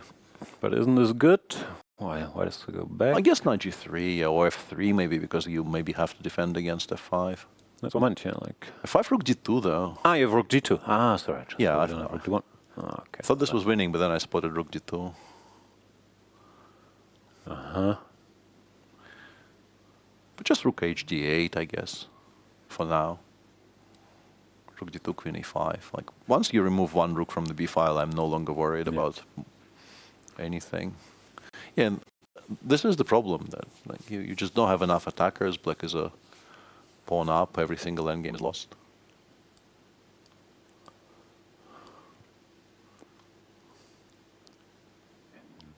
Giri also with good time management after the surprise in the opening. He kept enough that he can think a bit here.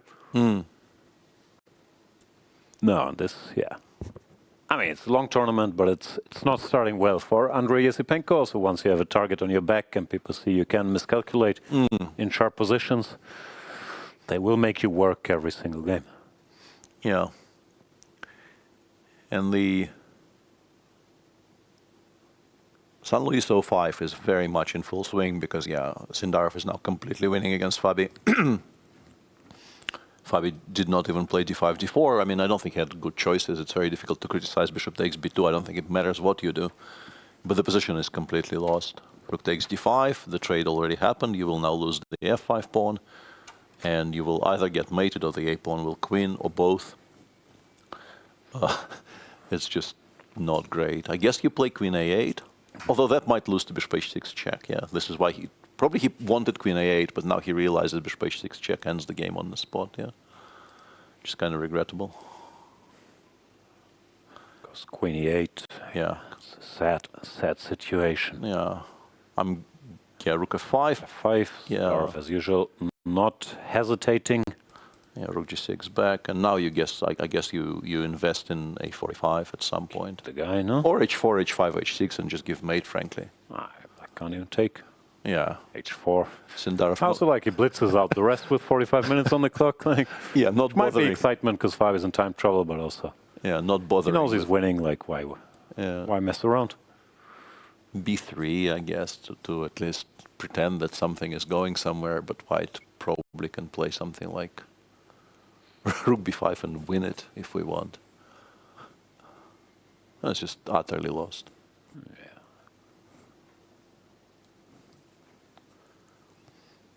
Yeah, so far, yeah, you can say he was let off a little bit in round one, but nothing but, words of admiration for the young man's play.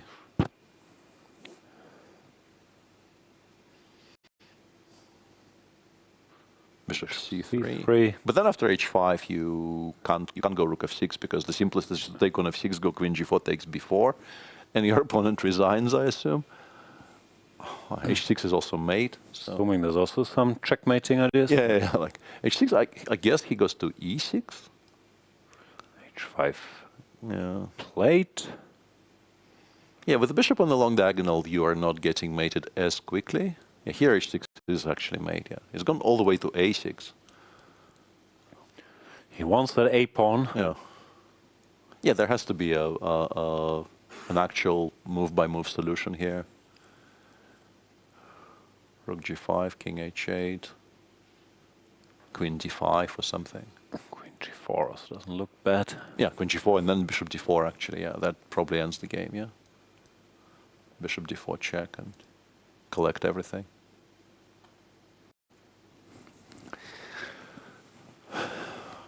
Yeah. You can't go king f8, you have to play king h8, and then bishop d4, you have to play f6, I guess. Yeah.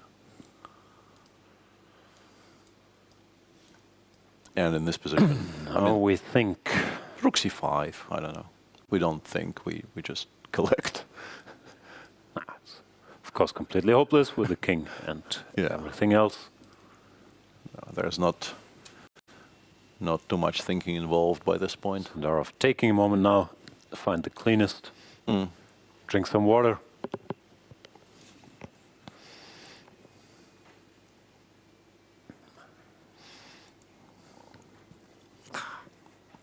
But yeah, Javokhir Sindarov in his first candidate's appearance, 20 years old, about to move to 3.5 out of 4.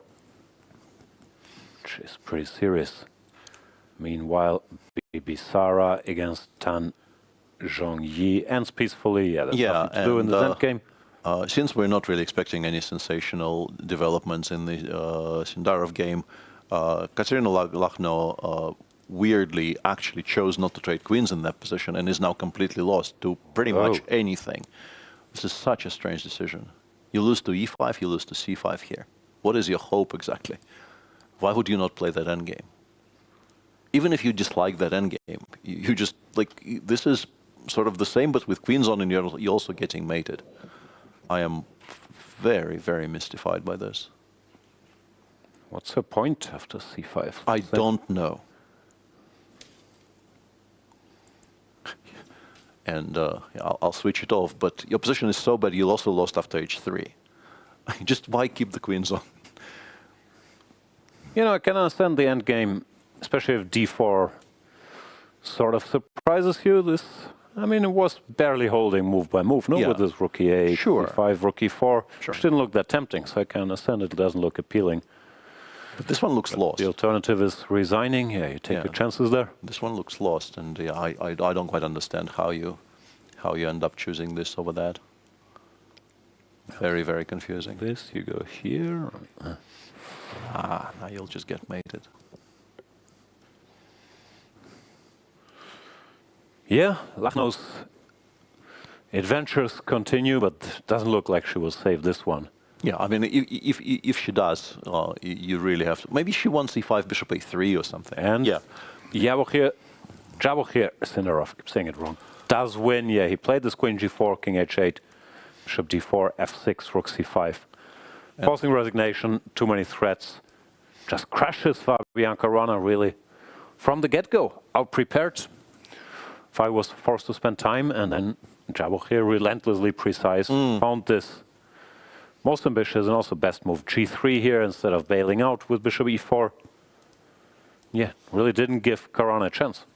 Impressive stuff. Incredibly strong play by the young man, and yeah, for FIDE, tournament was going really, really well until today, but now he has a job to do. He is down, I mean, +1 after 4. I think he probably would have Still taken. Not terrible, but but you have a leader. Yeah, you have somebody in the field who is a full point ahead of you and seemingly flying. So also probably will not be slowed down by starting to make draws. I'm not saying he's going to win every game, but the way he's on a roll, I think he will just keep playing, and as long as things are going his way. Yeah, and I mean, he's an incredibly strong player, but also if you give a player like this so much sort of early confidence, it's going to be very, very difficult for the entire field to fight against that. Very much so. Congratulations to Sindarov, taking the lead with 3.5 points out of 4. We will go on a quick break and then possibly be joined by another very strong player. See you then.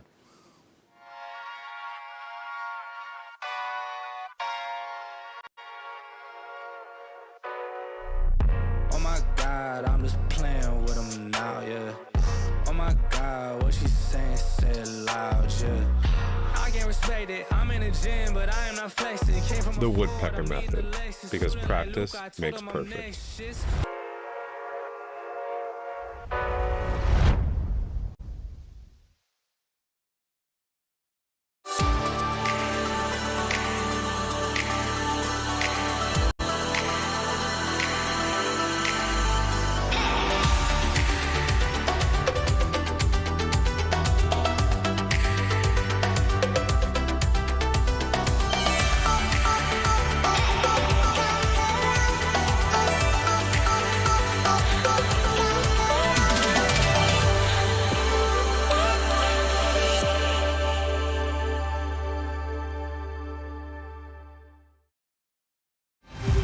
In a land bathed in light, 2 unstoppable journeys set sail for greatness. The road wasn't easy, demanding sacrifice, grit and unwavering commitment. But with courage and dedication, we rose to the top, with victory standing tall as our guiding lighthouse, illuminating the path ahead. We are Freedom 24. Born in Cyprus, we conquered Europe.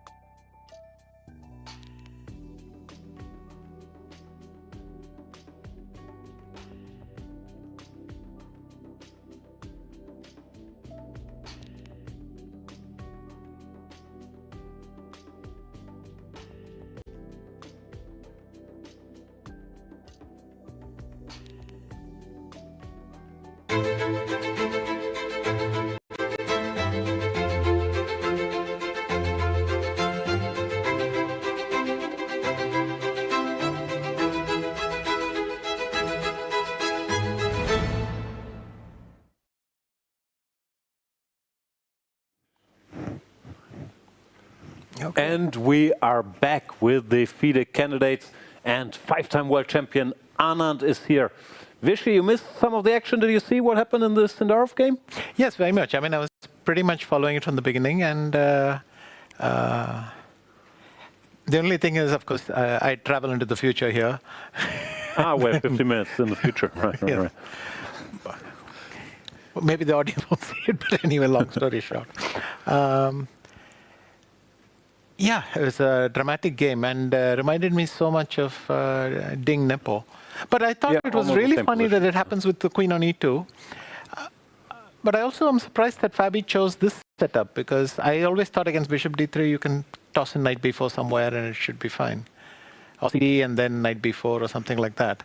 So maybe Fabi was also just looking for an unbalanced position. But then that they transposed to exactly that line, I didn't know how much of this was even theory. No, so what I'm saying, Sindarov was at the very least in book, but Fabi got confused. He started taking a lot of time somewhere here. The game you're mentioning was with the pawn on h3, yeah? Yes, but the correct game I'm mentioning is the rook on e1 instead of pawn on h3, and that is the kind of sort of main line. Right. So you can, We try to put it on the board. c5, castles, a6, rook e1. Knight c6, knight c6, knight c3, b5, yeah. Bishop d3. a4, b4. Yes, and this kind of is the line that you need to... But here you can also take with the queen, right? I think. In fact, you must. Some games. You must, right? Because if gf6, e4 is very strong, yeah. And you have to know your stuff there and so on. But I thought that in the game, after queen e2 thing, you could just take on d4 here. After a4 even? No, instead of bishop b7 even. And e takes? Knight b4, I thought. Yeah, and then just bishop b7 and bishop b7 bishop. And we always just go b takes a4. If I think this is even in some old notes of mine. No, I checked this recently, and I thought bishop b3 was actually a better try than bishop d3. Yes, because the knight's on c6. Yeah, exactly. Right, yeah. There's all kinds of crazy stuff here. d5, best move is knight takes d5. And not sure what memory serves here, but there was some very weird stuff like knight d4. I think takes. Well, you get something like this, and I thought white could play, but clearly Sindarov thought differently and was very much rewarded. So yeah, let's have a look at what is still ongoing. Peter, where's the excitement? Well, the more exciting position, I guess, in particular in terms of winning chances, is this one, but it's not very exciting objectively. Black is just completely winning.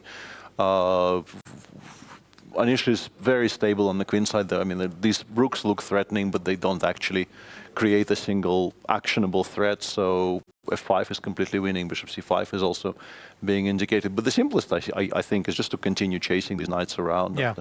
After knight c3, I guess we go either queen d4 very much or like queen Prag's c5. knights yesterday. They just don't have a foothold and they're just chasing all over the board. Yeah. And you are a pawn up, after all. I mean, even without the, let's say, the pawn on h7, this probably would have been quite bad. But you're also just a healthy pawn up with black. So we're waiting for this to conclude, but we feel like we know how the story ends. So I guess maybe we are more interested in this one, which is much more balanced. But Hikaru has been avoiding direct draws for a while now. For instance, in the position after knight c3, knight e7, rook fc1, black has the immediate equality with queen e5, rook e1, queen c7. White has rook e7, sorry, of course not this. Yeah, white has the draw with rook e7 and knight c6, but black is also completely fine. There's nothing going on here, but Hikaru... Is it that dead? Can I take on b8 and then queen d4 check?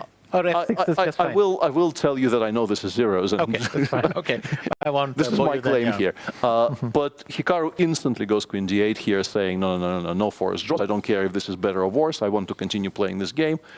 Rook d1 played. This is move 27. Wei Yi is down to 3.5 against 25 for Hikaru, which I think is a major part of the equation here. Against Wei Yi on half an hour, maybe Hikaru would not have been so much against ending the game. If you imagine this one, knight teleporting from a5 to d4, you will regret it. But so far it even has knight c4 is a decent threat. But but so far, I mean, knight c4, yeah, actually. How do you even deal with this? Once again, I mean, can I go queen b6 or is that? Yes, but considering how it's going, spirit, yeah? Considering how it's going, will he play queen b6? Probably best move, honestly, but he appears to not want to simplify and like very. And bishop e6 played, and knight c4 instantly played by Wei Yi. No, you could absolutely play yourself into trouble here with black because structurally you are a little bit worse. Yeah. A6 I think is weaker than knight f5 instantly. Knight f5. I guess not allowing knight d6 makes a lot of sense, and rook a6 fails to queen c8. So no, I think Hikaru is very happy. Like no time for Wei Yi, some tactics. Wei Yi also seems to be trying to draw at every moment. Ruthless at this point. And I think he will finally manage. Right, you can't suffer a witch to live. Right, you can't allow this to stay there on d6. So you take twice. Oops. You take twice, and I guess we just go. What about queen d4? Yeah, but actually we go queen d4 to provoke f6, right? And then we find a way to. Knight takes d5, and if rook f d8, then knight f4. That's a nice thing to point out. I mean, f6 is rook bd8, I guess. Yeah, that's the trick. Yeah. I was slightly apprehensive about allowing this rook on b2, but I guess we don't care. Yeah. Like, oops, what is wrong with my dragging today? But you could even. Is this anything? This is quite something, right? Because there's rook c2 coming. Yeah, I mean, I don't see any way to stop rook c2. But you're going to h4 maybe, and then if you do on the 7th, I'll do on the 7th as well. Rook d7 and then rook a7, and actually this is enough. No, but you could have done it with a check on c1 first and then back. There's a little danger, but yeah. We are rapidly approaching this exact position, which Hikaru. I mean, he can try. What do you do? Queen d4, f6, knight d5, rook b8. What was it? Yeah, but he can try king g8 actually, because knight d4, queen b6 exists. So he's relaxed. Yeah, and that's much better because the pawn will be on f7. So now I'm genuinely worried about playing knight takes d5. I think we just don't play knight d5 here. Why? Well, this entire line and rook takes. No, but here actually we're escaping, Peter, because I still have rook g5. I have rook g5, so h3, rook g5, rook g3, yeah. Well, I don't know. h6 and stuff happens. We can actually look at it because it's a decent way to try. We are looking at it, yeah. So we go. And so h4. But if you play h6, how do I get that rook back? Rook g4. d4, and then I go back to g5 if needed. Yeah, and I guess we worked all of this out, so because he is entering this somewhat confidently. And it's still going to be Hikaru's best bet. If you don't enter this, you have no shot whatsoever. So you still very clearly seems like Wei Yi decided no mess today, no matter what you try, Hikaru. Yeah. And looks like after bishop c4 g6, because until bishop c4 g6 he seemed to be inviting some kinds of messes, but once he was turned away from his opening plans. Yeah. Have you played the Dragendorf, Vichy? Surprisingly, I haven't played the Dragendorf. I don't think I've faced it. Not a big special. I think computers say if you play quote-unquote normally, white is always better, but of course then you get a mess. And Wei Yi found a way not to get one. Yep. So let's look. Yeah, we'll continue watching this, but just to update our viewers, Anna Muzychuk did beat Kateryna Lagno, who made one final blunder in an already very bad position and actually got mated. Hikaru doesn't look happy that apparently there's nothing to do. Wei Yi down to 2 minutes, but here 2 minutes for 7 moves. It's not very challenging for him. No. He's going to be able to make very many obvious moves, yeah. So I guess we, for the time being, will switch to the other game that is still running between Esipenko and Giri, where, as mentioned, Giri is playing f5, yeah, very confidently coasting to a win. Now there are no threats, and the position is just impossible to play really for white. Is there any hope? I don't see any. I don't know. Knight c3, queen c5, knight a4 or something. But there's even queen a7 if we want, right? I thought knight a4 might be at least trying to knock some pieces off the good squares, but queen a7 ends the game on the spot, I guess. Well, knight c3, can I go queen d4? Yes, I think. As well, can, right? Yeah. Yeah. Also pretty good. C3 on the board. Pretty much anything is going to be very strong here for Anish. What do you think about Sindarov now that he has +3 so early? Vishy, how was it for you and the candidates? Do you start thinking about this score at some point if things are going well? I think it's going to creep into his head and not get out, but I think he's... I don't see what he's going to do. He's confident, he's going to go keep his style. I think it's much too early to do anything else. And he's going to go on. I mean, I doubt he's going to fall for those rookie mistakes of anything. And besides, you can't sit this early anyway. The lead is, I mean, +3 is fantastic, but it's nothing to sit on. So the obvious comparison we've already made on the air today is San Luis 05, where 6.5 out of 7 was enough to start coasting. Yeah. Yes, well, double your score and you might just start coasting. That's right. But he's some way away from that. What did you have to win? You had +3 or +4? Like in 2014? +3 was enough. Yeah. No, +3 is often enough, but you can't start coasting from round 5. But it wasn't last time. No, everybody finished on +3, but Gukesh got +4, and can't wasn't that many people. It was what, Fabi and one more. Fabi, Jan, and Hikaru. Hikaru was also back to +3. Okay, yeah. Lost 2 games against FIDE, but he won a lot of games down the stretch. Yeah. So the women's section is finished officially. Just to wrap up, Muzychuk checkmated Lagno. How's this checkmate? Rook takes a8, king takes Well, a8. not exactly, but queen a1, a7, b8, d8, e8, e5 check. a6 you don't like, yeah? I actually do quite like a6 now. Yeah. I was so happy. Queen a6 wins, but by far prettier than queen a7, which Peter pointed out. Queen b8. I was so happy about it. Queen d8. I was so happy about King it. King a6. Queen e8. You King pick up f6. the queen, yeah? And Peter once again showing that he learned which piece has to go. Yeah. But to be honest, I didn't see queen a6 either. I happily trusted you and was swimming along. Till Jan asks the important question. Rook a7 is the friendliest blunder you can make, and then take on d4. But Well, here I think I am playing rook b8, to be honest. No, yeah, that was a bit of a mystifying decision here after queen e3, queen h6. d4, first of all, great find. Instead of this move repetition, asking questions. But since the game was so lost, she had to go for this. And it's not wasn't easy, it's not even bad, whatever it was, rook e8, but I mean, worst case scenario here is still better than what happened. And this is just lost after queen d4. Yeah, it's +4. It requires some care, but it is +4. All right, in other news, this ended in a draw, as we've seen. Nothing to do here. Vaishali could have continued, but went for the move repetition. Jiner, once again, very nice prep. I think you've also dabbled in this line a bit, no? Yes, but what is the theory here? There's doubled. I mean, I haven't dabbled it in a while. But, is doubling your pawns really the way to go?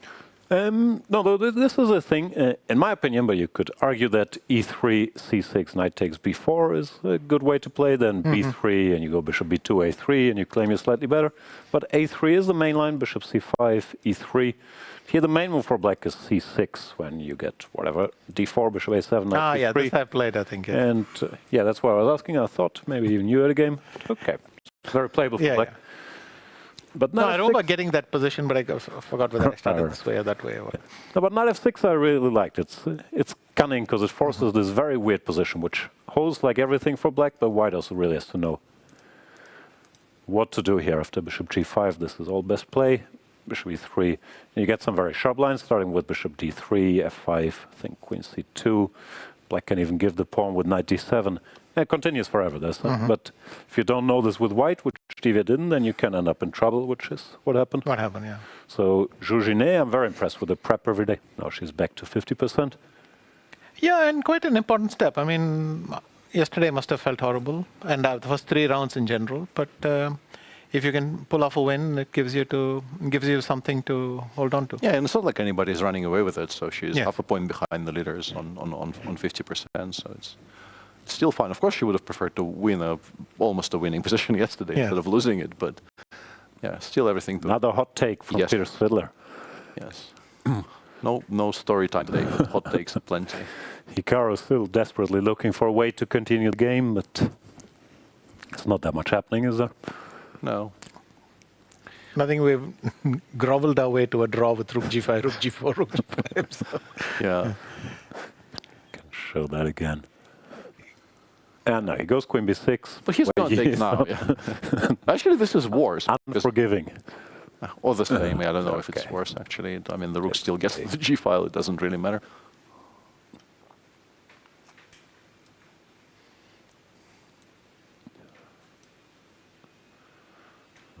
C8, but this will not come as a surprise. H4.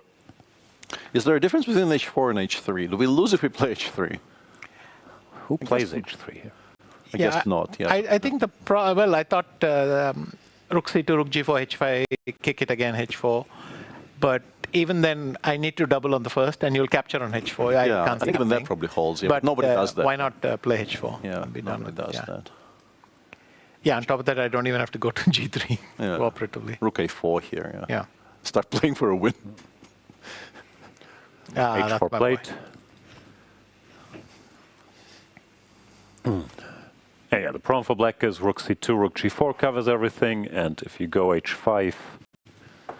Actually, no, this is my question. Yeah. No. Wait, yeah, I think it has to be Rook A5, because if it's Rook D5, then I go Rook C2, Rook G5, and then Rook C4, and I'm winning 1 pawn. Oh, that's why you wanted H3, not H4, is what you're saying, yeah? I was asking. But Rook A5, unless F6... but then I go Rook D7 and you can never... You've got F6 is a bit risky. Two can play that game. Yeah. F6 is a bit risky. And Nakamura just goes Rook C2. And now if H5, where are you going to go? Sorry, we've been tricked. Yeah. Now if Rook G5, then I have this Rook C4. He does get his pawn. Yeah, but I guess we can go Rook G3, Rook, proper groveling. Rook G3, H3. Oh, masterpiece. That's a masterpiece. But then, I mean, we still lose the pawn. No, he's still not played. Yeah, but we get 1 pair off. And I think that's kind of beneficial, right? Even with 2 pairs, 3 versus 2, there's not many winning chances there? Not many, but I still prefer to not have to do that. Okay, so the game does continue a little bit. A little bit, yeah.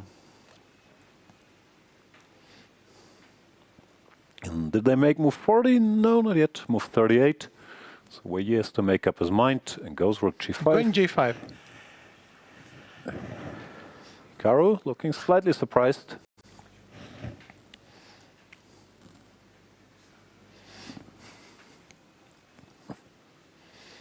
Yeah, trying to, I guess, figure out why he is given this opportunity.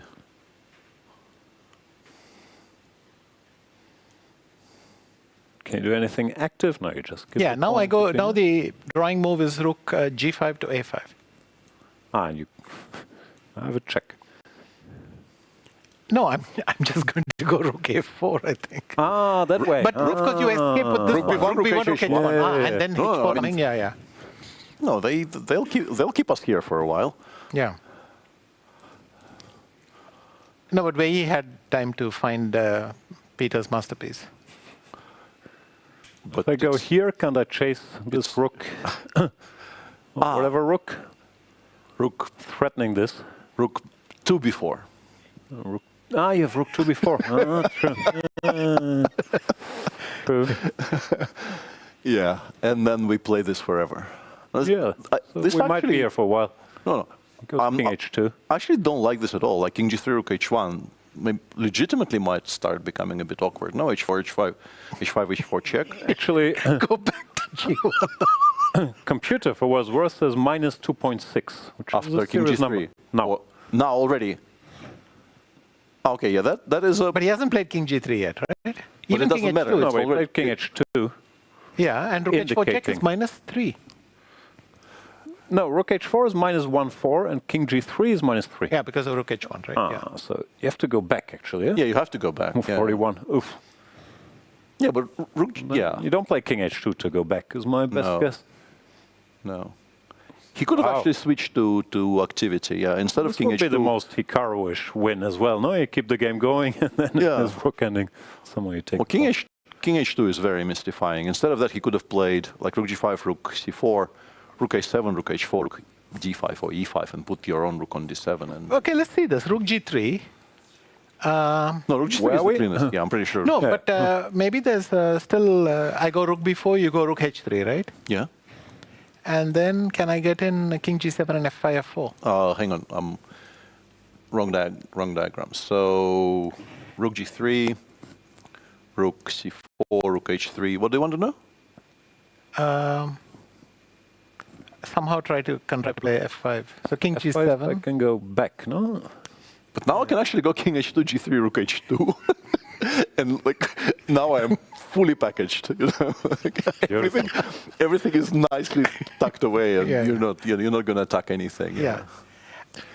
No, rook g3 was. Rook g5 is very naive, and king h2 played instantly. Yeah, just go rook a7 here. Rook takes h4. You know, get pieces to some active squares.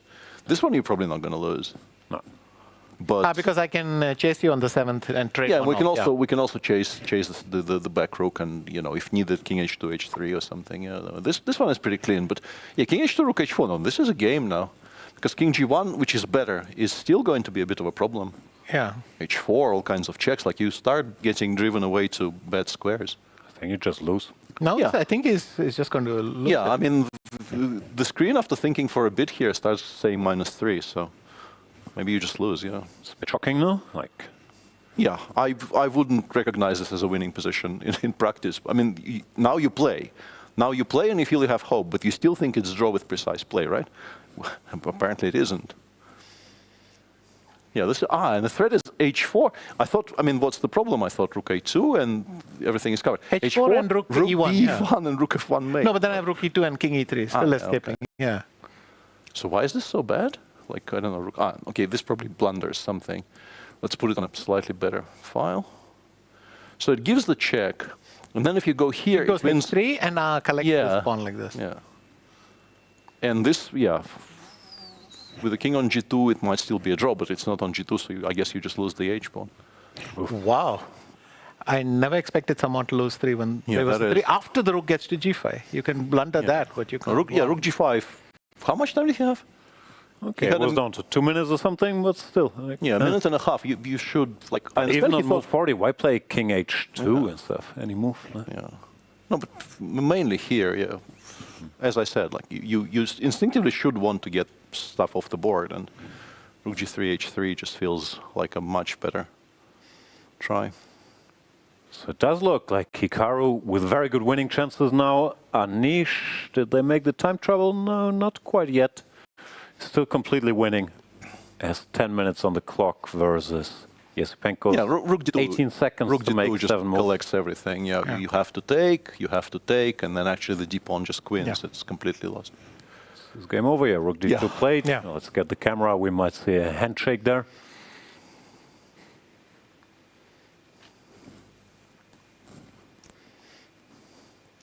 Yep. And yeah, this game is over. Andrey Esipenko losing with the white pieces, falls to -2. I guess the key moment was position after knight takes d3, other than, of course, chose a risky opening. But yeah, after queen takes d3, he missed bishop a4 and was already really, really bad. Yeah. Well, rook takes d3, computer even says white is better. Yeah. Of course, it's a mess. After some thought, yeah, computer even gives white some advantage, which is quite interesting. And queen takes d3 isn't even the second best move. c5 is stronger than queen takes d3 in this position, but okay. Oh, okay. Yeah. I can't see the position. Is this the new Anish? He just plays Sicilian every game, playing for a win? I think after a loss, yes. He also did it he does play a thing, but he's capable of switching d5 as well. I mean, I didn't... He likes to play c5s, and recently his knight-offs bring him points. That's the point. He's won so many games, maybe. Just thinks it's plus CV and whatever. Yeah. Berlin Marshal Petrov. I mean, he does for rainy such day. old-fashioned stuff. Rolls his bishop to e5 when there's a pawn on f5. I mean, he's collecting points in stuff I thought was mapped out long back, but he's reminding people how to get those positions. Yeah, also he seems to know every single detail. Today he was surprised, but still blitzed out. Knight takes e4, so no. It's impressive, and he's also back to 50%, as will Hikaru be, most likely. If he wins, yeah. Yeah, that was a bit shocking. Anna, I'm sure you have many FIDE conferences to attend, so thank you so much for joining us yet again with your insight. Tomorrow's a rest day, but you'll be back after that, right? Yes. We're looking forward to it. Thank you so much, Vishyana. We'll, of course, be back with the end game in Wei Yi Nakamura in a bit.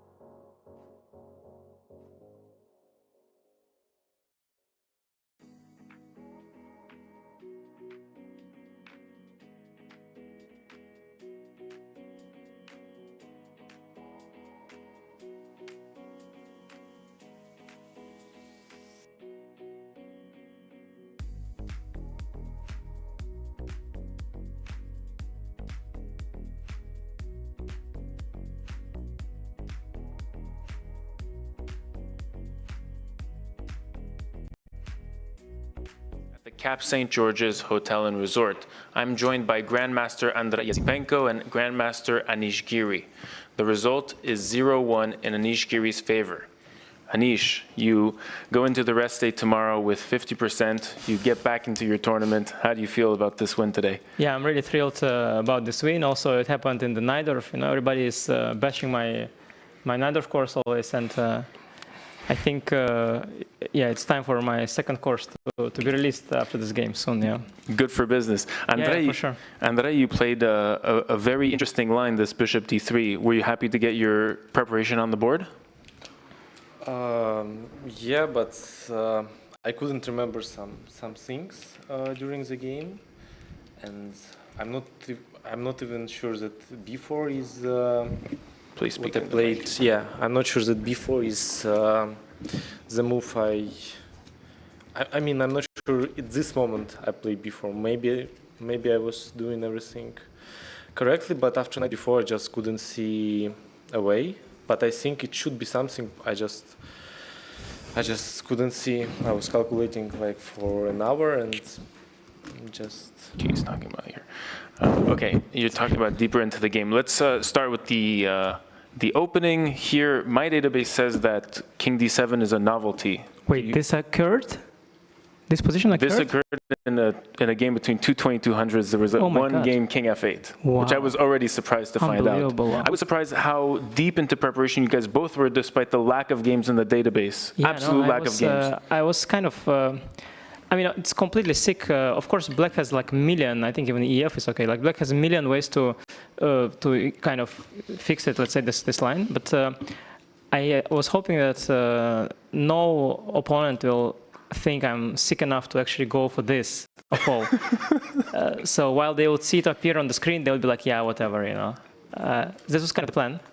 But Andrey continued playing very fast, and I was like, oh, that was not the plan. And I was actually thinking, like, it's a little dangerous for, I remember I looked at the position, it was a little dangerous for Black King, but okay, you know, I just, I didn't think this would happen ever, you know, like, ever. So, and it happened, and I was like, okay, fine. Am I correct to assume that the Bishop D3 line is not in your course? Yeah, not in the first course. In the new course that's coming up on the chessmonitor.com, it is going to be there for sure. But yeah, no, I mean, yeah, it's an interesting idea, Bishop D3, Queen D2, and the funny thing is that it continues, and it's not even so, yeah, it's not so easy for Black to close this, I guess. There's not like a straightforward draw. And this is, of course, a sick, interesting position. I think it's more dangerous for Black because my king is, I have a long-term masters, but my king is in bigger danger. And, okay, here I have to, okay, I don't know, shall we do the procedure? Yeah, you do the procedure, yeah? Yeah, no, knight takes b4.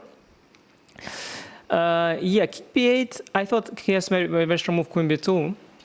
But that seems to be the, well, yeah, I think I was checking this and it was nagging me a bit. But still looks scary, yeah? Yeah, but okay, I decided, you know, just take the pawn. Rook b1, it's a good move, yeah? And knight d3. Yeah, rook d3, he has to go. And the idea is that, I see. Oh, I see, I saw it in another version. I saw this move later. I saw it like here somewhere, that there is this knight g5 move. But here I can sacrifice something, I think, maybe king b8. Just for the audience, what happens if Bishop takes? There's queen e5, yeah. So I was thinking I can sacrifice like, okay, like queen f8 is a more accurate way to sacrifice. But here, yeah. No, it's probably good idea to, yeah, to study my own course, my own second course, because I seems to have mixed it up. But I don't know. I was calculating, you know. I didn't see problem. Okay, maybe bishop a4 first. Maybe that's the right way to do this. And anyway, let's take with the rook. No, the key is that he must have underestimated bishop a4. It's a remarkable move because if bishop c6, then my king gets stuck. This is what you initially think. My king is now stuck, and this is very dangerous for me. Yeah, I was calculating this, queen f7. I couldn't make it quite work. But I thought maybe it's okay, but I couldn't make it work. But bishop a4 is an amazing move. And now, like, he has nothing because c5, I can do this. Yeah, and I spent ages, and I even can do this. And I spent, yeah, and the key is that I have king b8, c5, I have bishop b5, which is very important. And he doesn't have, like, it's just losing simply f5. So I spent a lot of time, and I got to 35 minutes, but then I realized that I think he's just lost. And he, okay, I didn't think he was lost, but I didn't see even a draw for him. And I knew that, okay, I'm an hour down on the clock, but I knew he'll catch up now because he has to think, and there is nothing to be found. Which is remarkable. Like one move, actually, it's one move from basically winning to losing. The price of this mistake was very, very high. And queen d3, queen appears to have more squares here. But actually, the square that's needed is maybe e5. And also, it's important I don't have bishop a4 with tempo. Yeah, and now, of course, we both thought there is no check. But I saw knight g5 in another position. Actually, after I played knight xd3, after I played knight before I saw knight g5. I didn't see it immediately. And yeah, here I would have. Can I like give back something? Yeah, I would have probably given something back, but I can't even give back properly. Yeah, I would have probably done this. And I would rename my course to lose with the knight. But yeah, queen d3 was luck, pure luck, and then it's just over, I think. And then after the critical moment, yeah, you can't even put on resistance because just nothing works for him. Yeah, we thought maybe queen a3? Queen a3 here, yeah. Yeah, rook c4, knight d6, bishop d6, rook d6. It's -2, yeah, just. But it looks also really bad, yeah. Yeah. Queen b2. Which one? Queen b2, yeah. Rook h8, yeah. Rook a6. Yeah, rook b4, yeah. It's a back rank issue. Queen e5. This is 7, just yeah. queen c7, okay. Yeah, no, this is just also, he always has a back rank issue. So, I mean, the more he was thinking, at some point I realized, wait, I'm just winning or what? But I felt that this is not quite it. But, you know, I like to take this pawn because, you know, I now have an extra pawn. But, yeah, I should... actually, very lucky because had I gone this move, I would have maybe not won the game. This seems to hold, yeah. But yeah, I was lucky he mixed up his prep because he probably was prepared. I mean, I also knew this, but yeah, and then actually once I started thinking, I remembered this e5 maybe. Maybe e5 was, but I'm not sure. Maybe there were options. Like I sort of realized when I started thinking that probably I mixed up. But okay, I don't know. I mean, it's quite far, and this is sort of the hope that at some point you start playing chess, yeah, and we are not as good as engines. So this was my hope. And after the critical moment, the game ended smoothly for you, and black. You know, after this is just game over. It's very easy for me to play. And the thing is, like in the game, like okay, it's a little scary, let's say, but I have this whole thing defended like so many times, and he doesn't have enough pressure, and yeah, nothing can ever work for him. So I was just, I mean, if there was a little more attack, I could have panicked, but here it's like basically just sort of too good to be true. So. Okay, we're going to open up the questions to the floor. If you have a question, please raise your hand.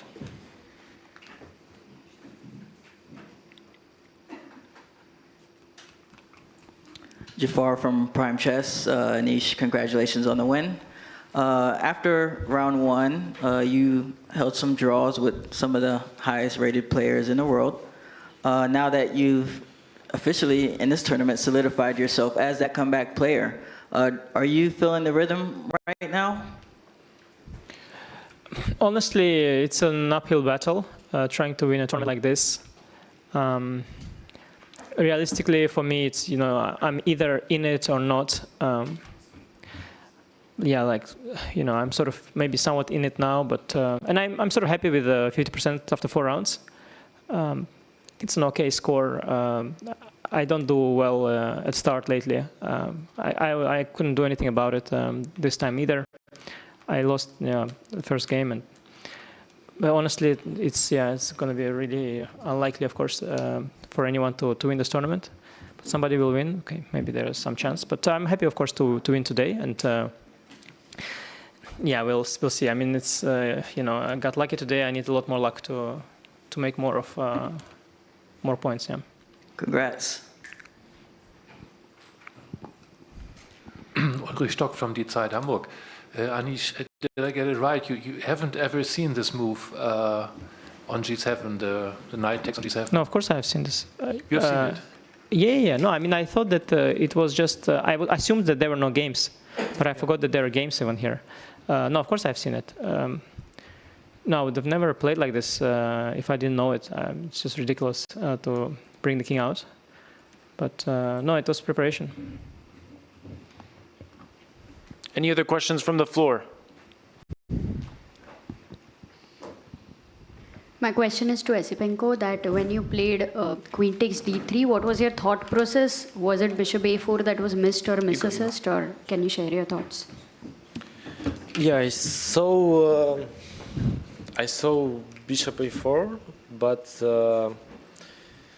I just thought that I'll find something, because for me queen d3 looks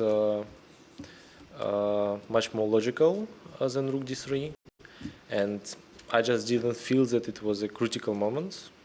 I think that's why I played, and I was surprised that I couldn't find anything after this, but yeah, there was nothing. Another question from the floor? Charlize from FIDE, this is for Anish, Giri. We noticed that you were taking some pieces from the board during the game, walking around with them. And I have returned, sorry, just before, I have returned everything, so.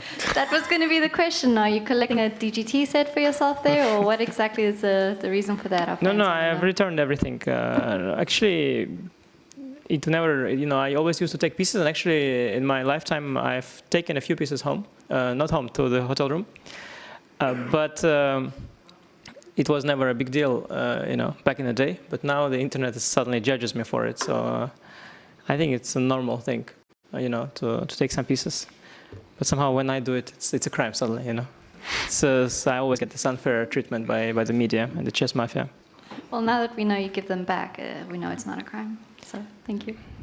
Sounds like a Jean Valjean type For all story. we know, for how much I've been growing the game throughout my chess career, I deserve to take some of those pieces home and never return them too. So I don't see the problem. I don't see the problem. Okay, any other questions from the floor? No? Okay, so I'm going to wish our participants a nice rest day and best of luck for round 5. Thank you so much, gentlemen. Thank you.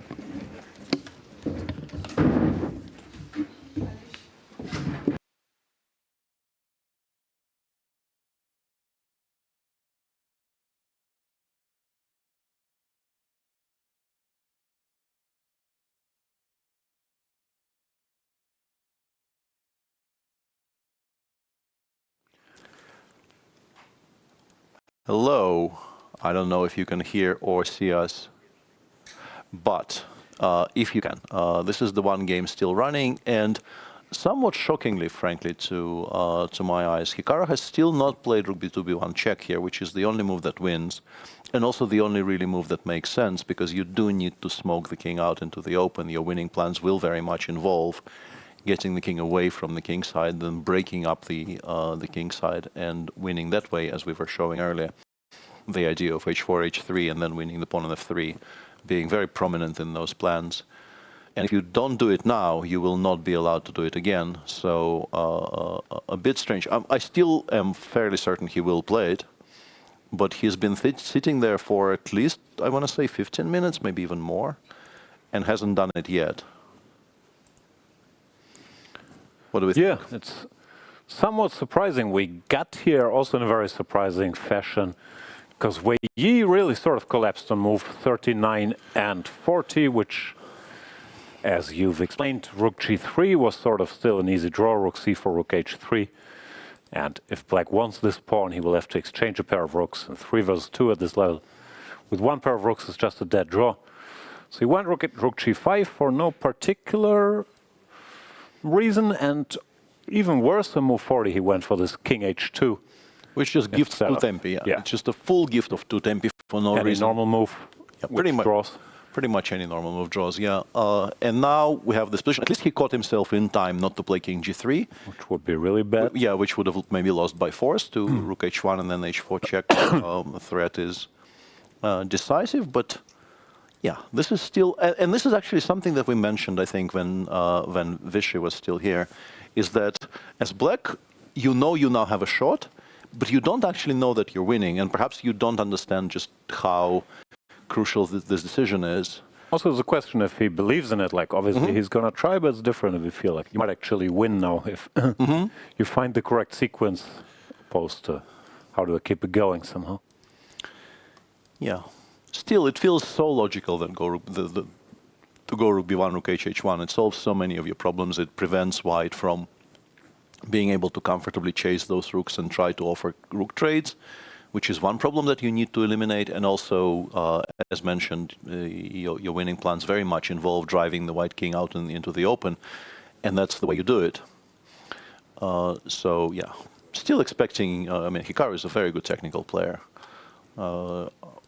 A bit surprised it hasn't happened yet, but I am still assuming it will happen. Yeah, must be the worst feeling in the world for Wei Yi. After yesterday's game, clearly was trying to be solid today, and he did all the quote-unquote hard work, got this dead drawn rook end game, and now he's forced to sit there for 2 more hours, and he might, there's very serious chance to lose this. You can tell he's not exactly thrilled about the prospects. No, and if rook b1, rook h1 happens, it's going to be absolute torture for Wei Yi, because he also doesn't know he's lost, but he will be unable to calculate his way to any kind of a stable setup, and the suspicion, I guess, starts at some point creeping in that maybe you have actually played yourself. You might be lost. Yeah, played yourself into a lost position from nowhere. So yeah, this is all very, very unfortunate for the Chinese grandmaster, in particular after yesterday.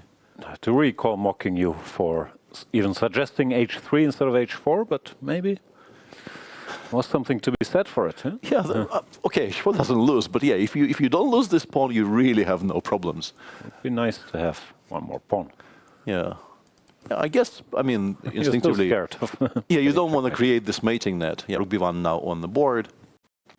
Yeah, I did think that regardless of how long he thinks about it, he will land on the correct decision, and there we are.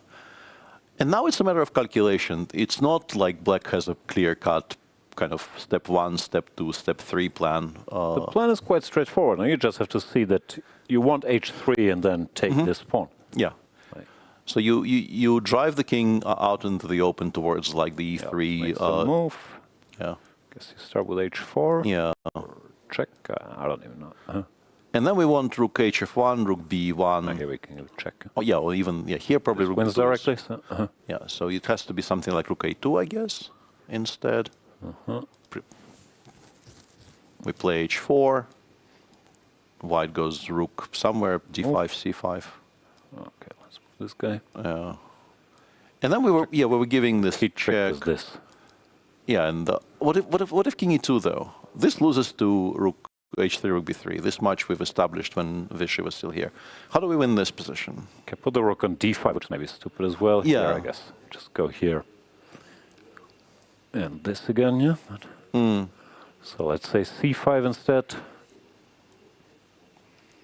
Check and king e2, yeah. This is maybe the... And rook e1 check, we go king d2, and we try to keep connected to... But I guess just maybe even rook e6 simply here. Or rook e7 to make sure we don't blunder the f7 pawn ever. We create a threat of rook f2 check, and we'll also play h3 next move simply. Yeah, I think it actually becomes... Might just be lost, yeah? Yeah. By move. Yeah, and it becomes calculable. It becomes like as soon as you settle on this idea that we're not winning the pawn on g2 because it will be defended, we are splitting the structure and then taking them one by one. And I think you should find that idea normally. And it's, also, Hikaru can just calculate, no? Yeah. And there appears to be no defense against it, which is, I guess, the surprising bit, because you're not very used to the idea of losing 2 against 3 when you're not getting mated immediately. But yeah. Yeah, but with the pawn here and the king all over the place. No, Wei Yi did this to himself. It doesn't bode well. No. For his chances either. Like, all right, today he wasn't playing very inspired chess, but that's fine. But then, yeah, to lose control that much, and he's normally incredibly cool in time trouble. Yeah.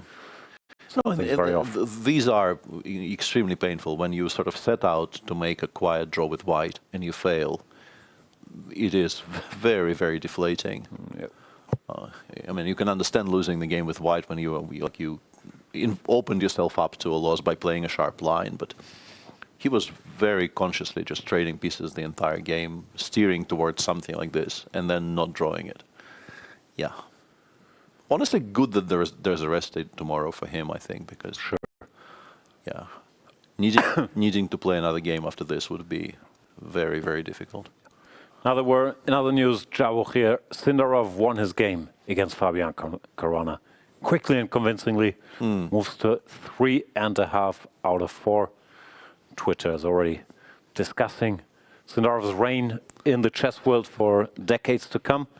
And he does look very impressive. Yeah. It's just 4 rounds. There's still a lot of chess. Yeah, even this tournament isn't settled. And as for the 20-year reign, yeah, it's maybe a little bit too early. And let's maybe not weigh down the young man with too many expectations. Although doesn't look like he's too bothered. Yeah, he is probably not very bothered. Also, probably not reading Twitter, so which we recommend. Anish Giri back in business. Won a nice game against Andrey Esipenko, as you've seen in his press conference, explaining in great detail. Andrey, understandably, not thrilled with the way things are going on -2. Yeah. Matthias Bluebaum with 4 solid draws. But he did have 3 whites. It will be, yeah, of course, there will be blacks. Some harder times are coming. Yeah, 2 out of 3 blacks in the next period, and then more blacks than whites in the second round. So, although, and we've been discussing this somewhat jokingly, but actually not even very, very jokingly. For a player like Bluebaum, you could make an argument that your biggest winning chances do actually come in the games where you're black, because people might overpress, people might start really tilting the game out of balance to get a playable position.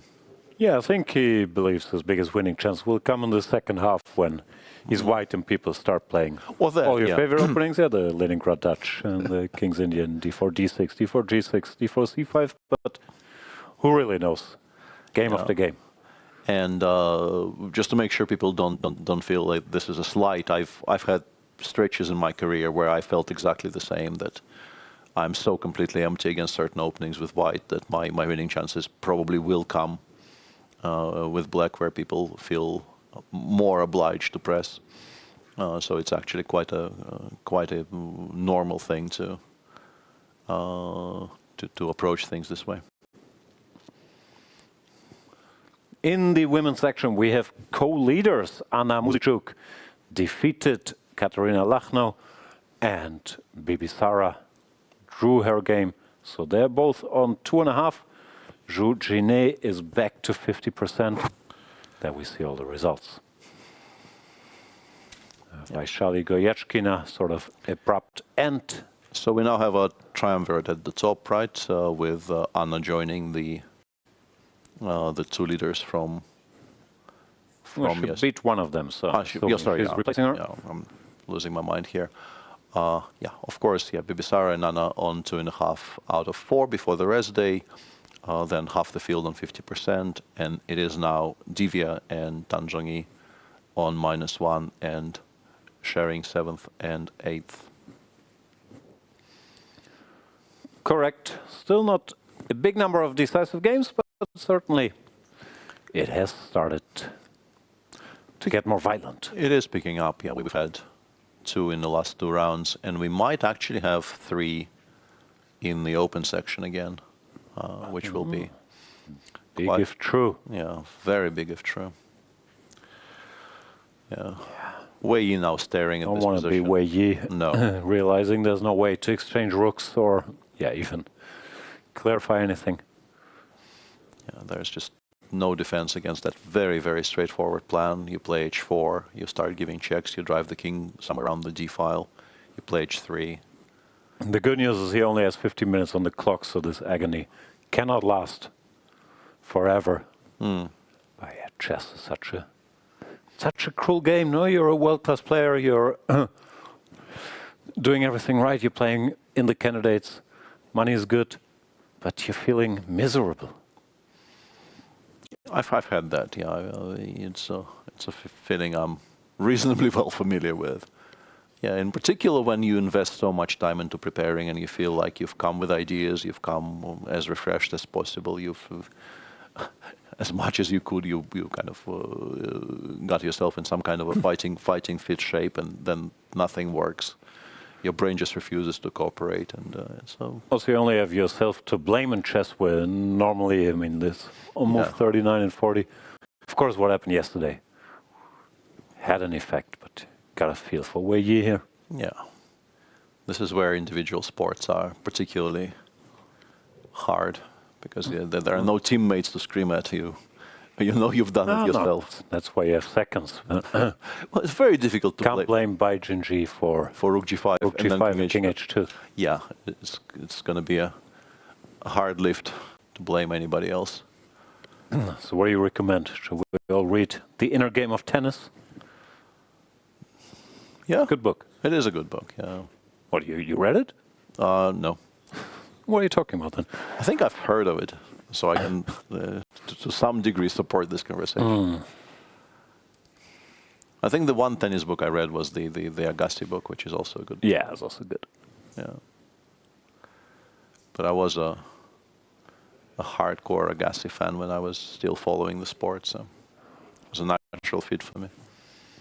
Yeah, you seem to love it as much as we love chess. Some of us at least, yeah.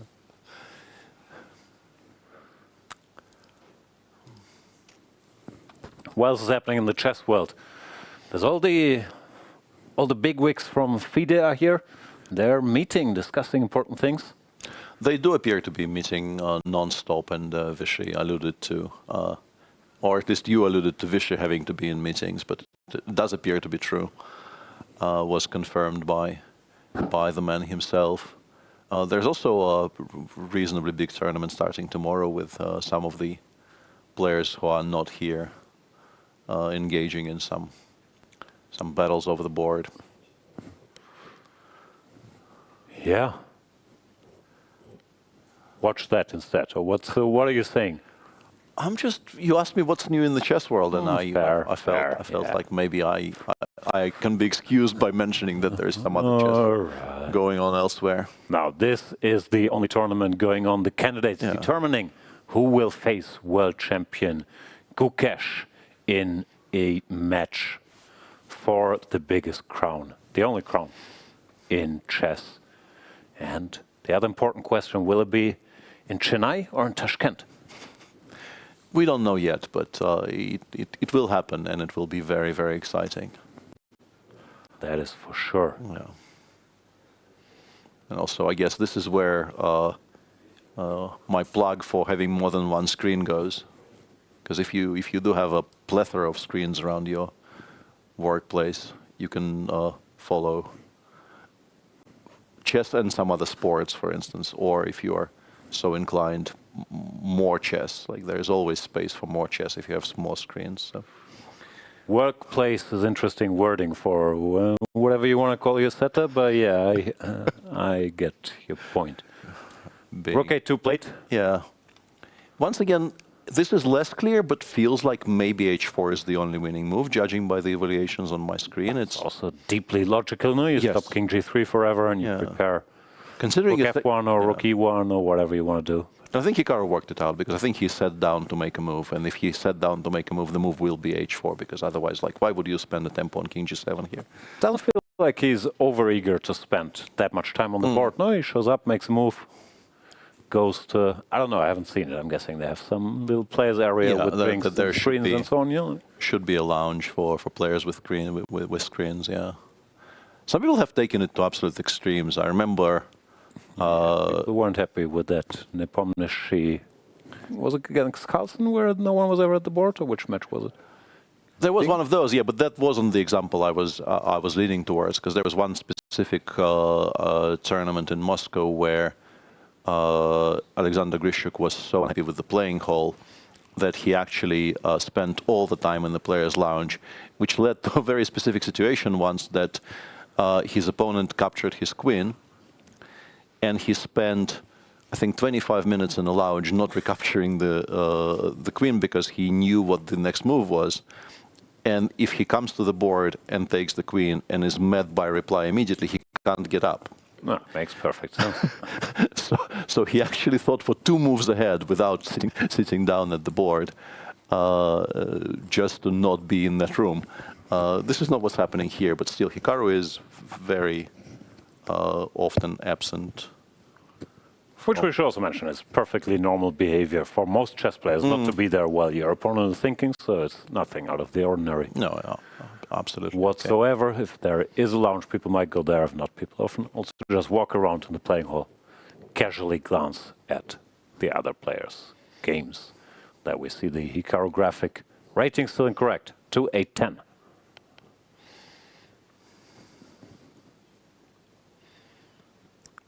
Should such shirts be allowed?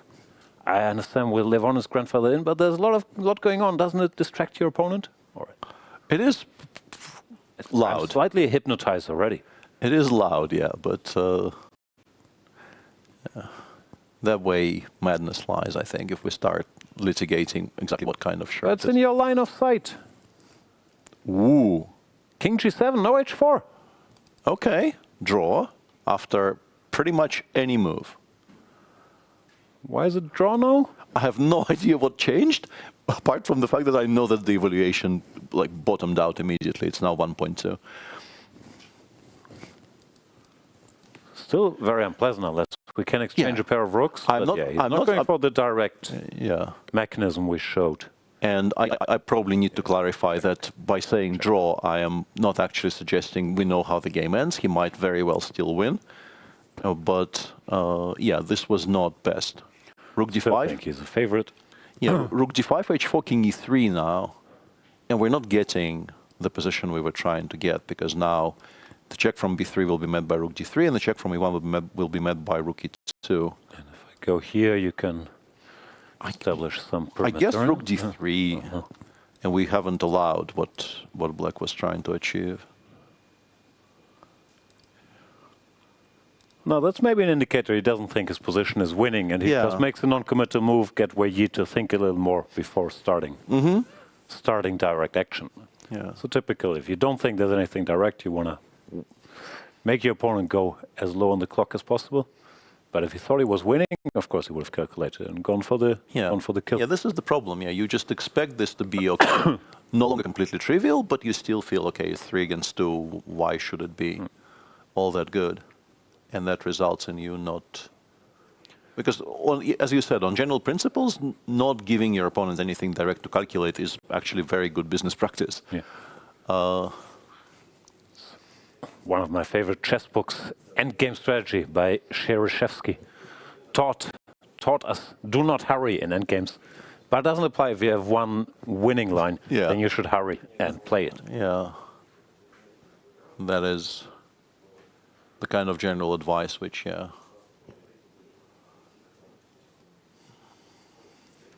will be wrong in positions with the solution. That's the problem with general advice. Still a very good book. Yeah, definitely one of the best endgames book. Do you read that one or no longer trust you when you say a book is good? No comment. I knew it. I'm going to start merging my range, actually. I will now start mentioning some books I have read. Yeah, at least keep me guessing. Also, you know I will call you out every time you confirm a book is good, so... No. For Wei Yi. Sorry, go ahead. No, I got absolutely nothing.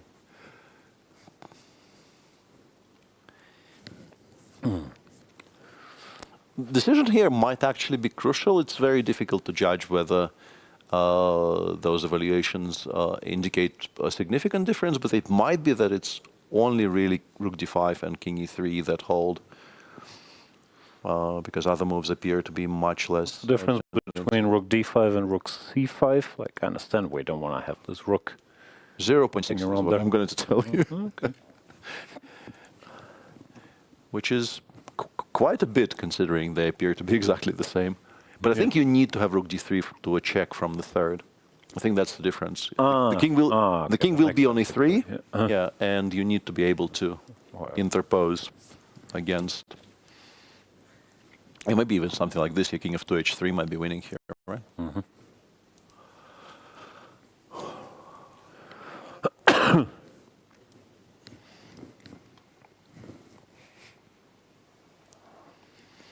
But yeah, as we can see, king g7 is sort of doing its job. Wei Yi has now spent something like maybe 4 or 5 minutes already choosing a move. So from a practical standpoint, it's a very good choice. We're not really criticizing Hikaru here at all. He's sort of doing what he's supposed to. It's just that objectively, this was probably a massive mistake. Also, of course, we've mentioned how good he is at playing the opponent, and he can smell that Wei Yi is unhappy and indecisive, so to quote-unquote waste some more of his time makes a lot of sense if you don't know that h4 is a straight-up win. Yeah, Wei Yi, I guess, is trying to calculate his way out, but at some point at 6 minutes you gotta make a move, no? Like rook d5, king e3. But there's also nothing really to calculate for white. You can't really touch those rooks. They are absolutely unchallengeable. He's got rook e5 played, which I don't think works at all. Then after h4, rook f1, rook e1 is a threat again, yeah? Like, you don't want the king on e5 and then a3 comes? Yeah, h4, the evaluation is now bottoming out again. Okay. I know I just asked for him to play a move, but play one of the good moves. Yeah. h4, king e3, rook hf1, and once again, that very same threat, which we keep on mentioning, appears to be kind of unstoppable. Yeah, but now I am also... Yeah, there's also that. This takes an h3, no? Mm-hmm. Yeah, and if king f4, I think... No, Hikaru is not touching that h-pawn. He's just making moves. Why exactly? It looks so obvious that h4 is helpful. Yeah, and rook a5 actually was just very, very poor, because even king h6 is probably second best move and might actually still be winning. What's the point of king h6? Well, what's he... Well, in some cases, I think maybe f5, king g5, f5, king g5, try to get the king to f4. Maybe even some two-rook endings will start becoming dangerous if the king gets to g5. So yeah, no, Hikaru sort of understands how this endgame works. He just, I think he's just trying not to exchange pawns, which is also understandable if you don't know that h4, h3, and going after the f3 pawn is the way. I think a very good illustration of how you play very much depends on whether you know the evaluation or don't. He would be playing it in a completely different manner if somebody simply told him he is close to winning. Which is why you don't want people with access to smartphones in the playing hall, even if they can't talk to players, even excitement, let alone signs can tell the player something. Yeah. You know, any semblance of a hint here instantly tells Hikaru pretty much everything he needs to know, yeah. Also, of course, it's case by case, but sometimes even when there's a camera team that's being informed so-and-so has a way to win, and the camera team starts rushing to that board, it can be a big tell. So, like, you gotta be that was absolutely, absolutely discussion during some broadcasts, needing to explain to the cameraman that maintain steady pace at all times. Even steady pace, it's tricky in chess. Because most other sports, the cameraman also does not know better what is happening on the board than Messi. Yeah, that is also fair. Yeah, I think Hikaru just kind of figured that f5, king g5 is a very strong plan, which it probably is. And he's just getting there, and... You know, he's doing all the do not hurry stuff, just to improve your position before decisive action, which will, I think, actually get the job done the way he's burning his time and looking... Let's try to figure out why rook d5, king h6 wasn't winning. Now that we're here, let's maybe try to, be somewhat edifying. So rook d5, king h6, we start running. We have to play king e3. And if f5 we go, this is very difficult. I think this might be move by move draws, which you just don't make. It says rook d2, d2 in this position, a move you will never make, I don't think. It looks unnecessary to pull your rooks in the second. Yeah, and after king g5, f4 check now holds for some reason. Then you attack g6 or... Yeah. No, this is... Yeah, I don't think you actually save this at all. And if you don't play... Played he has played rook Rook E2. E2, so King G5. On his rooks there. King G5 or 5 first, but it seems there is no reason not to play King G5 straight away. Yeah. King G5. I guess he wants maybe Rook E to B2, but then we give a check. Maybe even with the B Rook, play in some order 5 and H4, and eventually start making progress because White just has no counterplay. King on G5 is so comfy. I like this actually by Hikaru. This is very, very good general understanding. King on G5 is very safely tucked in and threats just multiply.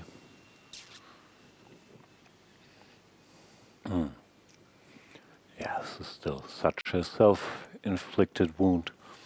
Yeah. Having to sit there, probably losing this. Candidates are brutal. In other news, if you're just joining, tomorrow's a rest day, and the game of the day, the clash of the leaders, was decisively won by Javokhir. Sindarov against Fabiano Caruana. So Sindarov going into that rest day with 3.5 points out of 4. And very, very impressive start. Yeah, full point lead over Fabi. Correct. And nobody else, right? Nobody else is on plus Anish Giri is back to 50%. And potentially Hikaru as well, if he wins. Hikaru is potentially back to 50% if he wins. So is Wei Yi. Less likely though. Indeed. Yeah, Andrey Esipenko on -2. Wei Yi more likely will also join him on -2. Praggnanandhaa and Bluebaum are on 50% as well. The women's section, we have 2 leaders, Anna Muzychuk and Bibisara Assaubayeva. With Anna replacing Kateryna Lagno in the lead by beating her today with the white pieces. Quite an interesting game where I think you can only really say good things about the way Anna played. But yeah, it was a good game. Yeah, but Kateryna making a very, frankly, poor decision towards the end of the first time control. She defended really, really well, made all the right choices, and when one final sequence of 2 only moves in a row would have probably netted her half a point, she went badly astray and lost by force.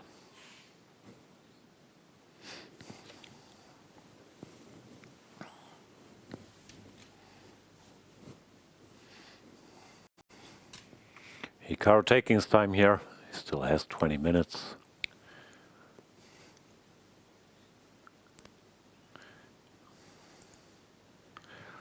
I'm trying to figure out if you can actually miss a win here by not playing King G5 or F5, and it appears that, let's say, the move H5, H4, which was by far the strongest and the best for a bunch of for some time, is wrong here because of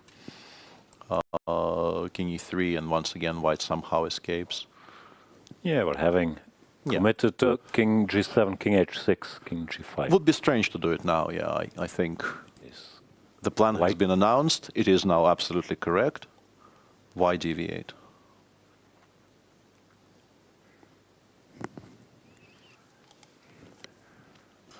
Wei Yi chooses the rare tactic. No, okay, he's 4 minutes. It's not that rare to sit at the board. Well, it's not his move.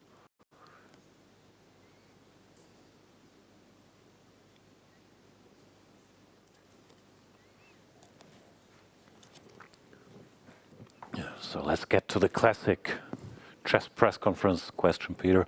How will he spend the rest day? Who, me or them? You. Me, I will hope to explore some of the surrounding countryside.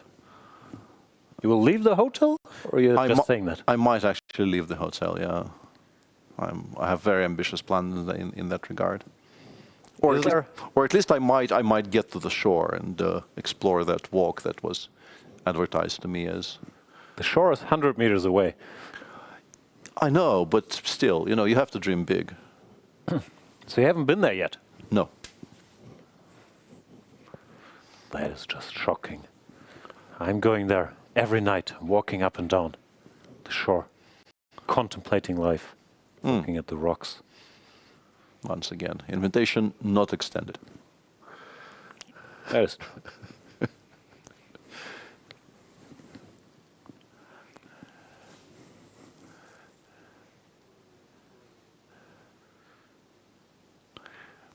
I think that particular grimace of discomfort is probably him thinking he is not winning fast enough. It's not him thinking he is not winning. Yeah, no, I think this is just calculating, and something bothers him in that very line, but he does look very, very interested. It's not like, Hikaru Nakamura, the world number 2, was not, even though he's the highest rated player, on many people's ballot as the top favorite due to him not being so active recently, and also, I guess to some extent, due to him. Even though he's been amazingly consistent recently, he hasn't won as many super tournaments as a Fabiano Caruana. He hasn't played very many either, so it's also a function of volume. Yeah. He does have a good record against the field, much better than Caruana's, for example. This is not a great move, by the way. Yeah. Why is he chasing the king to g3? I understand nothing. Yeah, I think maybe he thought king g5 is very strong, but rook a4 holds now. Yeah, that is odd. This looks like progress for white, no? Even this is a very strange choice by Hikaru. Yeah. And we know Wei Yi wanted his king on g3. He went king h2 and move 40 after all. Now he can finally go there without anything direct happening. That's surprising. That was not a good choice, and he could just start with king g5. This option was never running away if he wanted to do it. But yeah, this timing was strange. Goes king g5, threatening checkmate with h4. Both rook e4 and rook a4 are now holding. Oh, since he's threatening checkmate, he's forcing Wei Yi to make one of the good moves. Yeah.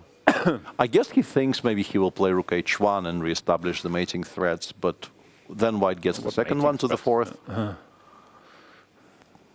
Well, not mating threats, but threats in general. But after rook h1, rook e to e4 is somewhat shockingly Even at 4 check, haven't I made progress with white, or is that losing? Rook h1. F4 check loses. Everything loses apart from rook e to e4. Shockingly, yeah. Why is f4 losing? Just back to h6 and then make a move. I have a feeling I want h4 check and then rook f1 check and then maybe h3 again, or maybe even king h5, king g4. Okay, interesting. Yeah, I'm shocked at how bad it is, but I can sort of see why it would be somewhat bad. But rook e4 just stops all of it. Yeah, rook e4, and if you play f5 here, we can actually play rook h4, and yeah, this is the big difference. Yeah, we have now removed the. It's my box again. The rook will come to h2 and protect everything. It's. One day I can play f4. Yeah, and we can also chase the rook along the force, along the first. We are already there to. Yeah. To do the thing. Yeah. Okay, they can still hide, but. Yeah, clearly black hasn't made a lot of progress here. No, this is not how you wanted this to happen. Okay, so maybe more twists and turns. Because now, I mean, once Wei Yi's moves become easy, he does get 30 seconds per move. Then it's not like he can just be defeated by playing this forever. Yeah. And I was just about to say that today, which I honestly assumed will be a win for Hikaru, was in a way kind of an exemplary Hikaru game where very early on he realized his opponent is maybe slightly shaky and just consistently avoided every quality he could see and pushed every smallest edge, and eventually it pays off, but yeah, might not actually pay off, which is frankly at this point kind of surprising.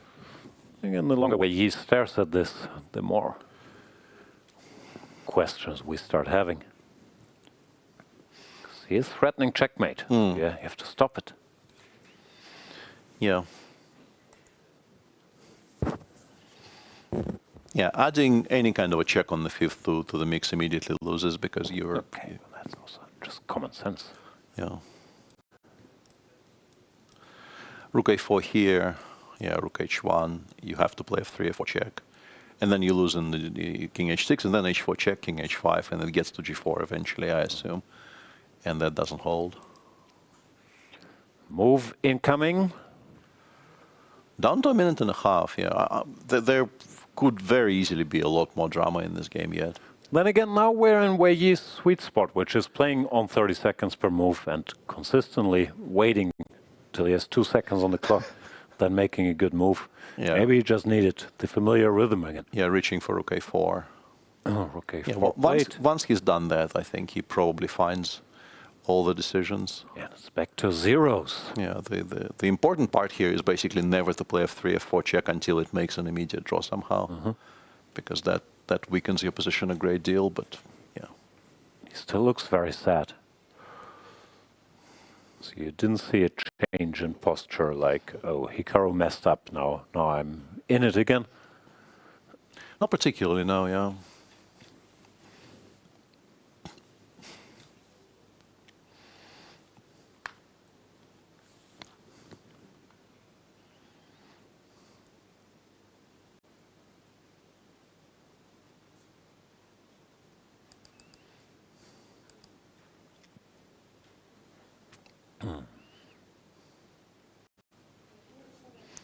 Hikaru still has plenty of time, but it's kind of irrelevant because... Yeah, time is not the issue.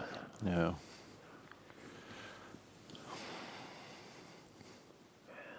Yeah, rook h1. I think he thinks maybe this is winning, and it would have been if not for this very, very specific setup with 2 rooks on the 4th. Maybe he also thought f4 was forced, and he can do the business, but yeah. Yeah, everything else loses. Yeah. Rook e4. Absolutely, strictly the only move.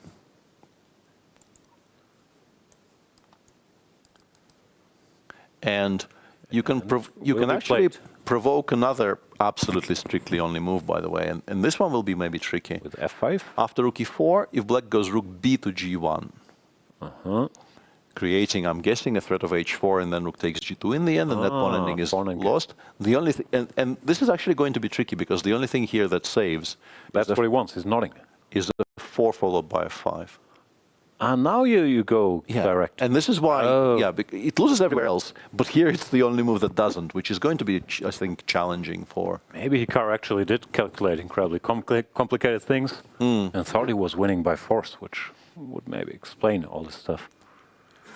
Yeah. But now he... Yeah, if you don't do it, you lose to h4 check, but f4, king h6, f5 specifically appears to be a draw, shockingly, with the idea of gf, rook h4.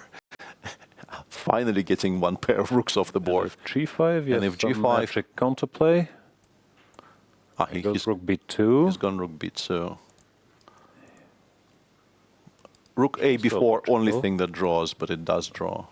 Rook a before blitzed out. Yeah, and you have to attack this rook now. No, this is just an immediate draw. Because h4, rook h4, and you chase it, yeah. Oh, and after rook takes h2, we're taking the other one. Ah, yeah, and he's realizing it? It's just a draw now, yeah. Oh. Yeah, he thought he was winning by force. He realized, yeah. He just thought he was winning by force, which is why he went for this. He thought he had h4 check. And then rook takes h4. And but yeah, white takes the... Rook h4, rook h4, rook h4, rook g2. But, of course, after h4, rook h4, rook h4. You take this. We take the other one. Draw. And if you begin with rook g2... Hikaru realizes what he's done. Yeah. Similar moment to this king c7, king e7 against Fabiano. This is heartbreaking for him. And, of course, his many supporters. Even if you don't find the direct win, he still has good winning chances by just keeping 4 rooks on the board and playing the clock and asking question. But now you can't even keep the rooks, because rook a2, rook a4, it's the same pattern. Yeah. Well, I mean, he will now trade rooks and play 3 against 2, but you never win. Yeah, you don't win that. Yeah, this is truly heartbreaking for Hikaru. He played, in many ways, a kind of a perfect game. Trying to exploit the fragility of his opponent and was moves away. Look, he's completely devastated.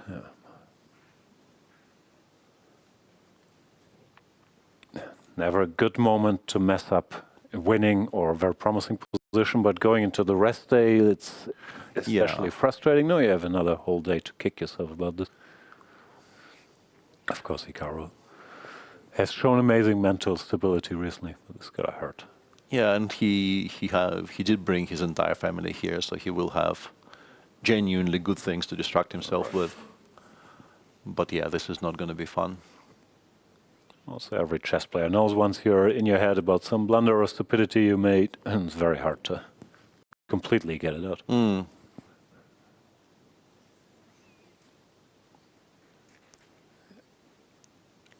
Yeah, so it's so helpful for Wei Yi that now he can't go wrong, right? A pair of rooks disappear and the rest is fairly straightforward at this level. Yeah. Just important to chase this rook with the rook you have on the left, right? If you play rook c2, for instance, it's important not to go rook e4. Okay. But yeah, he's not. Never happened. He's not going to. Now this mechanism works again. Works again, yeah.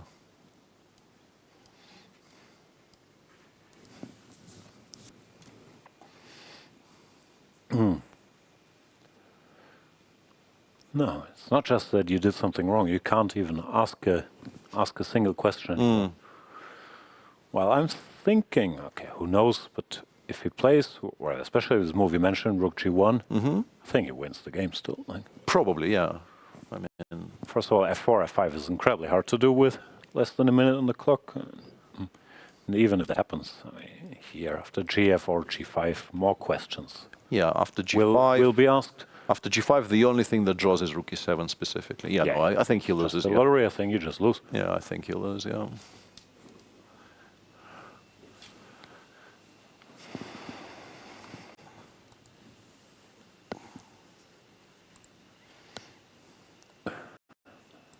Well, he still doesn't look exactly thrilled, but he will understand what's going on the board. Also, Hikaru's telling him. Yeah. No, but from here, the calculations are so incredibly straightforward that a minute is plenty good enough.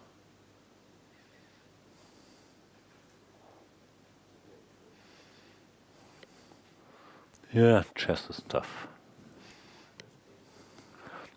Unless you're Sindarov, then chess looks extremely easy and pleasing. Yes, and this is a good segue for me to once again mention my, not a hobby horse, but like my favorite theory that everything in chess specifically is to do with age, and like everything works better.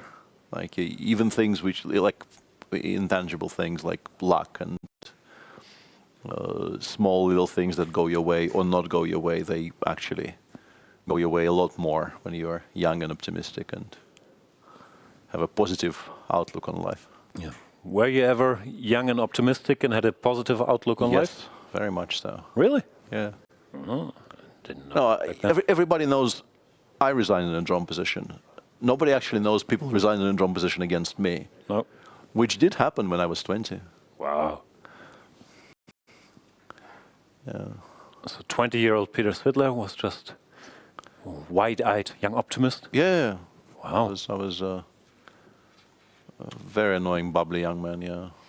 Ah, that I can picture. Yeah. Some of those things are still true, but some regrettably have dissipated.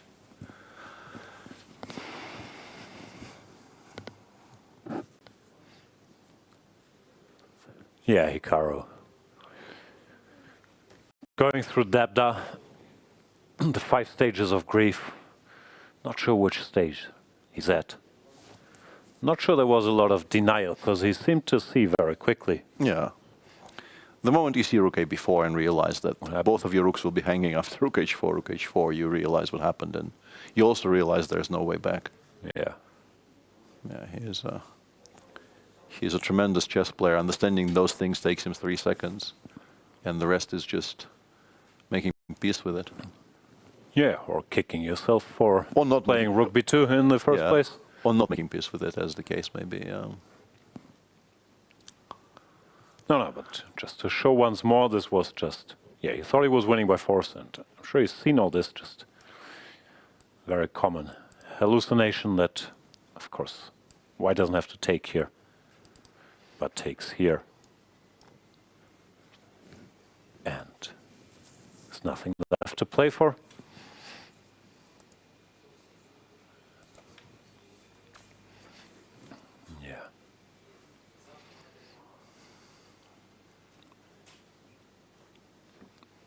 He's not going to make a draw, though, right? He's still going to play this 3 versus 2? I think he'll take on before and play for a bit, yeah, just to sort of get it out of the system a little bit. And even it's not the most ridiculous 3 versus 2 with the pawn on h4. Like, yeah, I don't think you go like a 5, rook a1, and hope maybe at some point to be able to play. I don't know. Yeah, you do all this stuff, but it's a draw, of course. Yeah.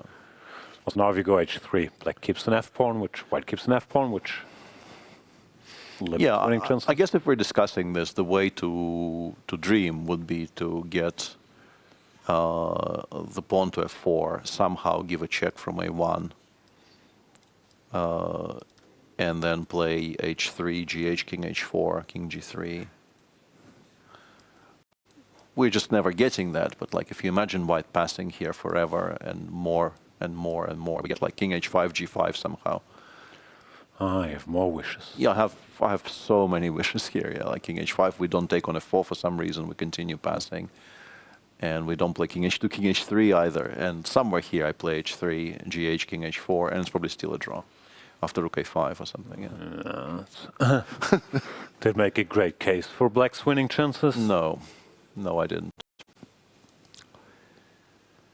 No, I didn't.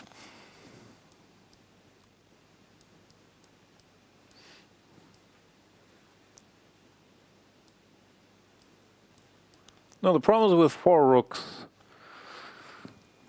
no one really knows what's going on in this non-standard situation, while with just 1 pair of rooks, everybody knows that is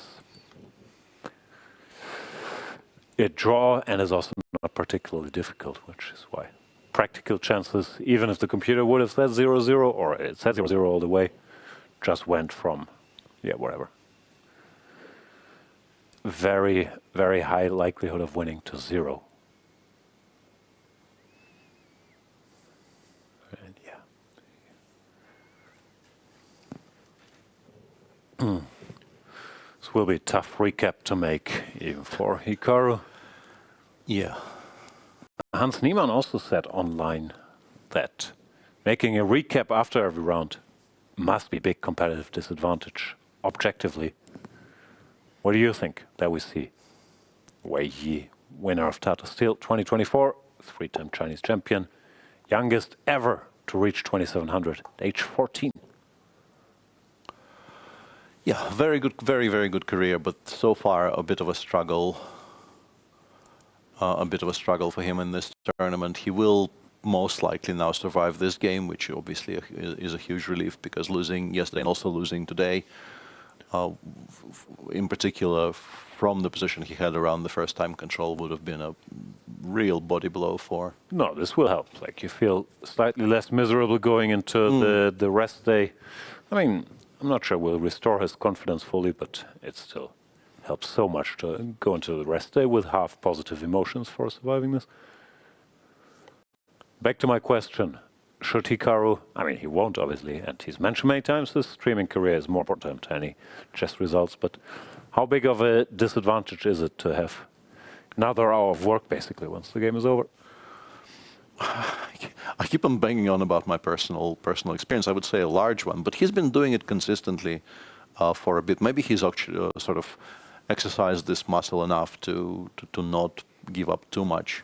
No, even if it doesn't cost you extra energy, it does cost you an extra hour. And like you do want to rest and whatever, brief your seconds and go for a walk. So I'm not sure. Maybe he gets enough out of it, but especially when things aren't going your way.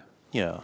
Kind of tough. Needing to relieve this game, especially, and and I'm assuming it's not going to be a very long recap, and he'll just touch on the critical moments and explain how annoying it is to not win this game after doing all the hard work and playing really well, creating very small chances and exploiting them. But yeah, no, don't envy him the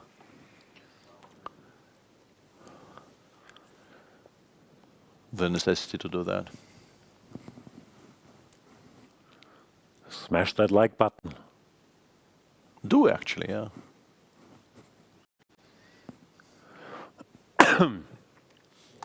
I meant on FIDE chess, of course. That as well. Very valuable.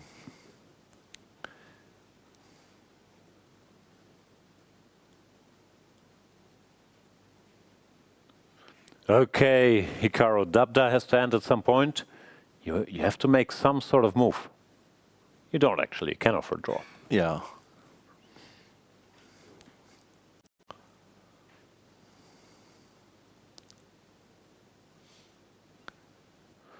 No, he's still in the second D. Denial, anger, bargaining, depression. We need to get to acceptance within the next 3 minutes, 18 seconds.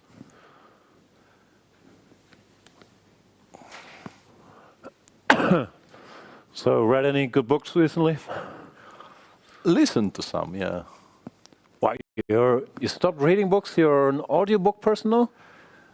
To a degree, not entirely, but to a degree. I'm a healthy mix of both these days. So, what audiobook can you recommend to the dear viewers?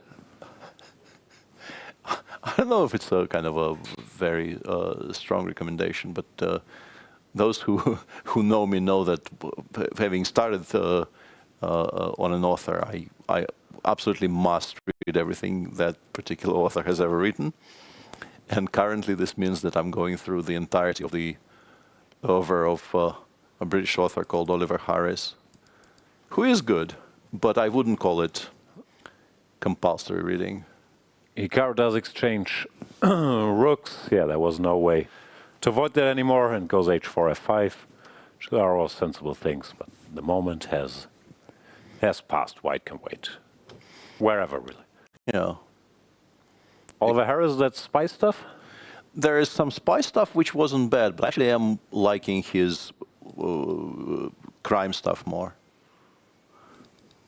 I wasn't aware those were different genres, but probably they are. He has two series, and I know why you know about the spy stuff, but the people who recommended the spy stuff didn't mention the crime stuff. The crime stuff, I think, is actually better.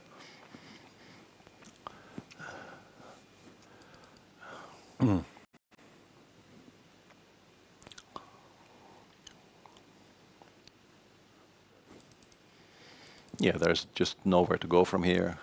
King h5, you could even maybe try to prevent g5 and f4 if you wanted to, but you don't have to. But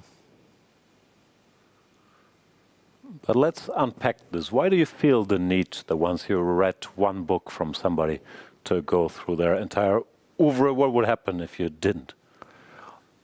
I would feel, the feeling of slight discomfort, I guess, is the way. I don't know, it's just a thing. No, obviously, if I don't like the first one, I don't continue. But okay, so there are some. There are some exceptions. Yeah, I'm not doing this with every single author. Yeah, but. So it doesn't mean if you watch the first minute of any television show that you're committed to 12 seasons. Like, at what point are you committed? I've given up on some things recently. I'm trying to correct this as going further down the list of the favorite quotes. But I'm still not very good at... What's the full quote again? No, not happening. All right. Do you watch both seasons of Flight of the Conchords? Yes, absolutely. And there was at some point, I think, a mention of maybe them doing something new? Don't know. No? Yeah, Hikaru playing this rook endgame, but there's just no realistic scenario where you win this after h3. If white keeps the f-pawn, it's a simple draw, and yeah, this construction you tried to show earlier also. doesn't do anything. So yeah, even if you allow black to extend to the fullest, I guess maybe you can eventually go g5 and g4, but particularly if you stay with g and h pawn, your potential passer is an h passer. There's just zero hopes of winning. Sometimes if you remain with f and g against g, at least you can ask a question, but not. Yeah, I sort of figured out a construction which wins, but it never happens. Yeah, and also if you have h and g, at some point if you go, let's say g3 check and drive the king back to the back rank, you can actually stay fully passive, as is well known, because the g pawn alone on g3 will not win against the rook on the back rank. Yeah, there's just nothing here. It's gone. Both players know this. Hikaru knows this. Yeah, it's just gone. Important to remember, you still have to make moves. Don't lose on time. Yeah. But yeah, I mean, he is obviously aware of the clock. He's not going to continue staring at behind on the clock for the first time now, but that's due to misery. Keeps checking his score sheet where it all went wrong.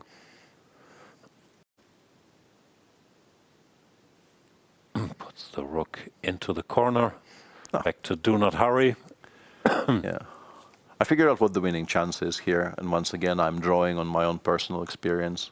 The way you win this is you play, let's say in this position, rook c1, or you play rook d1, and Wei Yi, and you kind of make the move in a kind of a jerky motion, so Wei Yi doesn't realize where the rook is. And he goes rook d1, and then you take it wherever it goes. Yeah, I think. But once you move it from a1, and white rook will go to a4. Probably, yeah.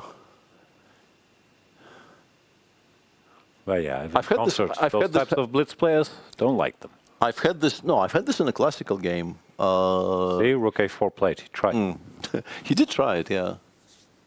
Where we were making the final moves before the first time trouble in the last round of an Olympiad in 1998 against, sadly, recently departed Jan Timman. And I was attacking his bishop, and the bishop was moving away. And then at some point on move 40, I decided that there's no point attacking the bishop. And I just made a quiet move to a different square. And Jan, without really looking at the board, just moved the bishop away from the attacking rook, but the rook wasn't there. And I returned to the board, and he was gone, and the score sheets were signed, and I couldn't really understand what happened. And people explained to me that he played bishop f5 instead of bishop g6, so the other way around. Realized what happened, just signed 2 score sheets and left. Fair enough. Absolute chess legend, Jan Timman. H3 played, Hikaru, I think, is also trying to wrap it up by going for this plan you mentioned. It's not even that. He is very effectively trading every single G3, rook g4. Yeah. And hands shall be shaken. Rook g4 only move, though. It is. It is the only move.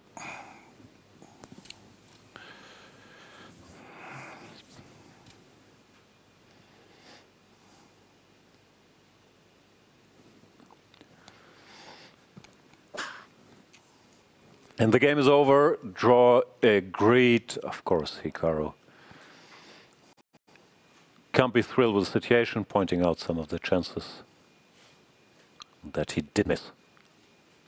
Yeah, but you can still see, I think from the gestures, you can still see he is sort of indicating, I could have done that and maybe I'm winning. Asking questions, it's not like I was completely winning and this and that. Yeah, I agree.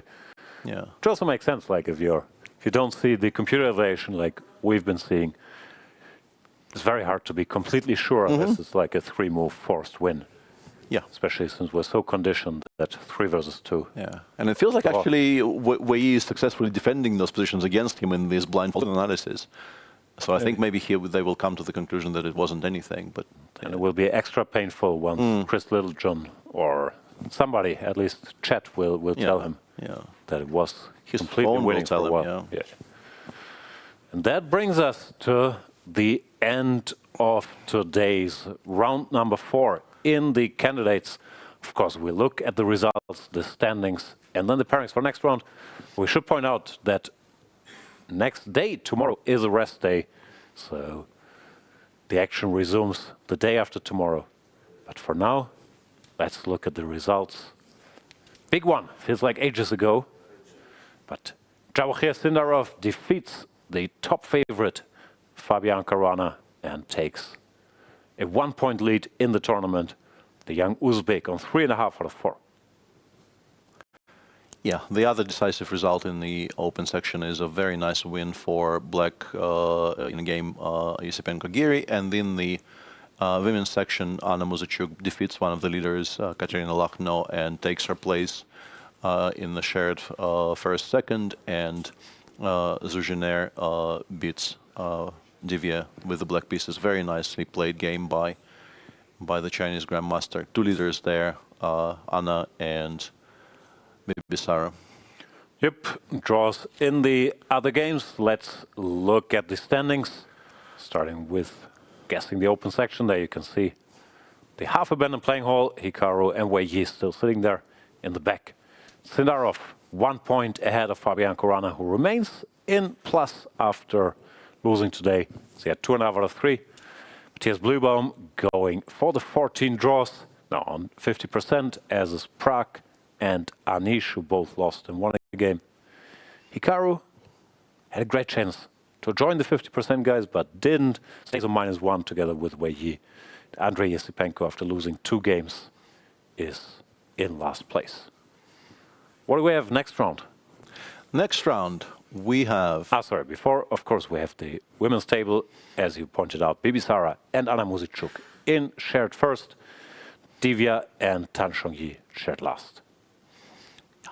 And on the topic of pairings, day after tomorrow, round 5 pairings are Pragg white against Andrey Esipenko, a game in which Pragg, who has had a bit of a setback yesterday, is going to be, I think, very interested with the white pieces against Andrey, who is struggling so far.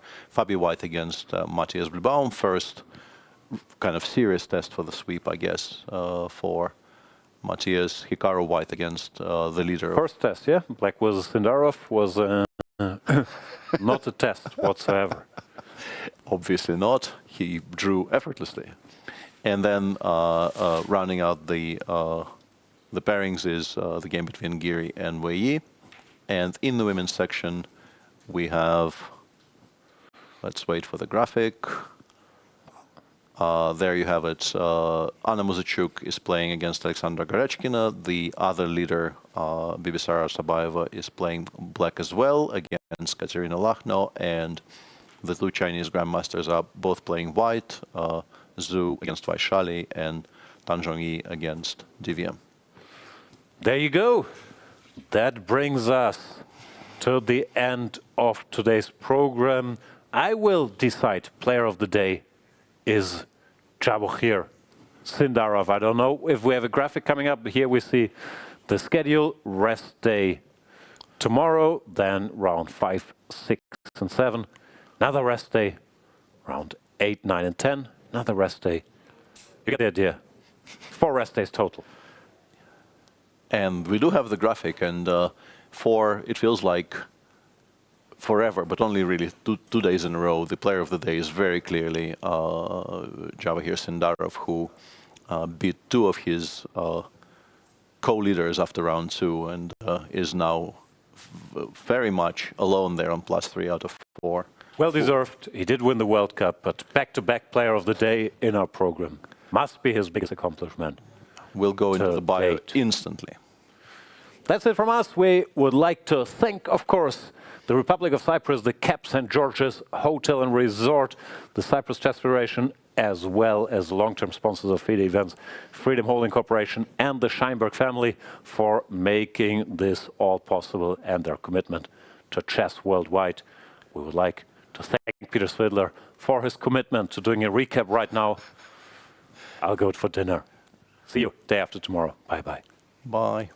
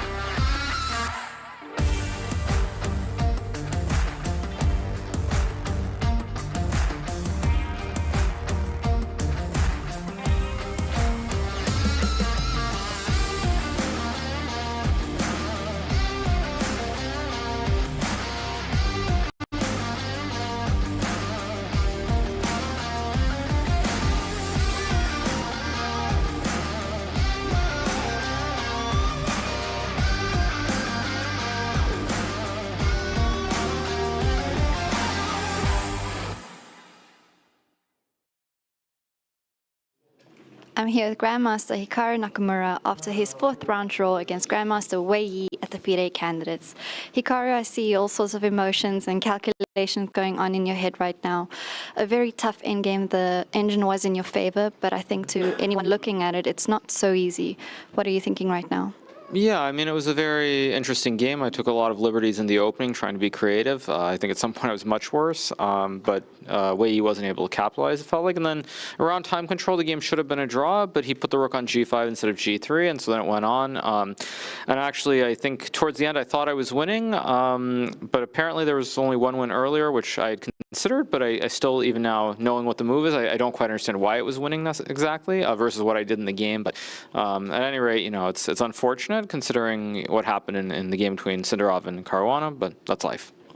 In the opening, you did spend quite a considerable amount of time, you know, like almost 14 minutes on a move like a6. What was going through your head back then? Well, I mean, I had the choice to play a Najdorf or not to play the Najdorf, basically. And I decided, actually, I mean, I ended up playing a mix. So I ended up playing this Dragdorf, which is a mix between the Najdorf and the Dragon.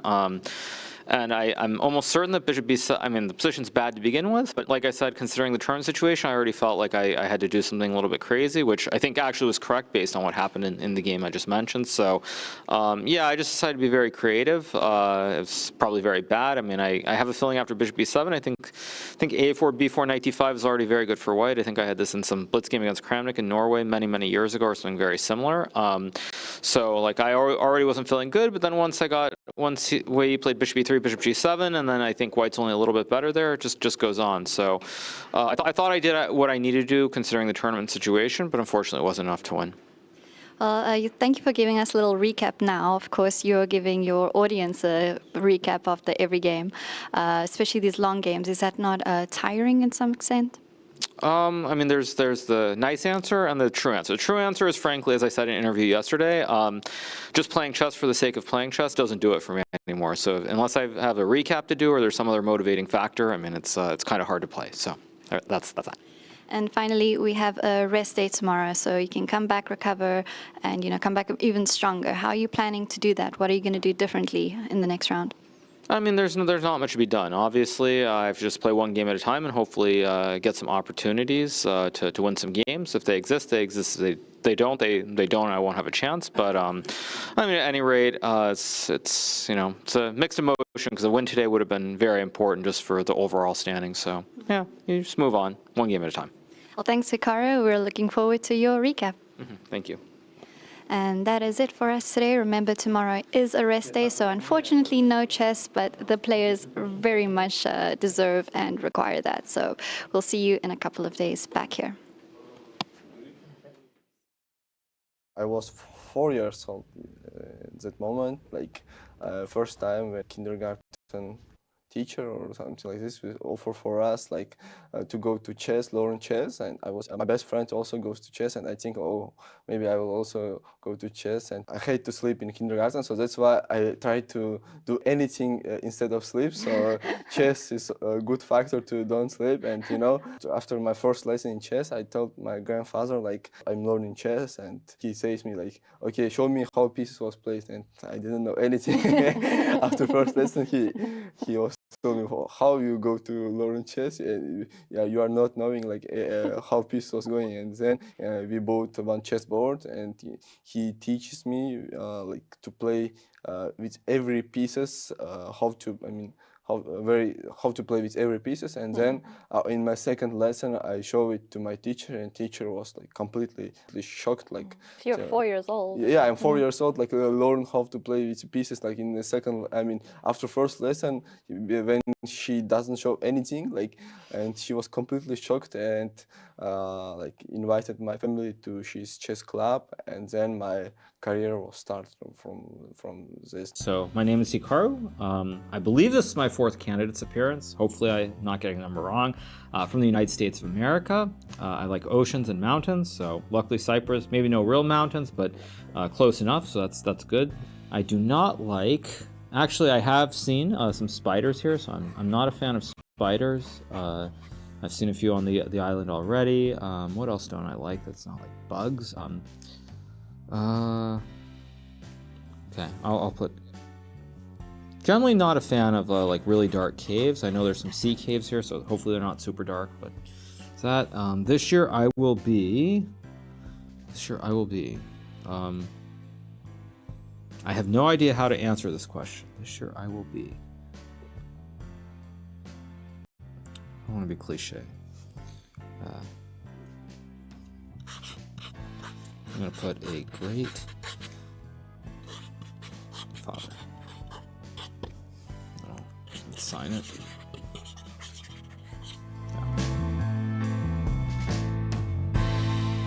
Name as many chess players as you can in 30 seconds. Okay. 3, 2, 1, go. Caruana, Carlsen, Nakamura, Sindarov, Wei Yi, me, Paravan, Lekvan Klem, Niemann, Abdulsatorov, Anton Giharo, Wesley So, Dominguez, Brunella, who else? Time up. When you look away from the board and you're calculating, do you see the pieces in 2D or 3D, especially with all the streaming online? I mean, I basically just see a board. I mean, it's probably not different from the one I use on chess.com, so that's that. Okay, just on that, what color is that board? They also want to know. It's the blue board. The blue board.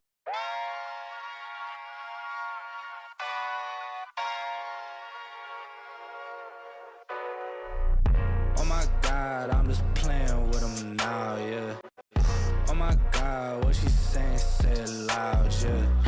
I can't respect it, I'm in the gym, but I am not flexing. Came from The woodpecker method, because practice makes perfect.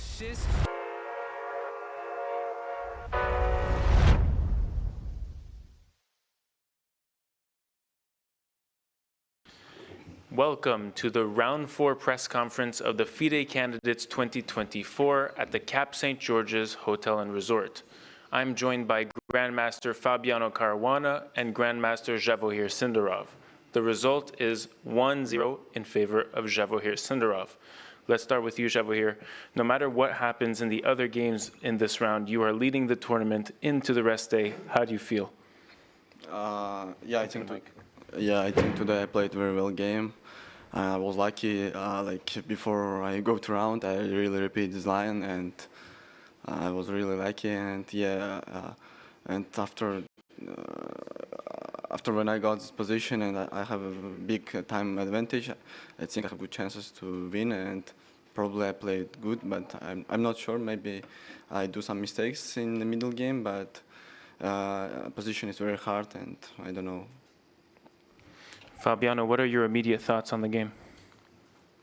I kind of got caught in the opening. I guess rook g8 is a big mistake. Yeah, rook g8 is a big mistake. Because in my file, I remember like black has need to take this pawn on d4. So rook g8 over here is a big mistake. Yeah, because now you lose your castle, and I don't know, like it should be mistake. But I'm not sure. I really forgot. I know like until e takes d4 and computer from the start shows like 0.3, something like this. Okay, so after rook g8... Maybe I should play queen d5 instead of knight d4. I don't know, maybe it was more practical. Queen d5, knight c6, queen c6, yeah? And maybe, but... I mean, I was worried about queen d5, f3, but then I realized later I could probably just play knight c5, I guess. Well, no, I even don't think about this. Because, okay, knight c6, queen c6, I think it's tactically not, I mean... yeah, you are so very fast, yeah? So maybe... yeah, I mean, I get bishop d6 and... Yeah, probably. Okay, I didn't think about this move completely. And then we get takes, rook g8, g3. But now it's just bad. f5 also probably... But what can And here black has a way to keep level-headedness. There's it's a specific set, it's like 2 moves here. Queen d5 or queen d4? takes first? Yeah, queen takes bishop d3 and queen now d5, queen d5. f3. And probably here something like... One move. Queen e5 or... Queen e5, yeah? Or bishop b6. No, bishop, no, 2. What bishop d6? Like? One move here, it's... Maybe here f5 or what? Yeah. Exactly, f5 you're preventing bishop e4. Yeah, Yeah, and bishop e6, bishop c5, yeah? Bishop a6, I mean, bishop a6, bishop c5. I thought about this. I thought it was very dangerous. Yeah, it looks very dangerous. I want to play here after bishop c5, bishop b5, and he has something like f4 also probably. Okay, no, here f4. No, it's just for interesting. Can you check with computer? Yeah, it's simple. Yeah. No, it's a complete mess. Yeah. Okay. So then, this is like the turning moment of the game. Did you feel this during the game? Yeah, when I think a lot here before move g3, I think like 26 minutes. Of course I calculate f5 also, and like after bishop c4 black is really very unpleasant, and I was thinking like their best move is they need to go to this very unpleasant endgame, bishop c4, queen d4, bishop e6, queen e4, which... Yeah, let's show it. It's actually worthwhile. So bishop c4, queen takes, bishop takes, now queen here. Right? Yeah, which looks really completely unpleasant for black. Yeah, I thought it's probably losing. Yeah. Before bishop c4 and... Yeah, bishop e4, bishop c4, then pawn goes to b3, rook e1, rook d1, bishop e3. I mean, they don't have a castle, and yeah, they have too many weaknesses. So. Yeah. So, although it was the best, practically this looks troubling for black. And so now rook g4. Yeah, bishop e3, bishop d5. And this was played very well, by the way. Very good accuracy here. These like next few moves. Really? Bishop e7. Bishop a6. Because if I take bishop a6 immediately, I'm really scared from bishop d6. Yeah, and I don't know. Maybe then You're saying here? Yeah, if I take here, bishop d6. Yeah, I was scared from this. Like some f4. Yeah, h5 f4 is, and I cannot play bishop c4. Maybe I can play, but then black has some bishop c4, queen c4, f4, which really I don't want to calculate too much. Yeah, f4. Okay, looks very. I mean, maybe just I'm winning, but it looks very, how to say, tricky. So yeah, I just want to play more safe.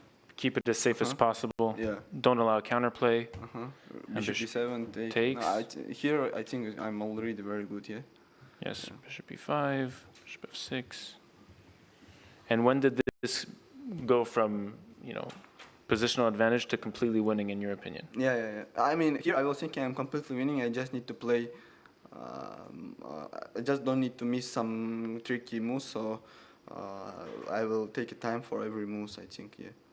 I'll play fast, so 2-3 minutes. And then I noticed, you took a lot of time here. You had like an hour advantage. You took your time. Yeah. And then 45. It should be losing. And now it should be game over. Okay, we're going to open questions to the floor. If you have a question, raise your hand. A mic will be handed to you.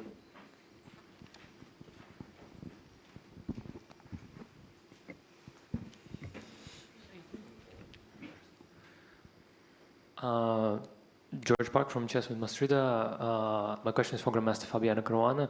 What do you think is more important, being able to capitalize with clinical accuracy on your opponent's mistakes, or being resilient enough to not collapse in unpleasant positions?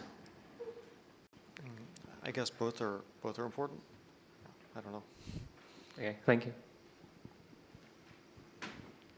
This is Jafar from Prime Chess. My question is for Sindarov. Uzbekistan has created a lot of top-level players in the last few years in such a short period of time. What is it about the chess culture there that's kind of brought you to the highest level of your career and many others? Yes, I mean, first of all, in Uzbekistan, I think we organized last few years a lot of big tournaments. Let's take World Rapid and Blitz, Grand Swiss, and also a lot of strong open tournaments, round robins. I think our government, also our president, support chess very good, and that's why we got like these 2-3 years a lot of strong. I mean, we have before also me Yakubayev, but last 2-3 years, how to say. Government is really support us very good, and they give conditions to work with the best coaches, and in my opinion, it helps for us. And yeah, right now we have very strong team for Olympiad. Congrats. My question is for Javokhir. If you will play Gukesh this year, do you think you can win? Okay, I don't wanna answer for this question because tournament's still going. Thank you. Next question from the floor. Okay, gentlemen, enjoy your rest day.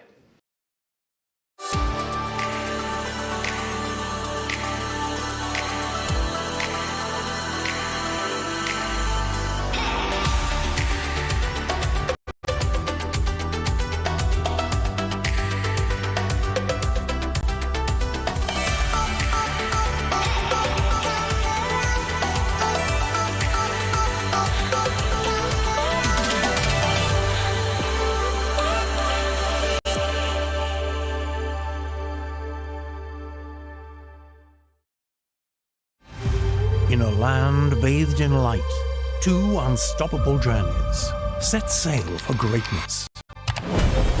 The road wasn't easy, demanding sacrifice, grit and unwavering commitment. But with courage and dedication, we rose to the top, with victory standing tall as our guiding lighthouse, illuminating the path ahead. We are Freedom 24. Born in Cyprus, we conquered Europe. Welcome to the Round 4 press conference of the FIDE Candidates 2026 at the Cap St. George's Hotel. I'm joined by Anna Muzychuk, who just won her game against Kateryna Lagno. Anna, crazy game. You were offered a draw by repetition and you declined to push for the win with a crazy sacrifice at the end. How do you feel?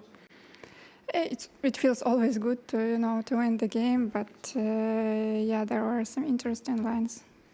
Okay, let's take a look. So talk to me through the opening. Well, I chose this line with bishop c6 and then d3, which is usually like a quiet line, but well, you need to know mainly the plans rather than some concrete variations. So yeah, bishop e6, knight a3, h6. I'm not sure about h6. Yeah, now my plan is knight d2 and to go with that knight or another one. So here we traded, yeah. Okay, all this looks normal, and then yeah, this b6. She decided to defend against the attack this way. I don't know if it's good or bad, but it wasn't so clear. Yeah, so before king b7, maybe I had to go with another, but I am not sure because yeah, I spent a lot of time here and I wasn't sure about the position. Like I played rook fb1, rook a8, b5. h5, that's what I expected, b5, and now I don't know, because she could also take with another pawn. Yes, she takes b5, but she could also take 8 takes b5, 8 takes b5. Now let's say rook a1. Wait, rook takes a1? Okay. Yeah, rook a1, then she takes the pawn, so I have to intermediately take on c6, queen c6, rook yeah, and this position, but okay, it's not like the mate is coming immediately, yeah? Or also she could take on b5 just yeah, show me. Just here, and then I take and now e5, scrutinize. And something like that. Okay, queen b2 I can play, but once again, okay, I kind of opened the file, but it's still far from the mate. But she decided to go for, okay, now she can take, and again, it will be a transposition, but she played a5. Yes, and here I decided to sacrifice. I don't know the evaluation, but... Do you want to know? Okay. Okay. Okay, thank you. Like always. Doesn't zeros. matter at the beginning of the game. Yeah, b takes a5, knight a5, and here she could take rook a5. Mm-hmm. Queen takes a5. Yeah, let's play it out. Rook takes, queen takes, you're threatening. And yeah, and let's say rook b8. Oh my god. Yeah, I wasn't sure about this position. Completely crazy. Yes, because it's like I have a rook and two pawns against two pieces, which is usually okay, but somehow she blocks all my pawns, and I am not sure. But she decided to take, to play with King c8. With the piece. Okay. So knight c6, and even after knight c6, I'm not sure about king b7. You were looking at this during the game. I can repeat, in the worst case, but In the worst case. yes, because after knight, now she took on a1, then I started to feel optimistic about my position. Like knight b6 is forced, queen e3. Now I'm threatening c4, c5. And if she tries to run with the king like king d7, then I have d4, which I think is dangerous. Nice. So yeah, and she played bishop d6, which I didn't see in the beginning. And here I spent a lot of time because, she has this idea, c4, queen h6, and I was thinking that maybe, that's what happened in the game. Maybe instead of c4, I can even play some slow move like f3 to prepare like queen h6, queen f2, and then to play c4. I don't know, but. So you played c4 then? Yes, because how it happened in the game, like, queen h6, queen h3, I repeated once, and then I played d4. And here I wasn't sure about queen takes e3. F takes e3, e takes d4, e takes d4, rook e8. And if I play c5, because if e5, then knight c4 at the very least. No, if e5. If e5, knight takes, at takes, least, takes, she's okay. So c5, rook e4. C takes d6, let's say. C takes d6, rook a7, knight d7. And I didn't see how to, because, I have b6, but knight b6, rook f7, g5.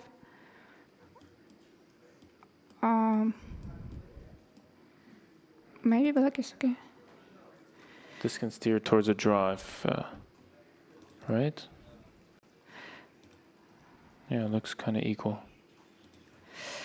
Because e takes d4, then I didn't see defense for her after e takes d4, queen d4.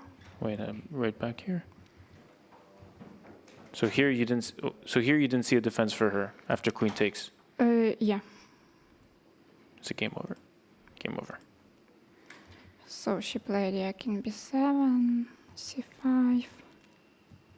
Yeah, now I was also considering c takes b6, but then there is some bishop c5, so I didn't want to allow that. So you took the bishop. Queen takes. Yeah, queen takes and rook a8. Now it's pawn up, but rook takes 8 finishes the game. And for the people at home, do you want to explain it or you want me to explain it? If she takes the queen, then rook b8 is a checkmate. Beautiful. Otherwise, if she takes with the knight and queen a7 wins. Okay, queen d8. Well, we are a piece up somehow. We will manage. And king a8 also runs to a checkmate after queen a1, king b7. Wow, geometric. Queen a6. No, queen a6. Oh, my fault. Pulled an Ivanchuk. Okay, there we go. Wow, so beautiful game. And a very nice win. Congratulations. Thank you. Okay, we'll open up the questions to the floor. If you have a question, please raise your hand.